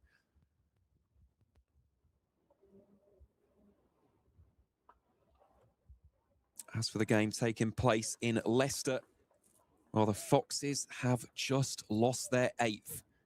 Ben Cox traps LBW by Ollie Robinson, who has also started the season with a 5-wicket haul. 5 for 42 for the Sussex seamer.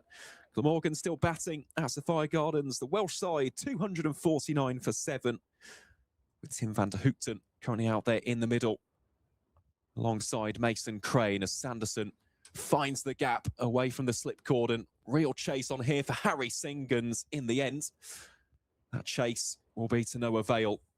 4 runs there for the Northamptonshire number 10. And finally, that game taking place at the County Ground in Derby. Worcestershire have gotten off to a decent response to Derbyshire's 625 for 8. Dan Lassigan is on 32 from 36 balls, including 5 boundaries. And Jake Libby, slightly more resolute, on 17 from 25. So those are your score updates for now. Hacked away, flicked away by Ben Sanderson. Picks up the 4 down through fine leg, much to the disgruntled response from the Lancashire outfielders. 176 for 8 after 43 overs now. Ben Sanderson, that high score of 65. He's got 1 first-class 50 to his name. And it really was an enterprising knock last year. It was 6s, 4s, batting with a smile on his face. And you might as well, hadn't you? If you think that's the best way for you to go out there and score your runs, go and do it. Oh, exactly, especially as number 10. Because for Sanderson here, there isn't the expectation to go out there and score a 50 every single game. Just go out there, try and score some runs. If you had a quick fire 20, that's great. If not, so be it. But the home side still have got quite a lot of work to do here. Trail by 208.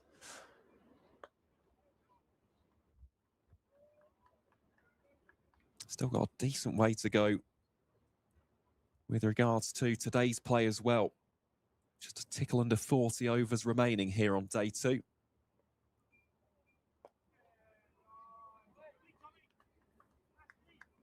Still 7 until we have the scheduled tea interval.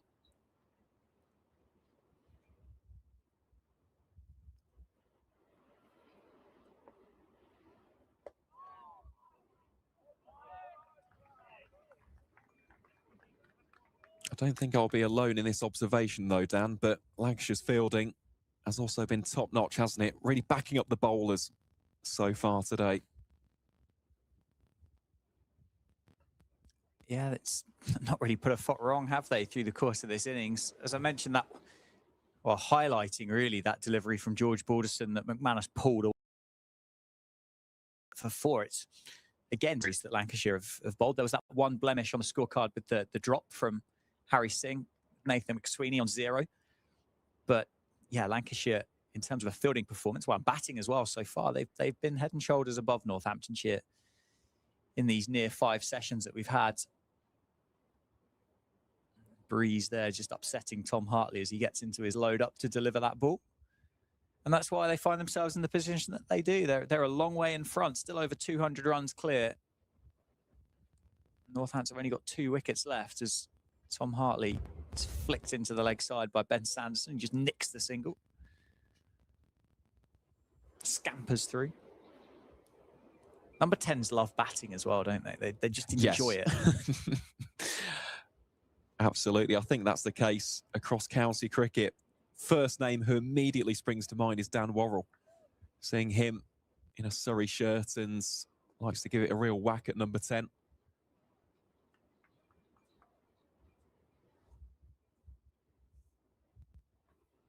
I've seen it from Tom Bailey in the past as well, even though, of course, in this game he was batting at number 9 with Dale at 10. End of the over then. Northamptonshire 178 for 8.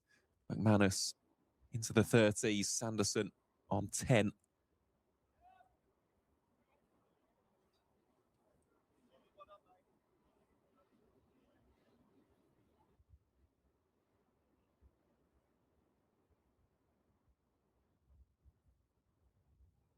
It will be Jimmy Anderson coming in here from the David Capel ends. Slight adjustment there to the placement of Ajit Singh Dale, just moving slightly to his left.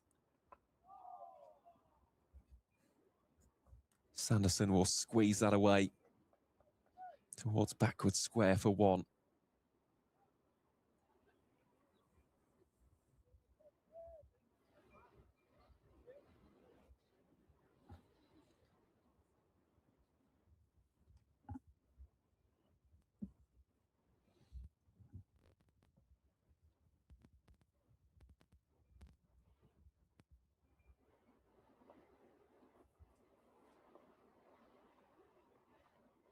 It's a beauty, isn't it? Just know with James Anderson, they're not far away. McManus, who's batted nicely since he's got going, just been undone by one that's just bounced and left him a fraction more than he thought. 179 for 8. Crucial, as we've said for so many times. Just another crucial partnership for Northamptonshire to chip off as much as they can. Air on the side of caution that time as it's Josh Bohannon swooping round to do the fielding. Well, the big question, of course, Dan, if Lancs do go, well, quick fire in terms of these last 2 wickets, do you think we'll see the follow-on? It's not really the done thing, is it, anymore? I mean, you'd never say never. Equally, think you'd want to make sure you put yourself in a position where you've got as many on the board as possible, not have to bat last here in the off chance that, or sorry, not the off chance, in the chance that Northamptonshire obviously bat better in the second innings than what they did in the first, and then potentially end up in a situation or late on day 3 or day 4 if the pitch is starting to turn and break up a little bit.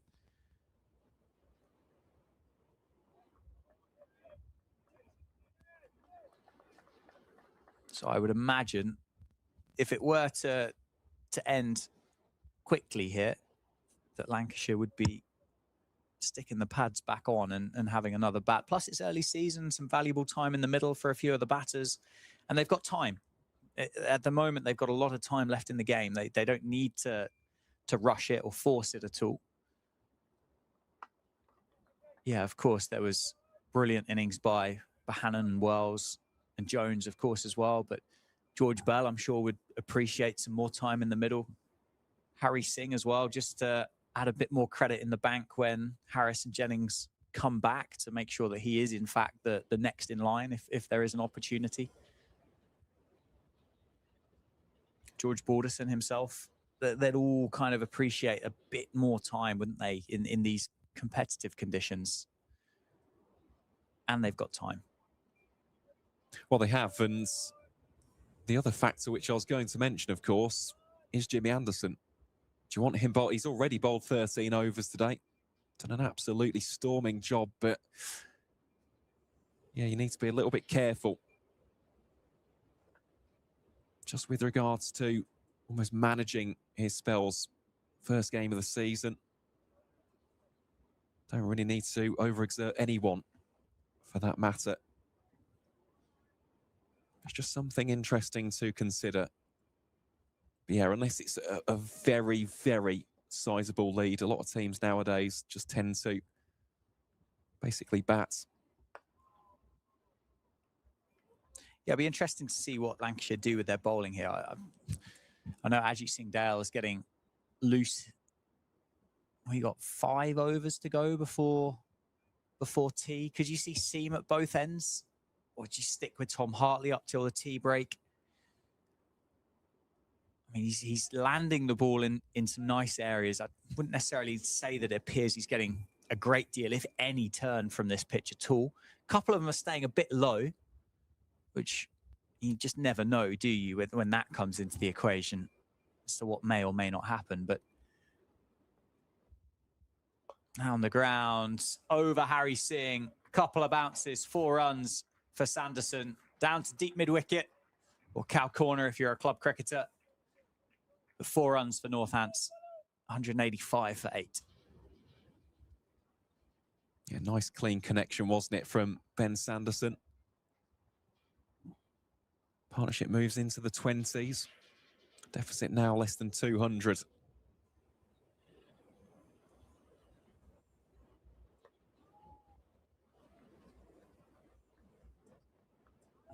the wind just begins to pick up once more.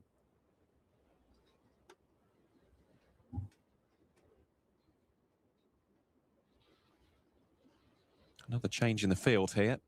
So the man at square leg is pushed out onto the boundary. Just go out in front of those cinch advertising boards. Immediately, he's brought into the game. It's Jimmy Anderson doing the fielding out there. Single to round out the 46th. Northamptonshire 186 for 8. McManus on 31. Sanderson moves on to 17. And we saw him warming up. It will be Ajit Singh Dale from the David Capel end. Well, this now will be a stern test for Ben Sanderson. Extra degree of zip and pace and venom from the former Gloss man.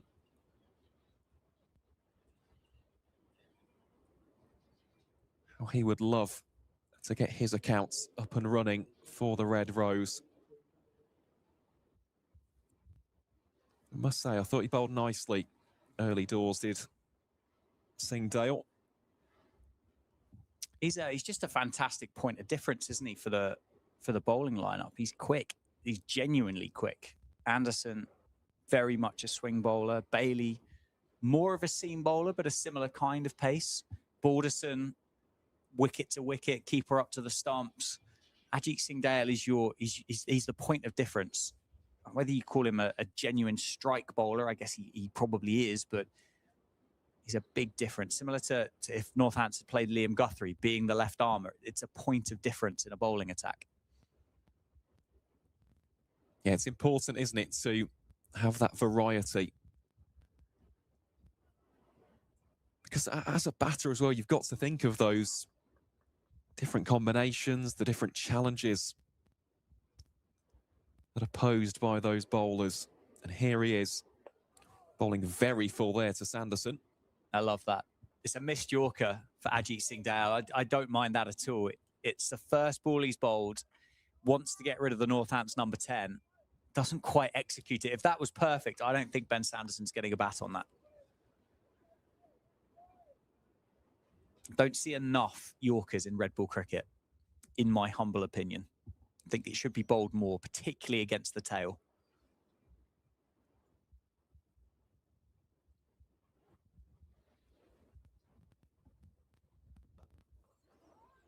Again, he goes very, very full.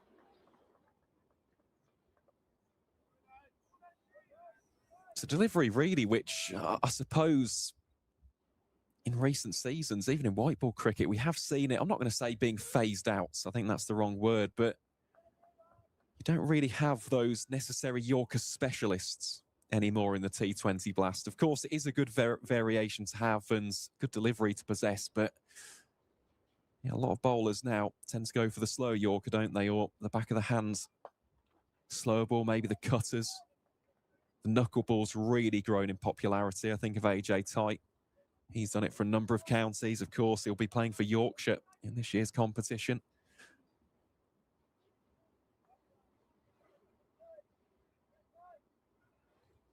But it tends to be now a very special delivery as opposed to one which bowlers in the competition really back themselves to execute, especially in overs 18 through to 20.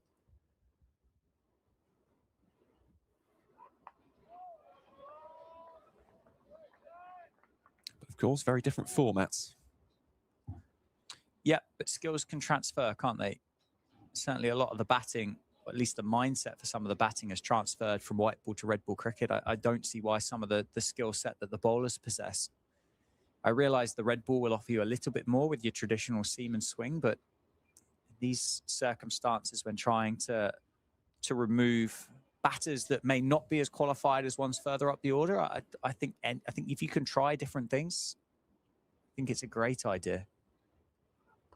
You almost kind of put yourself in a position of what would you least like to face, wouldn't you? I think that would be the way that I would try and interpret that. As a number 10, number 11, you think, well, it's a nice outswing as outside off stump. Well, that's not too bad. I can leave it. I can throw my hands through it if I need to. Quick Yorker, quick bumper, maybe a change of pace then because you've set yourself for the quicker ball. I don't know.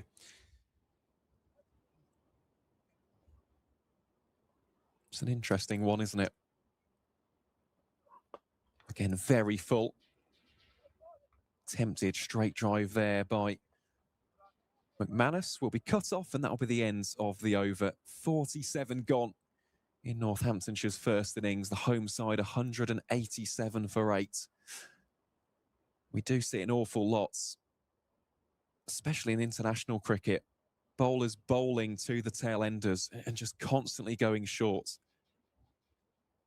And all it takes is for it to whistle off the edge, can go for 4 or 6, and those partnerships, they are really frustrating. Don't get me wrong, it's very, very draining, right, when you've got 2 set batters who are specialists in the position and they're getting to 100, 150, 200. But when you've got the 9 and 10 combining for 50, I mean, that can be very sapping indeed. Sanderson looks to work that away on the leg side. Only as far as Tom Bailey. Jimmy Anderson, a backward square leg. It's also a deep forward square leg, and Harry Singh in at long on. Very much a split field, 5-4 on the offside for the left arm finger spin of Hartley.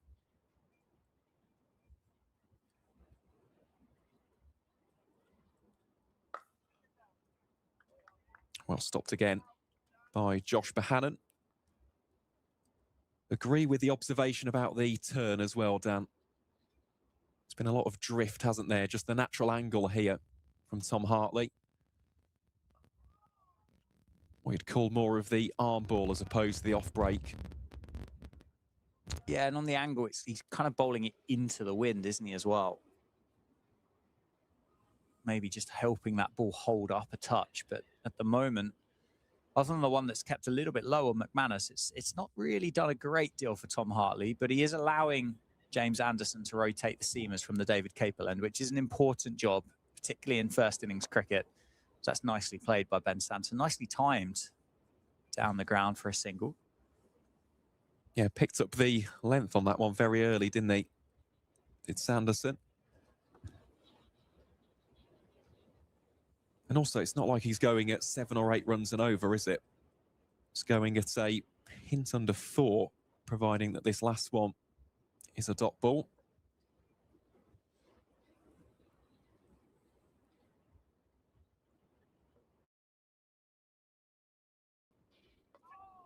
And indeed it is. Nice over that from Tom Hartley. Goes for just the solitary run. Northamptonshire 188 for 8. Partnership moves on to 24 between McManus and Sanderson. Sun's definitely dipped beyond the blanket of cloud overhead here in Northampton. Floodlights definitely just more prominence against that backdrop now. Still many a hardy spectator out there in the stands, though. Great to see, and as we said this morning as well, plenty down below us here in the Lynn Wilson Centre, especially in the Mushtaq Mohammed suite.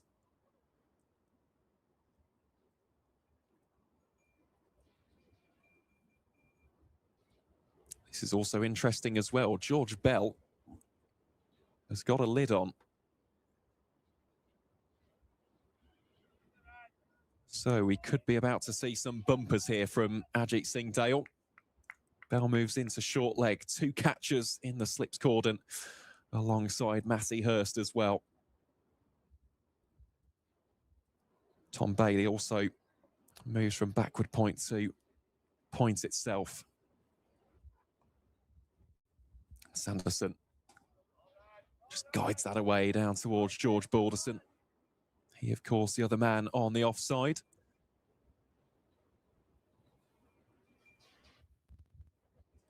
He now moves from deep third to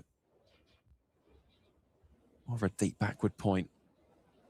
Yeah, getting pretty gloomy out there now, isn't it, as we get closer to the tea break.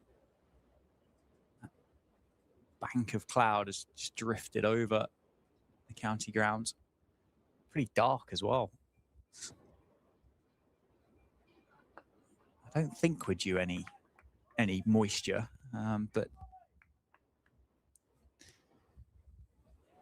can certainly see kind of the lights just changed the touch, isn't it, from that kind of natural to that semi-assisted floodlight kind of glow that bounces back off the grass. Hopefully we don't. Hopefully we can keep going. I think we will for a while, but yeah, a bit gloomy at the moment.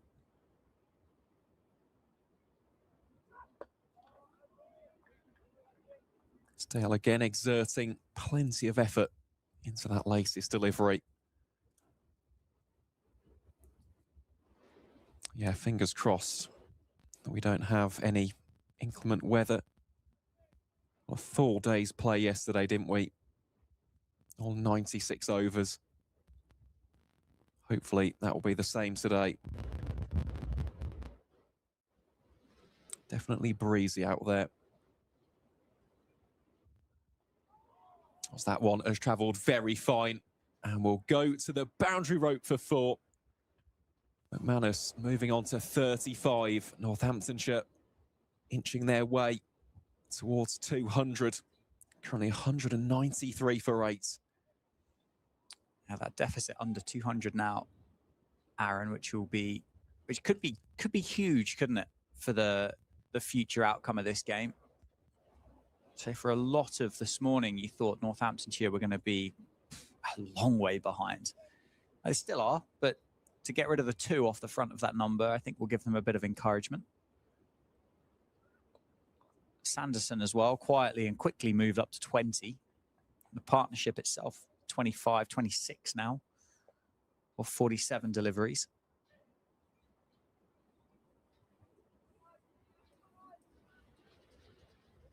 George Bell now goes back underneath the helmet at short leg. Will be interesting to see, actually, if he moves into a similar position for Tom Hartley, or if he goes to somewhere like a silly point, and the helmet's out there, may as well try something a little bit different. Dale testing the reactions there of Sanderson. Alert to the delivery. Yeah, I agree with you, particularly with a couple of overs to go before the tea break. And with such a big lead in play with 2 wickets remaining, you've got nothing really to lose, I don't think, at this stage. We're not going to see it, much to the disappointment of yourself, as George Bell hands the helmet to Matty Hurst and then runs down towards the boundary edge. So definitely heading in the wrong direction to be a short leg. But I agree with you. It could have been worth a go. 6 deliveries. Not a huge amount's going to happen, is it? But we are going to have a little look at the cricket ball here.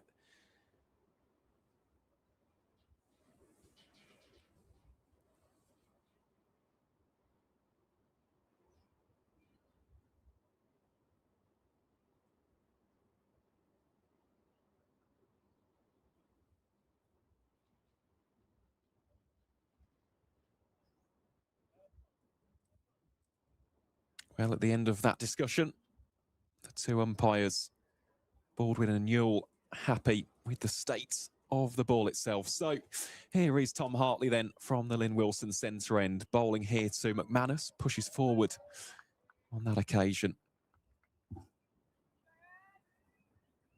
It's actually quite a spread field, this, for the finger spinner.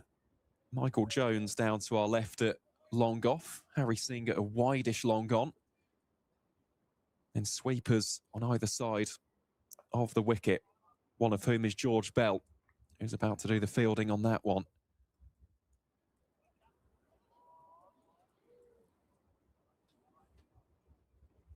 Almost too much fizz on the throw there for Matty Hurst, but no further runs added.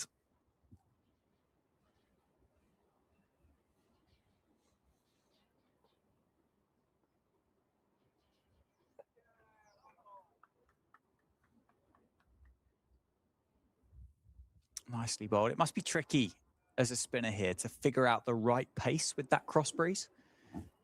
And the way it's changing and picking up and slowing down, it could change at the point that you come to release and whilst it's traveling through the air. Nicely played. That's going to be more than 1, maybe 3 as James Anderson gives chase. Just the 2 Northamptonshire will settle on. 197.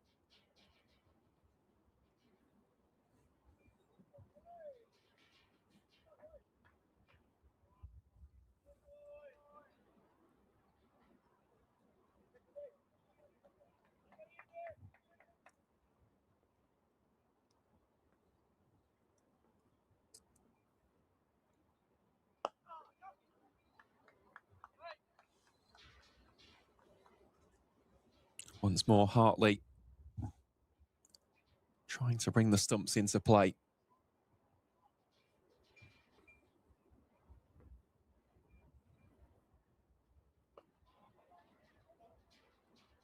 He'll finish off the latest over with a dot ball. Solid in defence, Sanderson. 195 for 8 of 49 overs. This will be the last over before the tea break, to be bowled by Ajit Singh Dale as he takes the jumper off and hands it over to the umpire. Lewis McManus will be on strike, so George Bell won't be under the lid at square short leg. It's not quite the field of we just want to give McManus 1 and bowl at Ben Sanderson. It's not quite gone that extreme for Lancashire and James Anderson as yet. There are fielders positioned at deep backward point, deep backward square leg and fine leg to give you an indication that I don't think there's going to be much in the half of Lewis McManus, but the 2 catches in place as well for the outside edge. And it is a single to start, so George Bell will take position under the helmet at short leg to round out this afternoon session.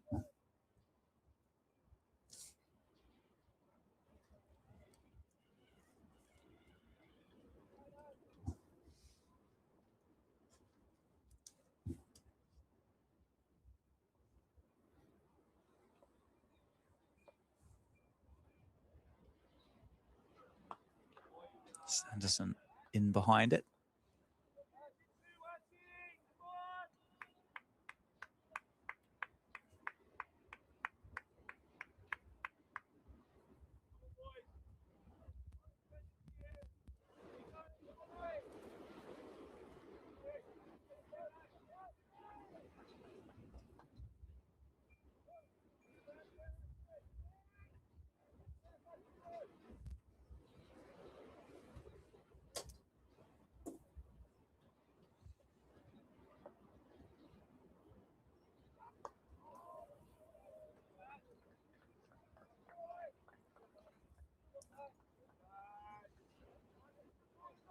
I think it'd be fair to say, Aaron, this has very much continued to be Lancashire's day. 198 for 8. Well on top, lead by 186 with 2 Northamptonshire wickets remaining in this first innings. Do you think there's been moments of resilience or resistance from Northamptonshire that have kind of got themselves into a better position than what the scorecard looked like earlier on today? The Kimbrough-McManus partnership, the gritty 30 from McSweeney, this partnership between McManus and Sanderson, the McManus innings itself, there's been bits of resistance have kind of grown into it despite that top order being blown away. Just find themselves a long way behind, try and get through to tea, and I guess just continue to keep chipping off as many as they possibly can. That's whipped through the leg side and just bouncing in front of Luke Wells at almost like a fly leg slip. It's raced down there. It was so flat. It's probably made it quite difficult for Luke Wells to think about running and diving into it.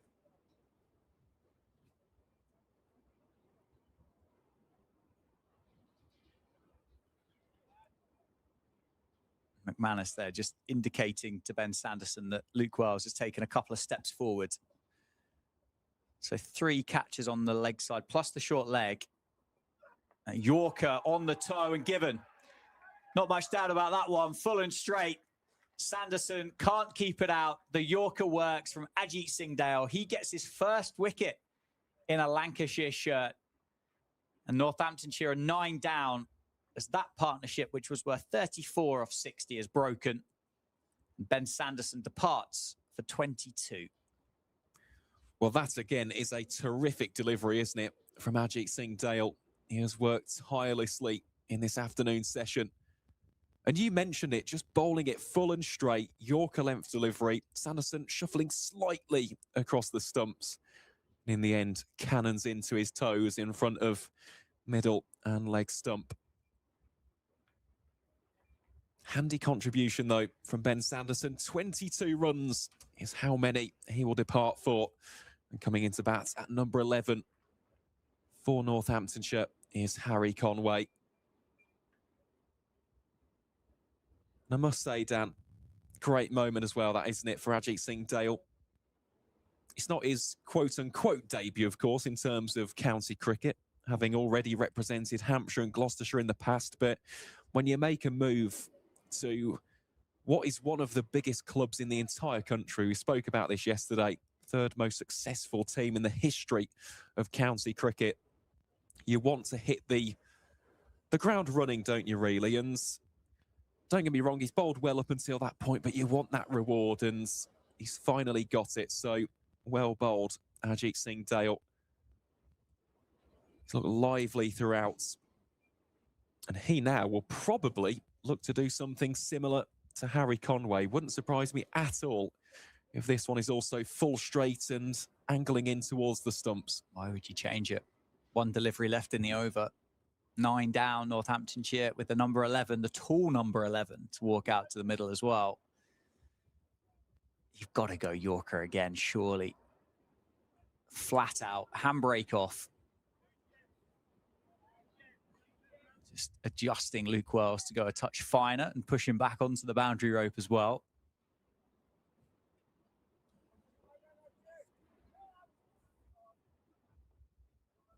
Conway shapes up to face his first ball of the 2026 County Championship. Ajit Singh Dale then. Oh, just doesn't quite go Yorker. Dug out by Harry Conway in the end, theatrically.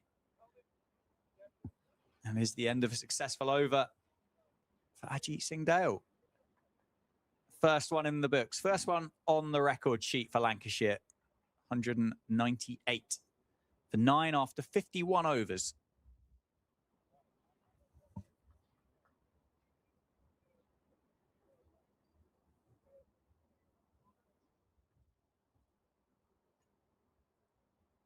Oh, just looking here, potentially, Lancs may have just taken the extension here, seeing as Northamptonshire are 9 wickets down, looking to prize that 10th and final wicket as Tom Hartley prepares to continue his spell from the Lynn Wilson centre end. Still very much with the spread field here to Lewis McManus. Imagine it'll be slightly different towards Harry Conway. Try and get some players in and around the bats, but this now could just be slightly attritional with regards to the batting of McManus, unless he decides to just go for it. He's got a decision to make here. Yeah, it's going to be interesting to see how this transpires. I don't really think getting to the tea break now for Northamptonshire is that important. It wouldn't be a bad thing, but I don't think it's going to be make or break with regards to an outcome of this game. It will be interesting, as you say, how McManus bats with Harry Conway, how much of the strike he affords the big Australian. He was quite happy to be defensive last year in those games that he did play for Northamptonshire.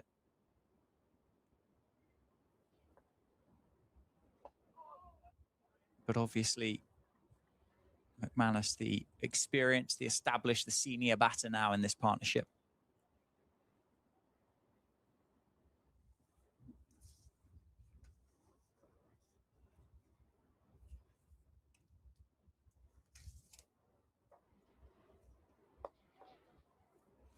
He does take the single. So he will leave Harry Conway with just the one delivery of the over to contend with. So to Lancashire bring the field in. They do eventually, slowly. You'd almost be tempted, wouldn't you, to try and...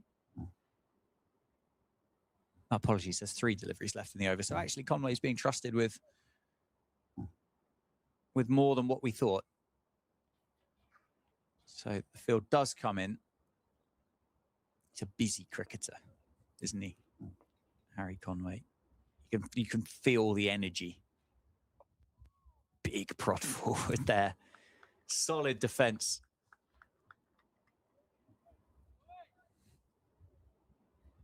He is just a natural entertainer, isn't he? And, well, in terms of his batting, of course, you're not expecting him to light the stage on fire, but, I mean, I'll go back to a couple of seasons ago in the Sheffield Shield. It would have been the 23-24 season. And he just dug away. In at number 11, McSweeney was his partner out there, and McSweeney in that game actually scored 28 runs in a single over, which was quite staggering. But obviously he was allowed to do that because Conway at the other ends, well, he just basically encamped himself and got the forward defence out. So he can be trusted in that regard. I don't think he's going to come out here and score a 50 by any means, but in terms of just being defensive, just allowing for McManus to at least have the opportunity to score a few more runs, that is exactly what Conway can do. But Northampton still yet to reach the 200 mark, and would take some effort, wouldn't it, for them to even get remotely close to a batting bonus point. Still 51 runs away from that in theory.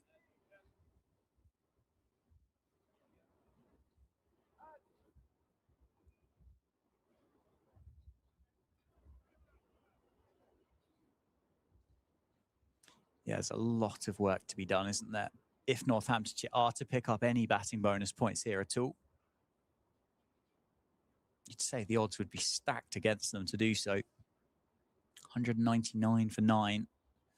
Trail by 185. So another fielder makes their way out to the boundary rope on the offside. So a spread field, still the 2 catchers. First and second slip.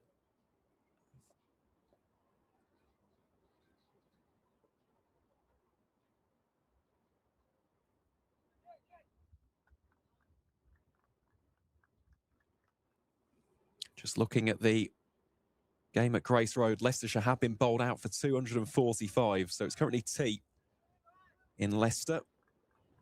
Trail Sussex by 116 runs as the Martlets get their second innings underway in around about 2 to 3 minutes' time.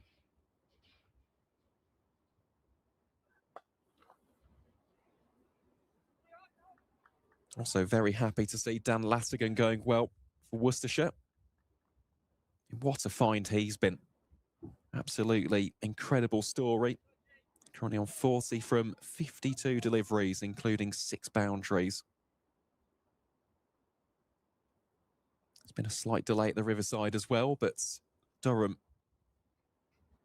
looking to start their second innings imminently. Currently they lead by 138 runs in that one as Dale drops that one slightly shorter. As for the game at Edgbaston, Warwickshire 258 for 2. Still trail Surrey by 70 runs. Dan Mosley and Sam Hain still batting together in Birmingham. It's tea at the Utility Bowl. Essex 440 for 7 against Hampshire.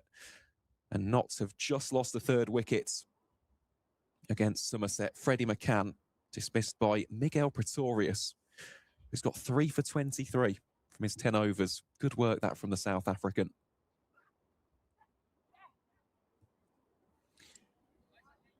Yeah, he's had a good start to the year, hasn't he, Miguel Pretorius? He was kind of blocked a bit last year at Somerset, wasn't he, with the volume of the all-rounders that they had. They've obviously, Somerset now lost Ben Green. He's gone up to Leicestershire, made that move permanent. Casey Aldridge has moved up to Durham.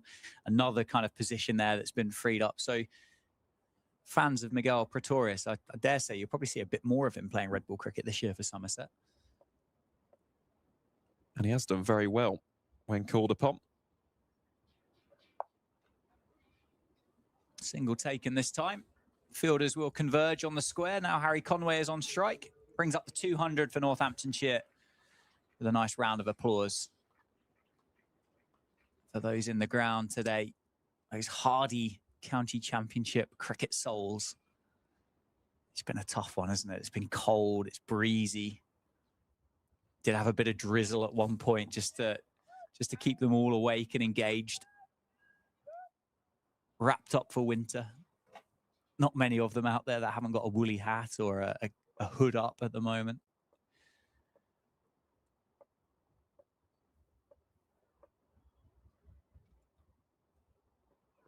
Full toss. Oh, straight at George Bell at short leg. I hope he's okay. Harry Conway offers apologies immediately. That has flown off the middle of the bat and hit George Bell. Looks to be okay. Umpires come in and have a double check as well. Probably a lot of shock involved, I would have thought, for that, because that was a low full toss from Ajit Singh Dale that Conway has just mullered through short leg. And I think it's, oh yeah, it's hit George Bell in the chest, I think, but it looks like to be okay. Apologies from Ajit Singh Dale. Great news that George Bell appears to be good and okay to continue. Yeah, as you said, Dan, we could hear the sound up here, couldn't we?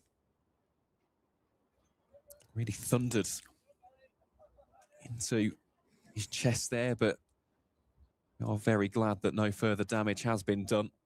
I think the other, sounds silly, I think the other good thing about that is Harry Conway hit it so well, he had no chance to get any kind of fingers or thumbs in the way of it, and did just hit him straight in the chest. Also a nice bit of sportsmanship as well from Harry Conway. Immediately went over to George Bell just to check that he's okay. And a leg slip has come into play here. It's Dale bowling around the wicket here to the 6'7" Aussie. We've already said it, haven't we, Danny? Has been indefatigable today as Ajit Singh Dale. But I think this is the role that he would almost envision in this Lancashire side. Because, as you've already mentioned, you've got 2 players in Bailey and Anderson. Very, very difficult to almost pry the new ball from their hands, especially from Jimmy. But it's one of the absolute best to ever do it. I think that's a conversation which, as a new player, you can't quite have, can you? But in terms of that extra pace, it is gold dust for any captain at any county to have a player like that. And with AJ, you always know that he's going to bowl his absolute heart out, regardless of the situation, regardless of the match, regardless of the pitch conditions. He will always give it 100%. And that, for me, is why he's such a good signing. It's one thing to have the skill. It's one thing to have the talent, but he's got the heart, he's got the courage, he's got the mentality, I think, to really succeed. Yep. Echo those thoughts. I think he's a fantastic cricketer. We've said a couple of times how good of a signing he is for Lancashire. And I think how he's bowled today, yes, he's got the 1 wicket. Obviously, he'd like more. I think kind of shows that full energy, heart on sleeve, 100% effort kind of cricketer that's now wearing the red rose. Really flighted delivery that time, trying to tempt McManus into the big shot. As it is, he plays it stylishly down the grounds and remains for it on a dot ball, not giving Harry Conway too much to do. 3 balls remain in the over. So I guess McManus will look to find the single this time, and does. It's that game of cat and mouse, isn't it, with this number 11 for any first-class game of cricket. When's the right time to bring the field in? We haven't, one thing I would say that maybe something to think about, we haven't seen McManus try and be ultra aggressive. He was definitely playing kind of second fiddle for Northants when Sanderson was there. Could Lancashire keep 1 or 2 extra fielders in and see if McManus tries to take apart these bowlers with Conway at the other end? Or, I mean, he's got the power. We've seen him in the blast. He can hit 6s anywhere around the grounds. Or do you try and bring the field up a bit earlier on 3 rather than 2 to go? That one's flighted off and dug out by Conway. It's a battle. I don't necessarily think there's a right answer. It's a battle to try and figure this out. It's an interesting passage of play when you get the number 11 out there. It really is. And again, this is why we love red ball cricket. It is for hypotheticals exactly like that question.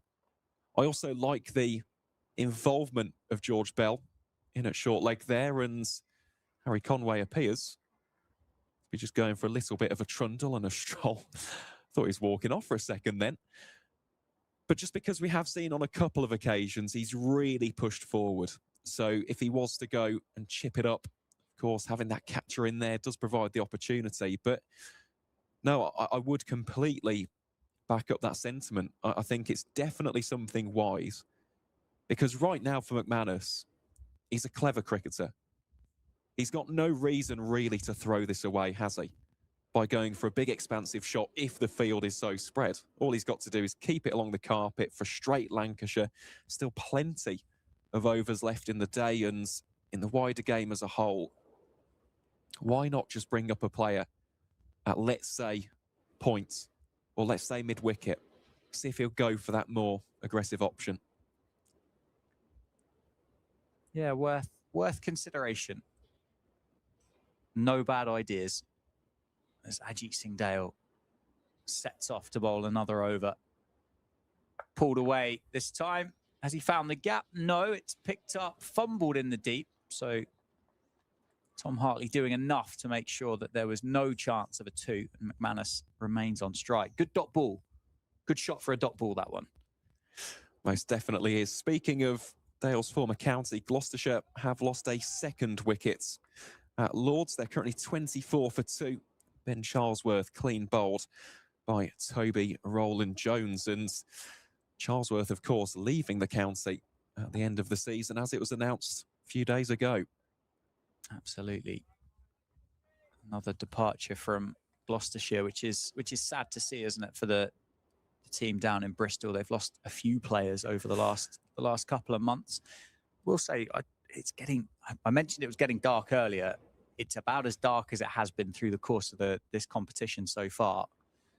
Floodlights very much beaming down from their stations on the top of their posts.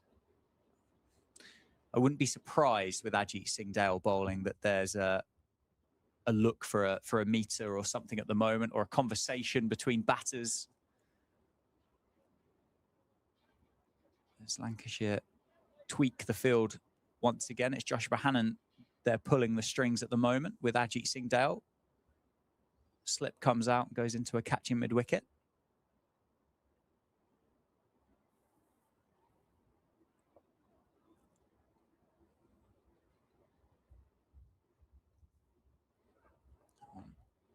flies down the leg side, and a good tumbling take from Matty Hurst. Umpire from square leg making his way in to the middle to switch to point. I think due to the number of Lancashire fielders that are currently stationed down around that mid to deep square leg region.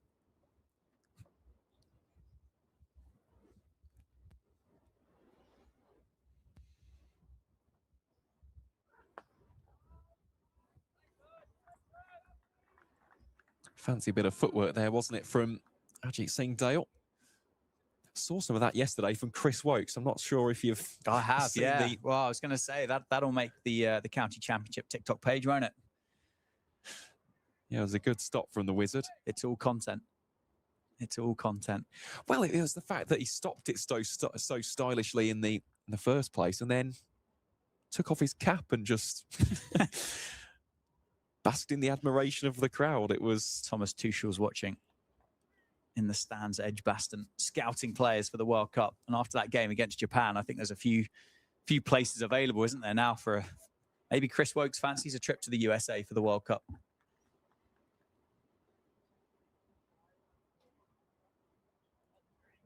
Box-to-box midfielder.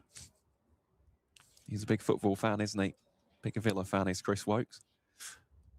Imagine quite a few of the gentlemen out there as well. Big fans of football. Balderson just moving up, really, isn't he? Into the infield. So too is George Bell. Yeah, Lancashire and Ajit Singh Dale have done really well here to keep McManus on strike for the 5 balls. The last thing they want to do is give McManus an opportunity to take the single as Ajit Singh Dale gets into conversation with James Anderson. Makes McManus just wait to finish this over. I would imagine this will be a bumper out the way of Lewis McManus to ensure that Harry Conway's on strike at the next over. It's not. It's on the money. What a delivery that is to end the over. Quick, straight. Good defence by McManus, but great over from Ajit Singh Dale, given the context of the game.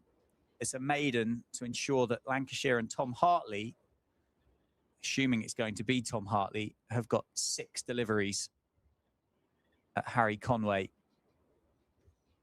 The umpires are getting together. Whether this is a conversation about the timing with regards to tee, whether it's a conversation with regards to the light, it appears that both are happy at the moment to continue. They'll go and resume and find their spaces on the outfield.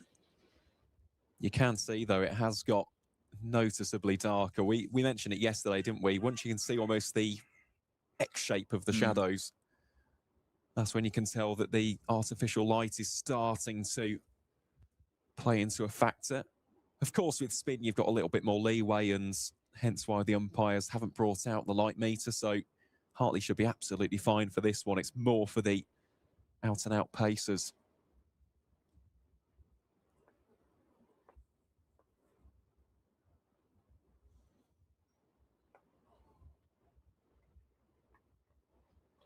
You see there again, Conway just pushing very, very much in front of his body.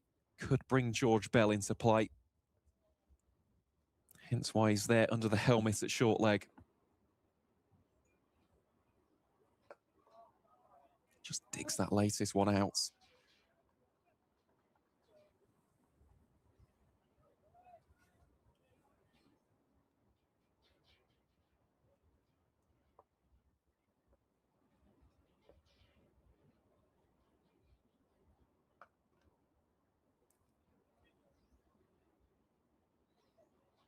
Touch of extra style there, wasn't it, really, from Harry Conway?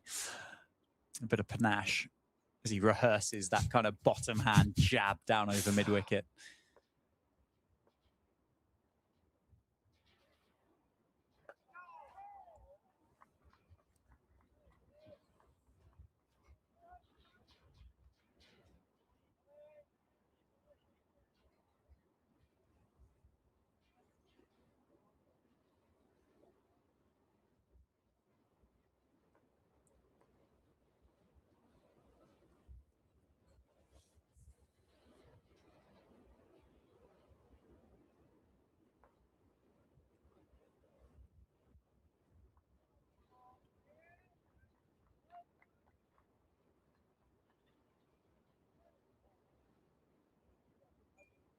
Conway so far certainly doing his job, and now you'll see the field go a little bit more spread. Quartet of Lancashire players just taking a number of steps back.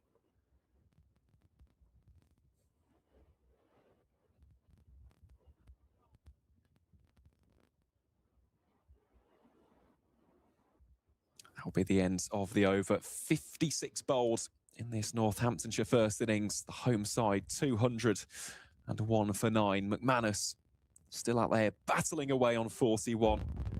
Conway still yet to get off the mark.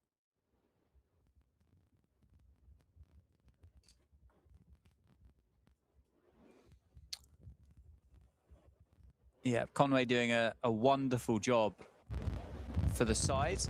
Players are just making their way off. I suspect this is for tea.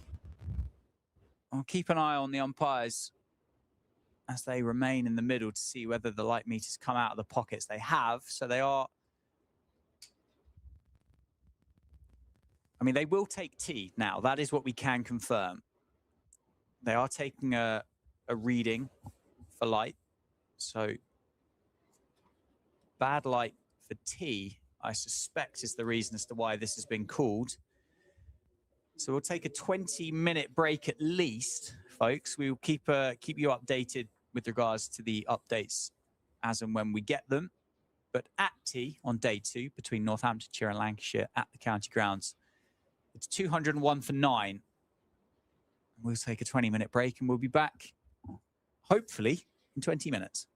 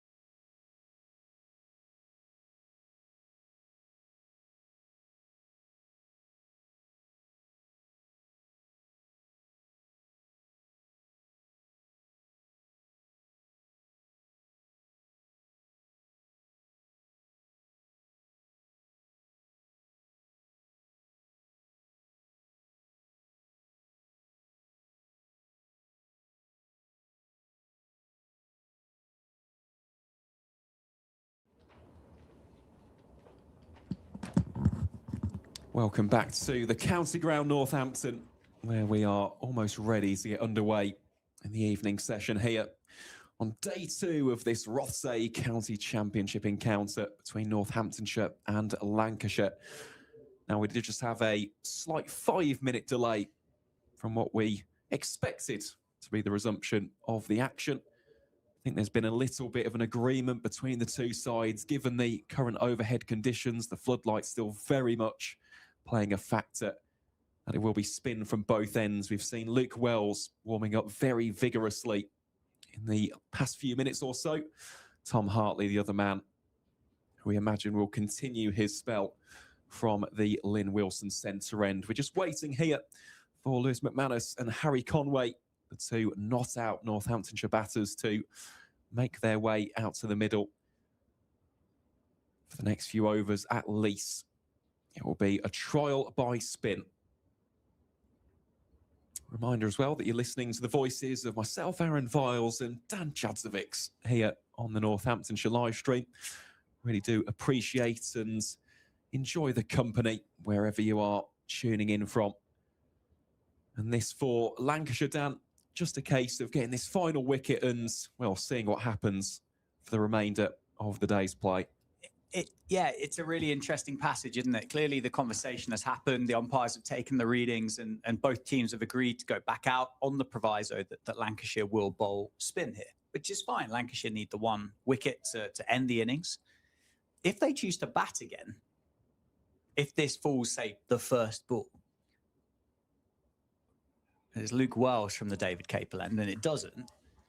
I don't necessarily see Luke Proctor agreeing to use the new ball with Calvin Harrison and Safe Say because the light's a bit bad. But the good news is we're back out there, we're back in the middle, and we've got cricket underway again. It's Luke Wells, and it will be Tom Hartley, we suspect, to bowl in tandem with one another, with Lewis McManus and Harry Conway in the middle for Northamptonshire. And McManus turning the single down, trying to protect Harry Conway as best he can.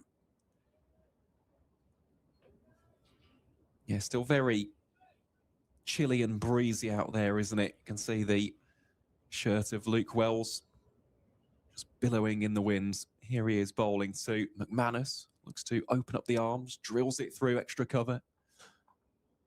But again, we'll turn down the single.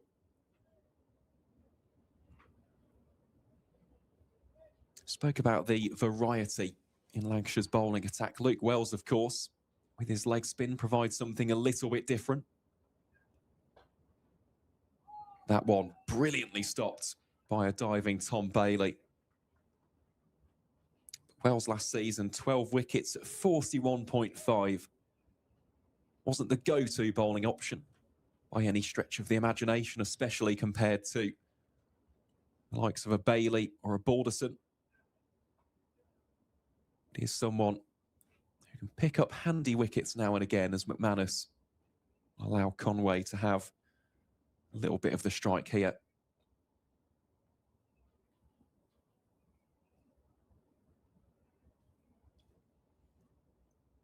Two Northants men just having a little bit of a get-together here. Can still see the artificial light of the floodlights. Just casting a few shadows here on both the players and the outfielders. Conway prepares to face up against this latest delivery.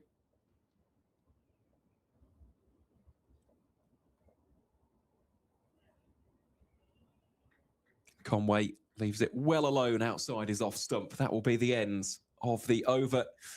Northamptonshire 202 for 9, still trail by 182.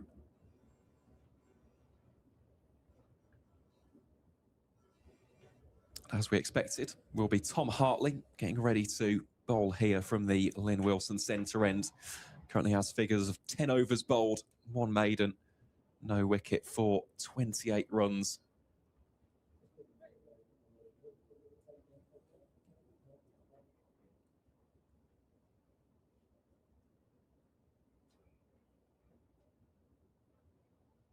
Still very much a spread 5-4. 5 on the off, 4 on the on. 2 men out on the boundary.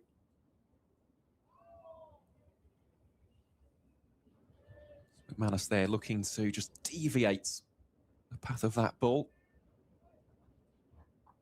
You can tickle it fine. There will be probably at least 2 runs on offer, if not 4. That one's shorter. That's a very powerful shot. Will it be stopped? Well, no, it will not. Not the first time that we've seen that style of shot from McManus today. Just taking it from outside his off stump and cross-batting it viciously out towards deep forward mid-wicket. A lovely shot that takes him to within 4 of the half-century. Yeah, a bit of muscle on show from Lewis McManus. It'll be interesting, won't it, just to see how this all transpires. You'd think that Northamptonshire will feel more comfortable against Tom Hartley and Luke Wells than they were against Ajit Singh Dale and the likes of James Anderson, George Balderson and Tom Bailey. Do the 2 spinners with the blustery conditions on show, do they allow Lewis McManus a few more scoring opportunities than maybe the other seamers would have done? Is Harry Conway on a pitch that maybe isn't turning quite as much, a bit more adept at getting in behind the leg spin and the off or the slow left arm from Tom Hartley?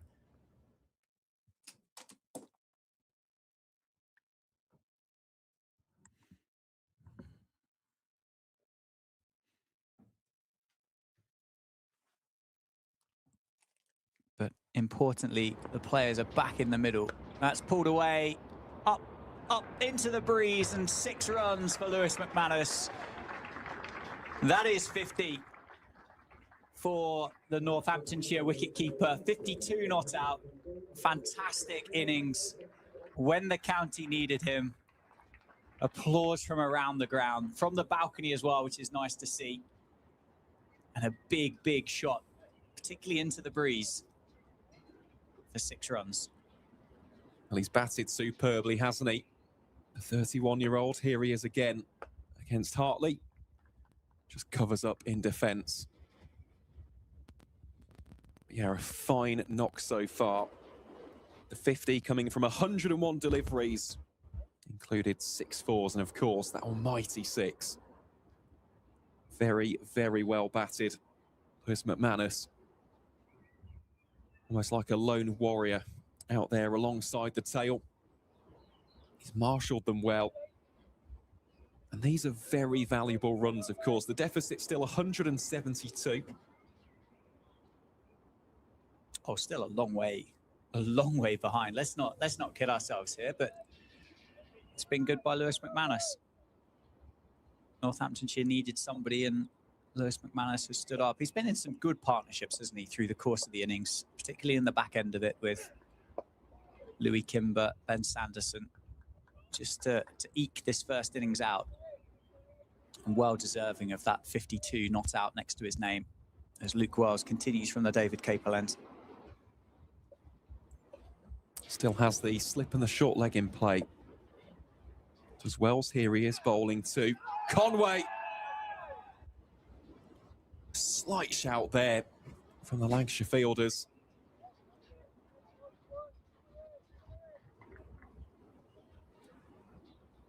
No further damage done as far as Northamptonshire are concerned.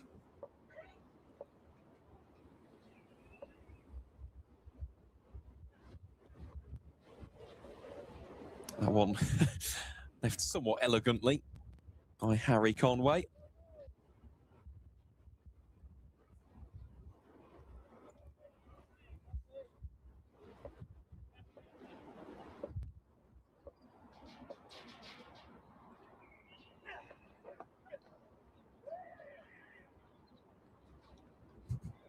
And he's off the mark.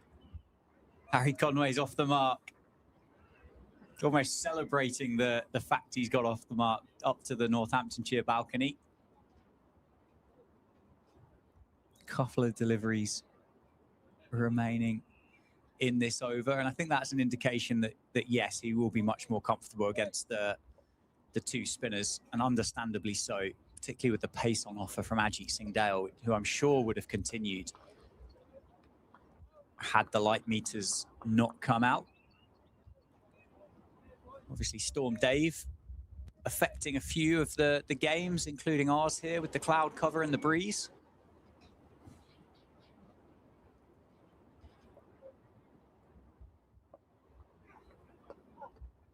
Turned into the leg side. And unfortunately for Lancashire, but fortune for Northamptonshire, McManus takes the single off the final ball of the over. And you can see it's there or thereabouts now, isn't it? There's bad light down in Southampton, bad light in Taunton, bad light at Edgbaston. It's making its way over the country, isn't it, from the southwest. Durham still going. They're batting again, 43 for 2 in their second innings. They lead by 181. Gloucestershire, 46 for 3. At Lords, trail by 399. Glamorgan still going in their first innings. 283 for 7, considering the start they had yesterday. That's a remarkable fight back from the Welsh outfit. Sussex, 45 for 1. They lead by 161 in Leicester. And then Worcestershire are 95 for 2. Trail by 530 up in Derby. That youngster, Dan Latigan, 62 not out. Pulled away. Bit of a drag down from Hartley. And McManus is going to feel like he's missed out. Another dot ball. Is it Dan Latigan, South African overseas cricketer that signed for Worcestershire's academy? Is that right? I heard something along those lines. Yes, that's how it started out. It's Hartley bowling here to McManus.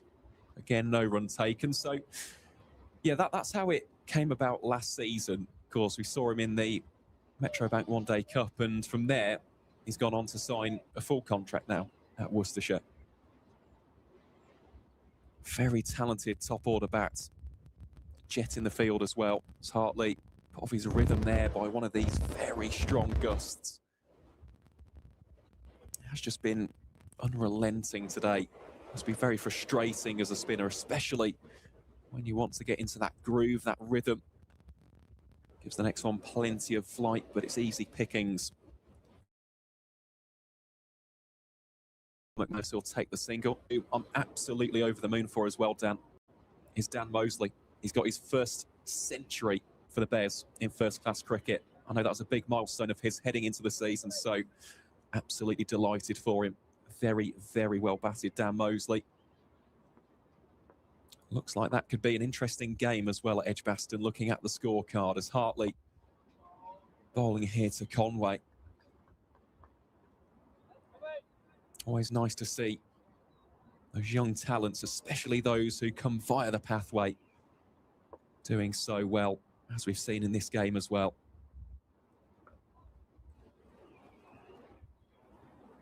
That'll be the end of the over. 60 have been bowled. Northamptonshire 215 for 9.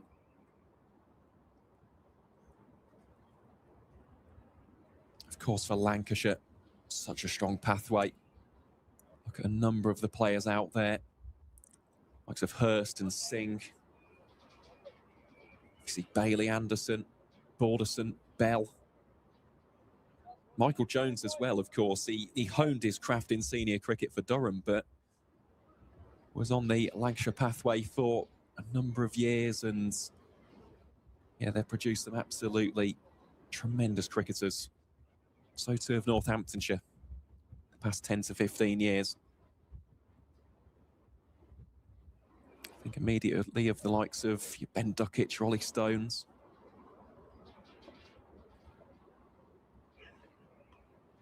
As well starts off here with a dot ball. So important, isn't it? To have that pathway, have that strong academy.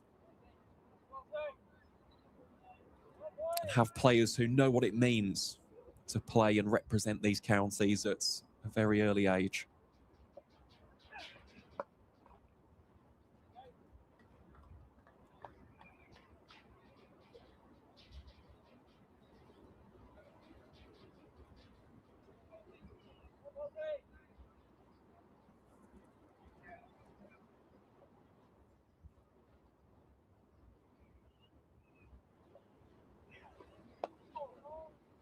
McManus just leans into that one, plays it square of the wicket for no run.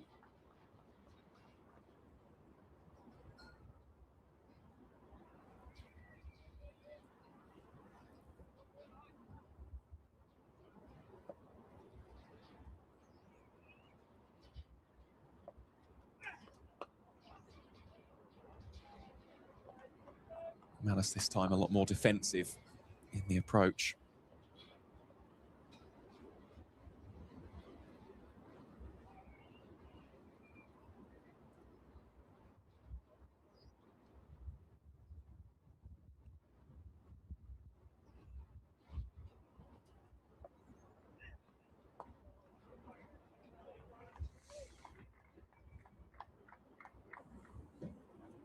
Yeah, you'd think Lancashire will be quite happy just to be out there for the culmination of this innings. I don't think they'll suddenly say, well, we're actually losing a few too many runs here. I think they'll be quite happy to keep going, particularly now that they are out there again. It will be interesting if, of course, this wicket does fall. I can't see... I don't know. I can't see Northamptonshire opting to open the bowling with two spinners. You can see how dark it is as well, can't you? Those kind of, as you said, crosshair of shadows casting away from the feet of everybody concerned out in the middle, really starting to elongate and sharpen now. We've still got 22 overs remaining in the day's play.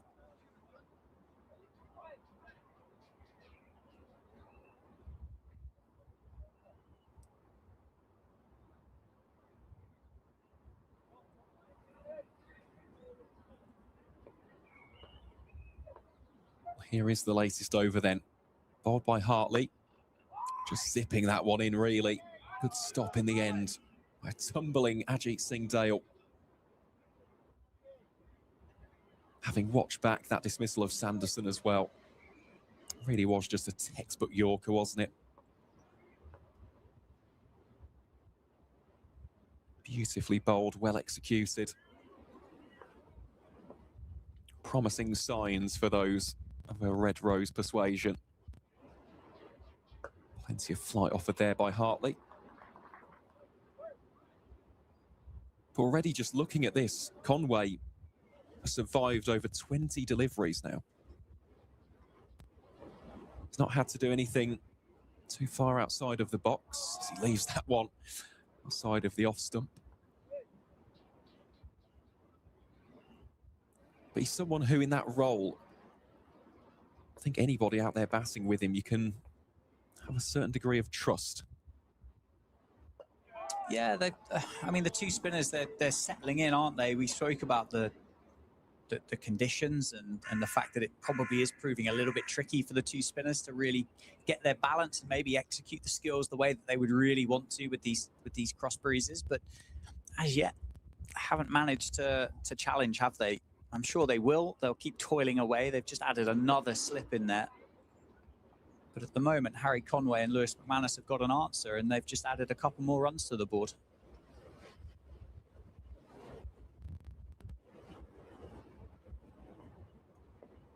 And the deficit still stands at 169. Conway once more just covering up with that latest shot. Is definitely gloomy. See the two umpires just having a little bit of a meeting out there. And in fact, it is too dark for their liking, so we will be off the field again here at the County Ground. Play grinds to a halt as a result of the darkness and the gloom overhead here in Northampton. So Northamptonshire, well, they haven't lost any further wickets. They're 215 for 9 after 62 overs in their first innings. It's been very tough going at times today. But these two showing plenty of fight and grit out there. The partnership now stands at 17. But for the time being, Dan, we will be taking a little bit of a reprieve from the action. We are indeed 215 for 9 after 62 overs. It may well be getting close to the time where Stumps is declared, isn't it? Craig Harvey's making his way out to the middle to have a chat with the two umpires. We will keep you posted. We'll let you know what the outcome of it is. Putting the covers down could be tricky at the moment, but we'll figure it out as we go, and we'll give you an update as soon as we possibly can.